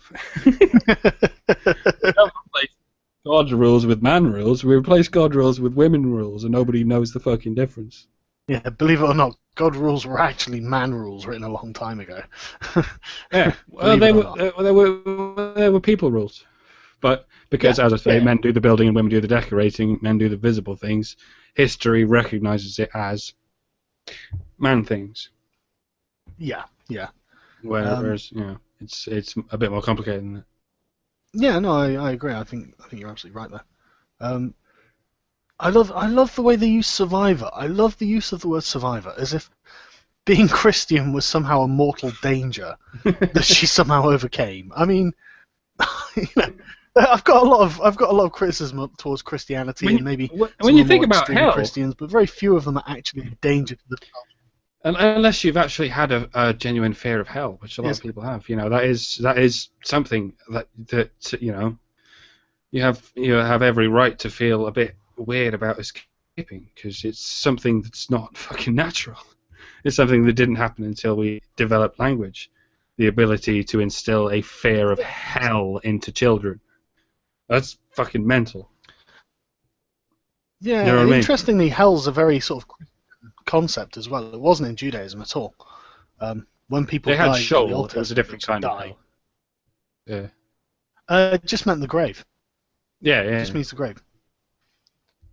Yeah, I mean, if you like when Moses died, they buried him, moved on. When what's the guy who conquered Jericho? I can't remember his name now. But yeah, when he died, they buried him, moved on. Yeah. But yeah, as so Hitler said, it was only when Jesus meek and mild came along that they developed the idea of eternal torture. And that is, if there's a psychological fucking wall to be got over, then to be fair, that's a good candidate. The fear of hell. Yeah, I always found hell to be. I mean, I wasn't raised in a religious household, so none of this was like indoctrinated into me. Not even introducing the idea to a child of eternal torture is enough to freak them out a bit, isn't it? If they've got an active imagination, and children do. I found it very unrealistic. I didn't see why the devil would torture people. I mean, he's God's enemy. God sends someone to him and says, what, torture this person for all eternity? Why is the devil going to go along with this? He's even like, no, I'm going to treat him like a fucking king, you twat. And my army grows, and all of your people up in heaven, they have to worship. That's the way you rationalize it by the time you're sort of old enough to rationalize it in that way. But when you're young, just the very idea of eternal anything is spooky as fuck. Whether it's eternal heaven or eternal hell, the idea of eternal anything when you die is spooky as fuck when you're a child. Let alone, eternity of being burned or whatever. I remember being quite young when I realised that I believed that death just meant an eternal blackness, non-existence. I must have been about 7 or 8. That's how I pictured it, just being asleep, or the sort of just before you fall asleep, that sort of feeling, but just forever, just non-existence, effectively. And it is a scary concept. That was how Sam Harris explained it. Like, people aren't afraid of death any more than they're afraid of falling asleep, because it's much the same thing. You just surrender yourself to the darkness. What they're afraid of is what happens to other people when they die. They're afraid of losing other people, and they want to believe that they've gone somewhere good. I'm personally that's mainly how the fear of death and the fear of hell manifests itself. Yeah, well, absolutely. I mean, I agree that it's a terrible control mechanism. Terrible in a horrible, Attila the Hun sort of way. Not isn't bad. It's a very efficient control method. There's a lot wrong with a lot of religions. Yeah, but you can see why it works, because it's an easily sold idea, because everyone's terrified of hell. But everyone's terrified of death. They have been forever, because they had no idea how not existing would even work. And it's only in the last century where we've even come to terms with how information is transmitted, and how even what the difference is between a living thing and a non-living thing. We still haven't quite grasped it. Yeah, no, it's bonkers. I mean, shit, I had a point then, but I've lost it now. Yeah, I do that to people.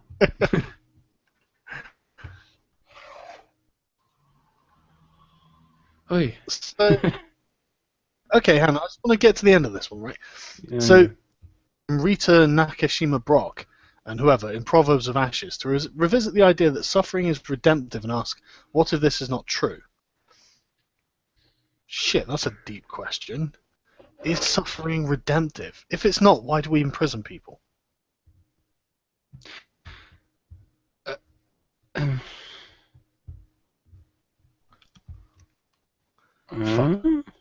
Fuck knows. I don't think I should have asked that question. But to conclude, she says Is feminism. Oh, sorry. suffering Go. redemptive? No, I don't think it is. No. I don't think suffering should ever be the solution to anything, should it? I don't know. Should is a word that we should use. Yes. All right. Yeah, that's the thing. I think that. I mean, how do you definitely solve the problem? How do you every problem comes down to suffering, does it not? So how do you possibly solve it by causing suffering? It's it eventually comes down to the free will problem, I think. I don't think this is necessarily to do with problems, though, isn't it? This is about moral absolution for something already committed. So, can you be forgiven for doing something wrong if you don't suffer as part of your redemption? You know, I mean, like if you murder someone and they're like, oh God, the judge has found you guilty of murder, we're going to give you tea and cakes, and then Cake or death. Yeah, exactly. There wouldn't be much redemption there, would there? But if someone commits a murder and then spends 25 years in prison, there may well be some redemption there. I think. I don't know whether there should be or not, but we just haven't figured out. We just haven't figured out how to solve things through healing rather than suffering. Is the problem? Yeah. The idea of healing the criminal rather than making them suffer is just completely unpalatable to people, because they've hurt someone. And I think, no, well, you can't heal them. You don't heal people who've made someone suffer. You have to make them suffer, because of this retributive idea of morality rather than this consequentialist. Yeah, very eye for an eye, sort of Hammurabi style. Yeah, and it's I don't have an answer for this shit. This has been argued forever. It's like I say, it comes down to the free will thing. Does anyone really have any control over what they've done? And can you fix that through retributive means? I'm glad someone pointed out that it was Joshua that took Jericho. That's just come up in the comments. I knew it began with J. Yeah, I did. I couldn't remember who it was though. I don't know. That's the thing. I mean, I'm like, I'm very humanist, and I don't like the idea of people suffering. I think all suffering is a bad thing, effectively. Yeah. But conversely, I don't think it's very pragmatic to not punish criminals in some way. There has to be some kind of negative reinforcement there to let them know that it's, what they're going to do is such a bad thing that we're going to take quite immoral steps against them if they do it. It's working out how to make it a deterrent and a cure at the same time, and that's sort of almost logically contradictory. If they think they're going to get cured for their thing, then they're just going to do it, and that's not going to deter them from doing it. So it's really fucking difficult. Yeah, it's probably beyond the scope of my podcast. Well, yeah, it's leagues beyond mine. I just dick about and make people laugh. That's basically what I started doing. So the conclusion is feminism, though it, like scripture itself, is flawed because it's the work of human hands, can be prophetic. It can be revelation. It can be God's word in history, God working in the world to draw us near to her. So it can be whatever you like, so go on and fucking worship it. Like every fucking religion ever, it's wildly open to interpretation. No use to anyone. You can believe anything you like, just slap the same fucking word on front of yourself as us, and it'll be awesome. Everyone will be equal after that, do you get me? Yeah, that is exactly. It's this weird cult where they need the word validated. It's bizarre. But we should probably call it a night here, man, because it's. Oh yeah, I've had fun. Yeah, we've been doing this for ages. Yeah, I have too. I hope Goodfella did it. But yeah, I'm sure I'll invite you back. I'll be here every fucking Saturday. I never leave this desk, honestly. My entire life is on this 2x4 bit of Formica. That's fair enough. You know, I'm the same with mine. I just work on my game all day, and thankfully though I've got definitive goals that I'm reaching. You know, I'm like, oh, do all the levels, right? I've done all the levels, right? Do this thing next, right? I've done that, so I can see it coming closer to the conclusion, which is good because it really feels like it's going to go on forever. I'm looking forward to be finished. That's the good thing about doing 3-minute cartoons. It's done after a week, and you go, "Yay! Something's finished." Yeah, Doesn't whoever take does your half a year to complete a project like it does if you're doing games. Yeah. It's, I wish I'd just started with something really small, but I've got to make something that I find interesting. Yeah. I'm not the sort of. Did you ever see that Flappy Bird game? Flappy Bird? Yeah, it was an iPhone game where basically you had a bird that was flying along and it'd fall to Earth. Is it an Angry Bird? No, it's different. It's different. You'd fly along and it'd fall to Earth, and you had to press the screen to make it fly up a little bit, just like a jump, like a double jump, in the air sort of. Oh, and it went through a sort of maze thing. Oh yeah, a series of pipes. Yeah, I think I know it. It was just the simplest possible fucking game. Something like that? Now this spawned. I'm part of like loads of indie development groups and stuff, and I swear to God, several times a day, you would have Flappy Bird clones being posted that other people have made, and are just uploading to the App Store to get a few random sales off it, and stuff like that. And it's become like a meme in the indie development community where it's just it's a fucking Flappy Bird clone, and that's for any kind of clone of a popular game now. And I could have done that, it would have taken me a day to knock up one of those things. Probably would have made some money as well. I just couldn't bring myself to do it.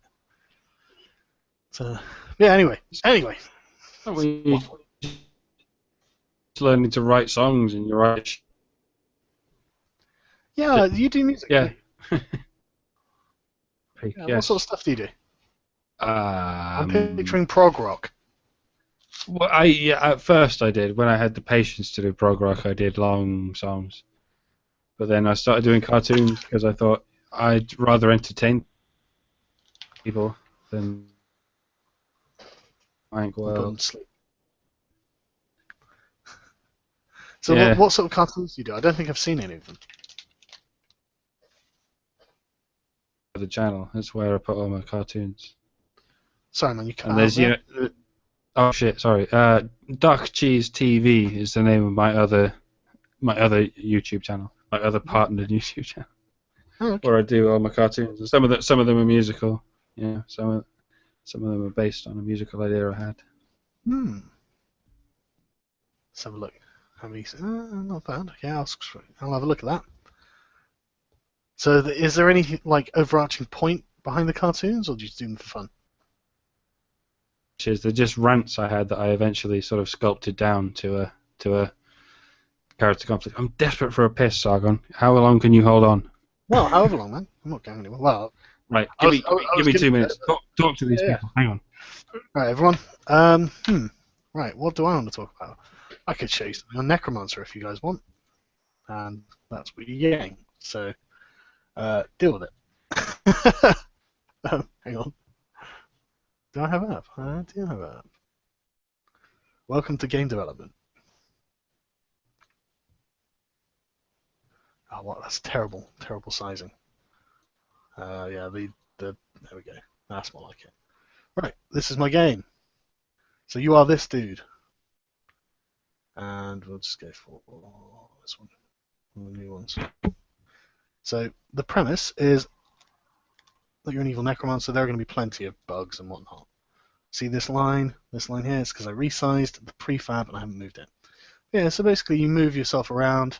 You've got these groups, and you can raise zombies. You can give them orders.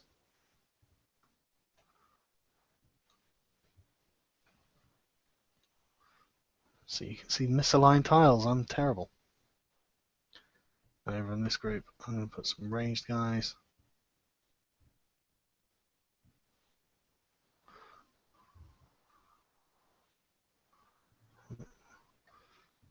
Oh shit. Okay, the soldiers have got grenades, and they tend to take out groups of zombies quite efficiently. But I managed to kill those 2 soldiers without any particular trouble. Shit. Ah, shit, see? Normally, I've got basically an infinite amount of zombies. You get an infinite amount of the standard sort of chumps. Christ, these zombies are doing alright, actually. But you normally get a very limited supply of the special zombies. But I'm testing it, so I have vast numbers of them. Shit.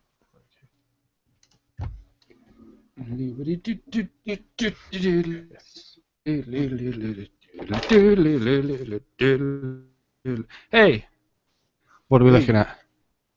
My game. But I'll stop that now. Oh, awesome. Yeah.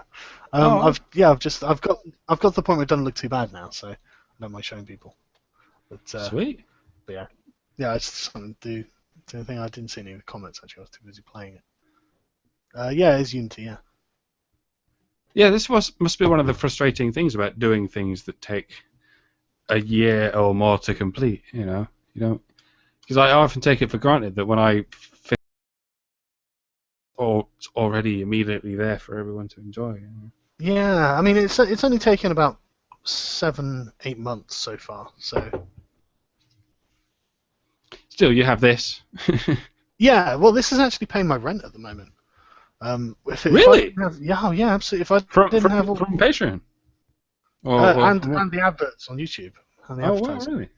Yeah, I wasn't expecting this kind of success. I mean, but the thing is, it couldn't have come at a better time because I swear to God, the Tories are cunts. No, seriously, I was unemployed and so I started on this new enterprise allowance, which is a way of starting new businesses and stuff. But they're really cracking down on housing benefits. So I don't get any housing benefits. I get £33 a week from the job centre, and I don't get any housing benefits. So if it wasn't for my YouTube channel, I'd be on the street. I should have thought of this before I got a fucking job. I'll tell you what. Yeah, but I think the only reason I've managed to get as many subscribers as I have is because I can work on it as if it was a job. I can spend a lot more time on it. I think most people can. It's because you have a lovely voice, Sargon. Oh, thank you. And boo, there will be feminists in my game that you can fight. I can't give you a sneak preview yet, but you'll know her when you see her. Oh, it won't be a zombie, Big Red, because the zombies are on your team. I have the weirdest boner right now. Yeah, me too.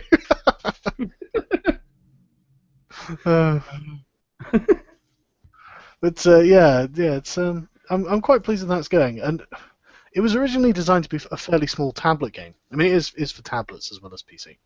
Mm. And I was planning to have it quite small, but it's multiplayer. It's got cooperative multiplayer in it, and people have been saying, well, why can't we have versus where we can have, someone can control the humans? Thinking that's not a bad idea actually. So that's something I'll be getting into at some point because for some reason I'm way ahead of my art department. And when I say art department, I mean my friend and the person we're paying to make one. So yeah, I might do that. So I've got versus. But yeah, anyway, sorry, I'll stop there.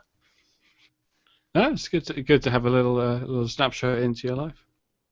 Yeah, it's I'm looking forward to rolling it out, but I don't want to do it until it's in a good-looking condition because the first bite's always with the eye, and if it doesn't look good, then people are really critical, and it's like I can understand why, but I'm from the sort of old school of gaming where the graphics were never any good. It was always about how the game played that was important. So. Yeah, I dropped out of gaming after the N64, and since then I've been into retro gaming. Just about. How old do you play? How old do I play? What do you play? Sometimes all the way back to Super Nintendo, sometimes all the way back to Intellivision, sometimes all the way back to the Acorn Electron. Yeah. I've lost a lot of people now. We're talking 80s, yo. Yeah, we are talking 80s. How old are you? I'm 32. A couple of years younger than yourself. Yeah. I thought you were probably 24, 25, even with the beard. Really? Yeah. I didn't know which way you were going to go there. I honestly. No, you've got this kind of youthful exuberance in your videos. Oh, thank you. Yeah, that's interesting. That's very interesting. Or maybe I just look really fucking old. So I mean, what's like your favourite old school game? Well, Doom. Not because of the gameplay, not just because of the gameplay, but because they brought out editors. The amount of fun I had with Doom editors, designing levels and just I did just that all the time. hacking with it. That's how I learned. That's how I learned to make the 3D sort of spaces for my cartoons. Just learning how to design Doom levels. It was so much fun. Just making your own torture traps to walk into. I actually made things like libraries and stuff. I don't know why. I was just so pleased that I managed to make it look like a half convincing library. And my friends, I was like, a library with 100 arch files in it, right? Yeah, well, yeah, obviously. I used to quite like making levels where the monsters couldn't quite get each other, and you'd run between them and they'd shoot, hit each other, and then start firing on each other. I was immensely amusing for some reason.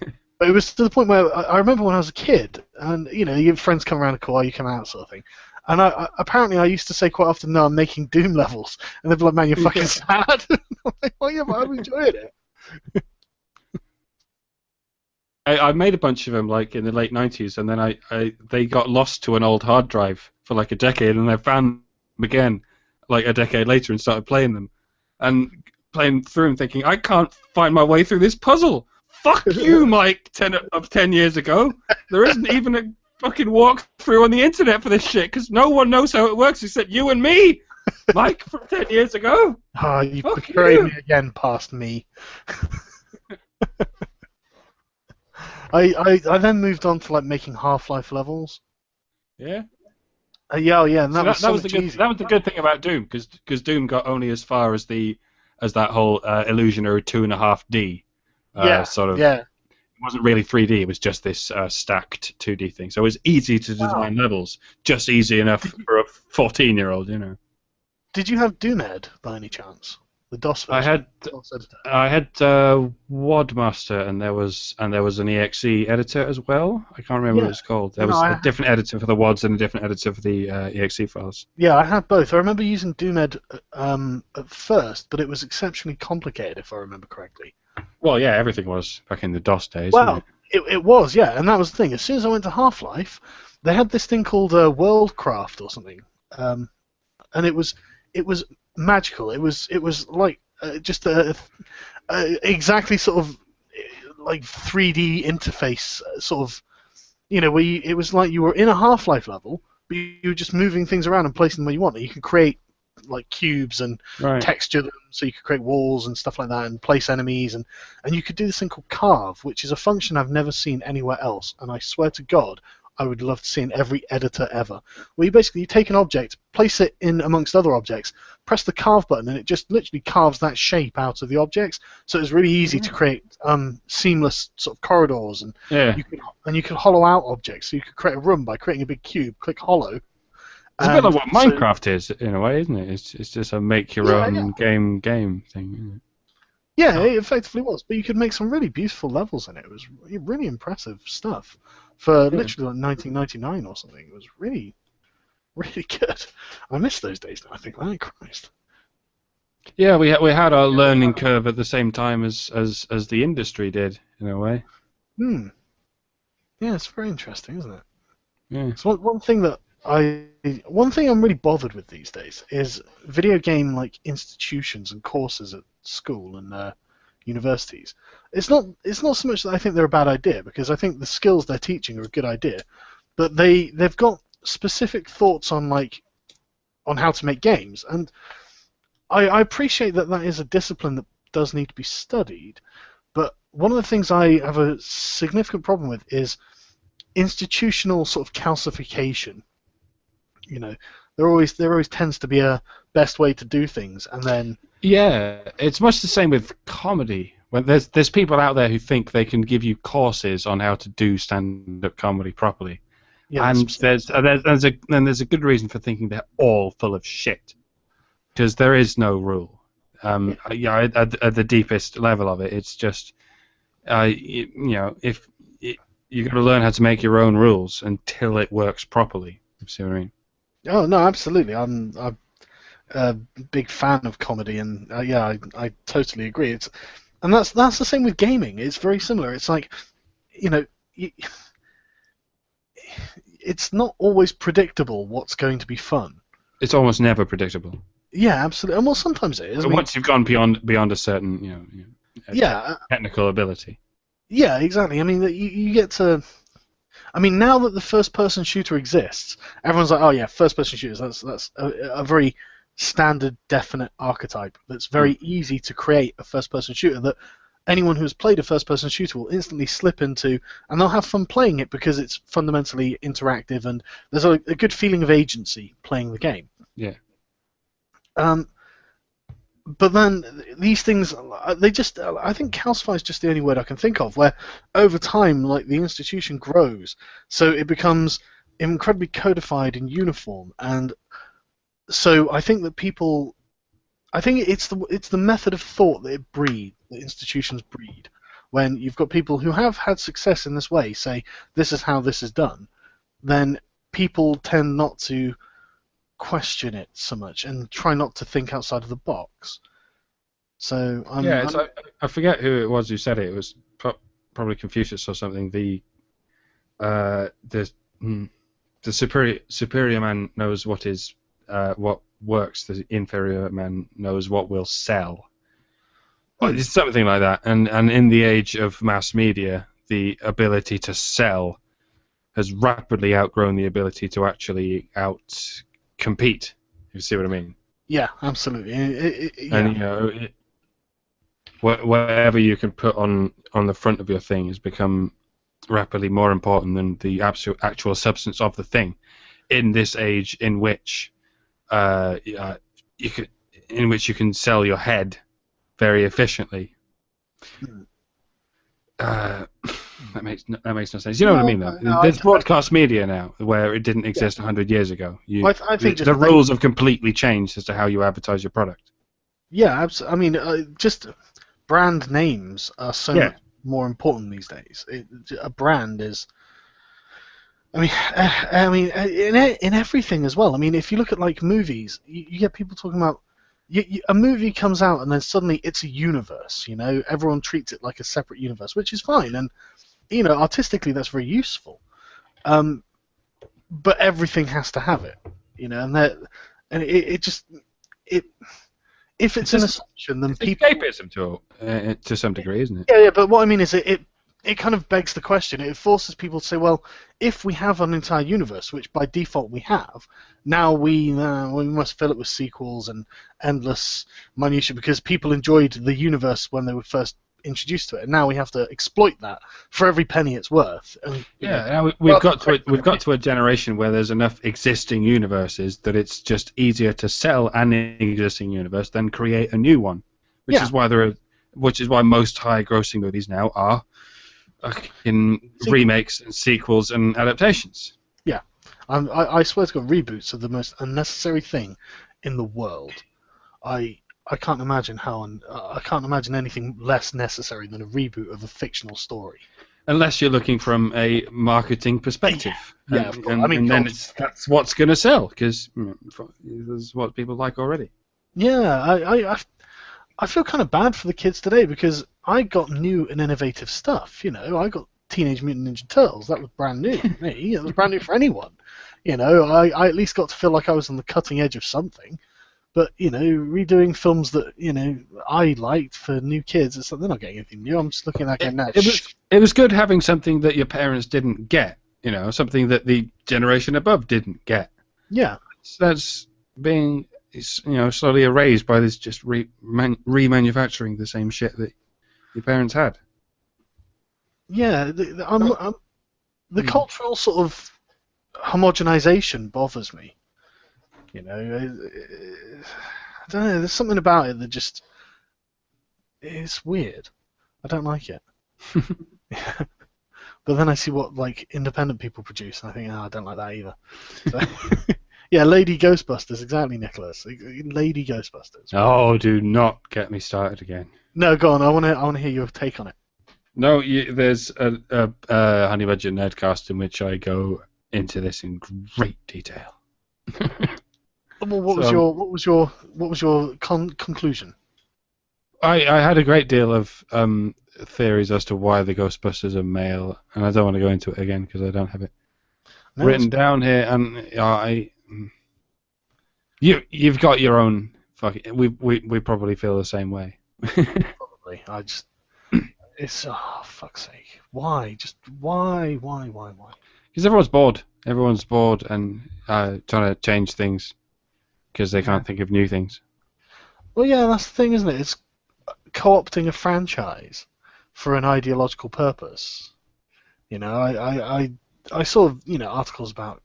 It feels like it's more of a why not situation than an ideological situation, if I mean. But I mean, it's allowed to happen because of the ideological zeitgeist at the time. But it's still just this fucking fireworks display of why not. You know what I mean? Yeah. But the thing is, I was arguing with a feminist about this, and they couldn't understand. I think it was Optium. They couldn't understand why I was saying it's a bad thing for like women. It's a bad thing for if you're going to say that women have a culture, which is effectively what feminists are trying to say, and they may well do. If you want to take something that was built by men, made popular by men, and then repurpose it to fit women, then women have been left out of the innovative sort of cycle. It's not like these things don't just spring out of nowhere. The people who made Ghostbusters were inspired by something else they'd seen prior, and a few things probably clicked together to form the idea of, hey, wouldn't it be great to have Ghostbusters? Yeah, it's a great idea. And if you're not doing that, it's not something that just happens without any kind of practice. I think this is a skill. I think that leaving women out of the development process and just co-opting something else someone has made is never going to encourage them to join the development process to create something new and original. Yeah, it's going to make them join the performing process. Exactly. That is much how it works. I was a drama student, and I've tried briefly to get into the acting industry, and that's. Women go into it because they want to be there, and much less proportionally than men go into it because they want to make things happen. And it's just going more and more in that direction. Every drama department in the country is mostly women, by the way, and they would never even dream of bringing in quotas to make it 50-50 male. I'm not surprised whatsoever. Yeah. But yeah, it really is that sort of thing, and I suppose it does come down to the whole mechanical play, boys having desire to build things. But it just annoys me that nothing can be left alone. That's it's not for you sort of thing. It was made. This is my problem with feminism in the video game industry. This is the entire problem. It's men created these games. They paid for these games. They literally put all the time and effort to make these industries what they are. When people were saying, "Oh, that's shit. You're an idiot for liking that. That's shit," and now that they're established, "Oh, actually, we love video games. We want to get in on it." It's, oh, do you? I know I'm being petty. I know I'm being childish. No, you've made the same point a lot of people made when it's unpopular, except among the male geeks. Yeah. Everyone goes meh, and then when suddenly it's popular in the media and whatever, suddenly women jump on it and said, "Yay, we've been into this all along." Yeah, we just didn't show it or pay for it, or But now I want you to change this because now we like it, and it's just like, look, just because now you like it, you liked it when men built it to men's preferences. If you want to come in and change it, then you're going to create something you don't like, and you're also going to create something that I don't like. And so I imagine a lot of other men are probably going to go elsewhere. And what are you going to do? You're going to be sat there with this like really torpid sort of industry where no creativity and innovation is happening, and you're going to see all these men who've defected, and you were like, No, fucking good riddance, you fucking sexist. Oh, fuck yourself. And they're going to have built something really interesting like over there, and you'd be like, oh, that looks good. That's kind of what's happening. That's why YouTube's more I know! interesting than the television right now. I wouldn't know. I haven't watched the fucking television for months. I don't know what's happening over there. But I reckon we're more entertaining, Sargon. What do you think? I think we are to us. But no, I really do think that is actually the case, man. I think the alternative media that we technically are part of is one of those things that's growing very rapidly because it's been colonized. You know, driving people away from the things that they made, and I don't really think that's right. You know, I don't think that if a bunch of women created, I don't know, a sewing circle or something, you know, and they set up the sewing circle, they put a lot of money towards it, they went every week, and they all have their new things. Whatever they do there, I don't know what they do. They learn new skills and whatnot, produce things. And I went over there and was like, right, but this isn't really competitive enough. You know, I've just got into sewing, and that's cool. I like this. This is all right. But can we have rankings? You know, and we want prizes for the people who win. And you know, I'm not going to be the best sewer, so at first I'm not going to win. But that gives me the drive to compete. And you know, I love the way you're all writing poetry, ladies. But who's got the best poem? Come on now. Exactly. That's the thing. You know, this is the thing. I want competition. We don't do that shit because we understand boundaries. Exactly, but no, I go there and you know, week after week, I'm getting better, and I'm second. But there's this old woman; she's been sewing for a long time. She's amazing at it.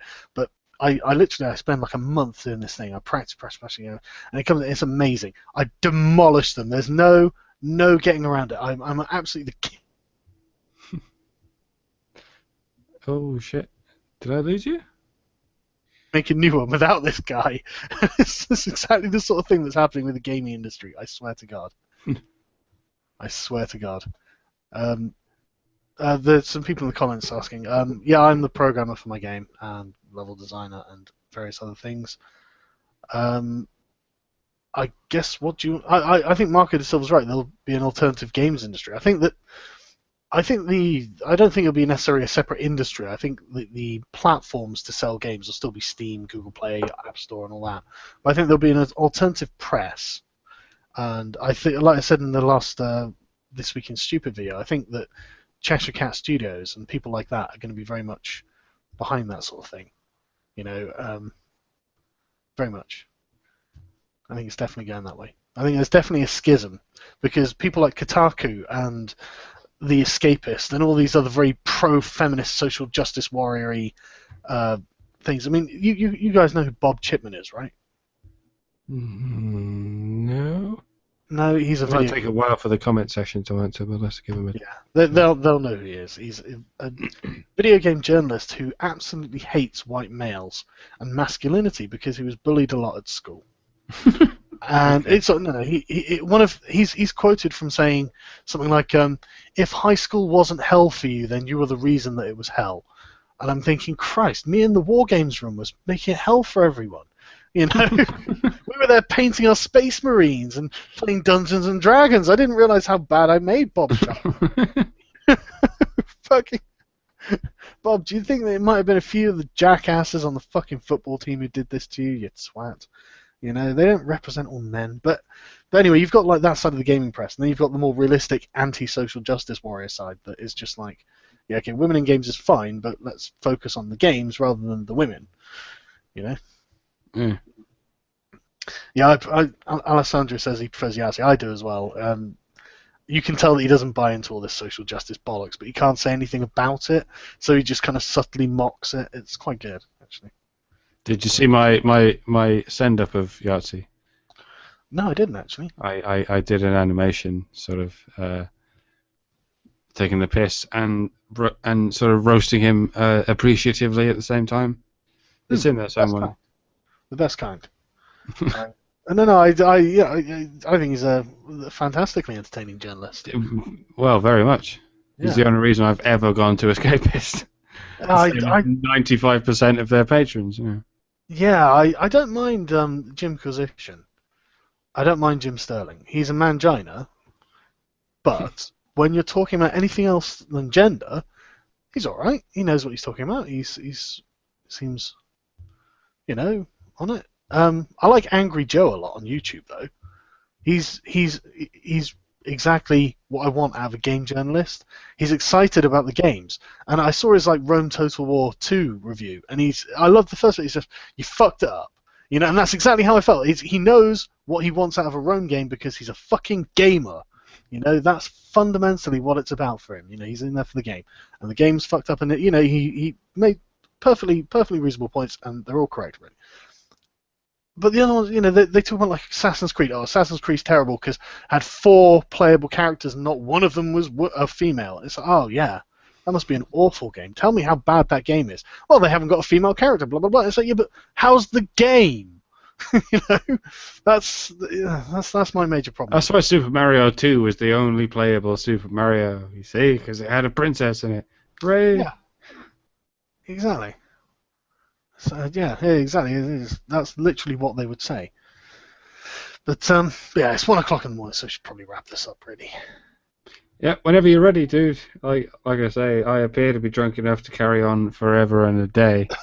So it's up to you when we anchor this. Yeah, we probably should, because I need to get up early and do the This Week in Stupid. Yeah. Because that's the thing about Patreon, right? Is I said on there, I'd create a regular schedule if I reach $75, and I was like, oh, I'm never going to do that. That's miles away. It's never going to have to happen. And now it's happened. I'm like, oh, shit. Now I've got responsibilities. So. Yeah, I've got a cartoon to upload tomorrow. It's quite funny. You all should watch. No, everyone should watch it. I've subscribed to his channel. I'll put a link in the description for this when it's uploaded. These aren't quite as popular as the rants, but I'm pushing them anyway because it's a different audience, isn't it? That's what I spend my time on. Yeah. And the same with me in the history and the gaming stuff. I know it's not as popular as my anti-feminism stuff, but I don't want my channel just to be entirely about the negative, emotional black hole that is feminism. Well, even my cartoons are about anti-feminism stuff. Apparently, they're not as compelling as my face when I'm dealing with the evil people. I think it's the evil people put alongside my face that sell it. I don't know. Your videos have made me tempted to do like a video clip in between rather than just the audio clip, because one thing I do notice that you have that I don't is obviously facial expression, and you know, a lot can be given in merely the expression, which you had one point in one video that I absolutely loved. I can't remember exactly what you were saying, but it's something like blah blah. I'm not saying feminism is responsible for this. You know, watch me as I directly imply it, though. And you know, excellent, absolutely fucking brilliant. That I was cracking up. Yeah, that's. I think that's why MRAs are a little bit more dominant on places like YouTube than they are on places like Facebook and Tumblr, because you can actually express things as your face actually expresses them. You can't be misconstrued by whatever silly voice people feel like reading your text in. If you see what I mean. Yeah, absolutely. The emotional resonance is there. Yeah. The drive behind it. It's very much so.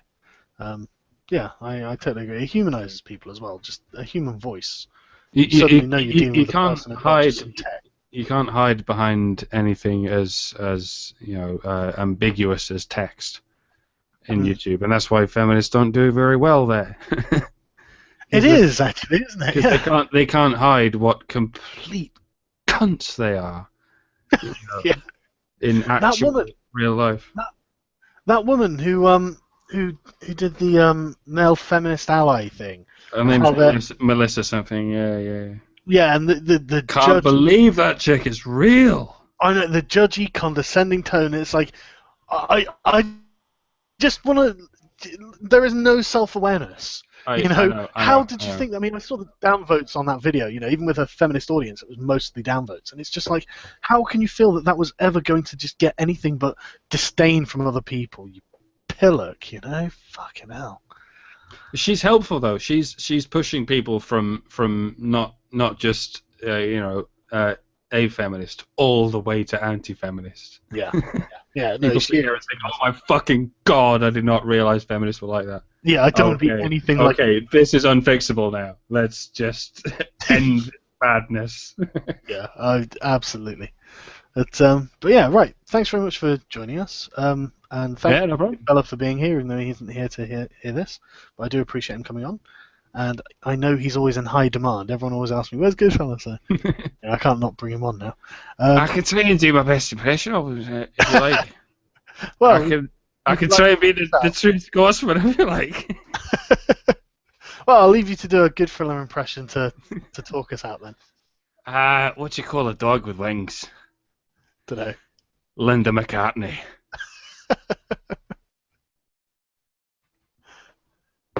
That's all I got. So damn. Thank you very much.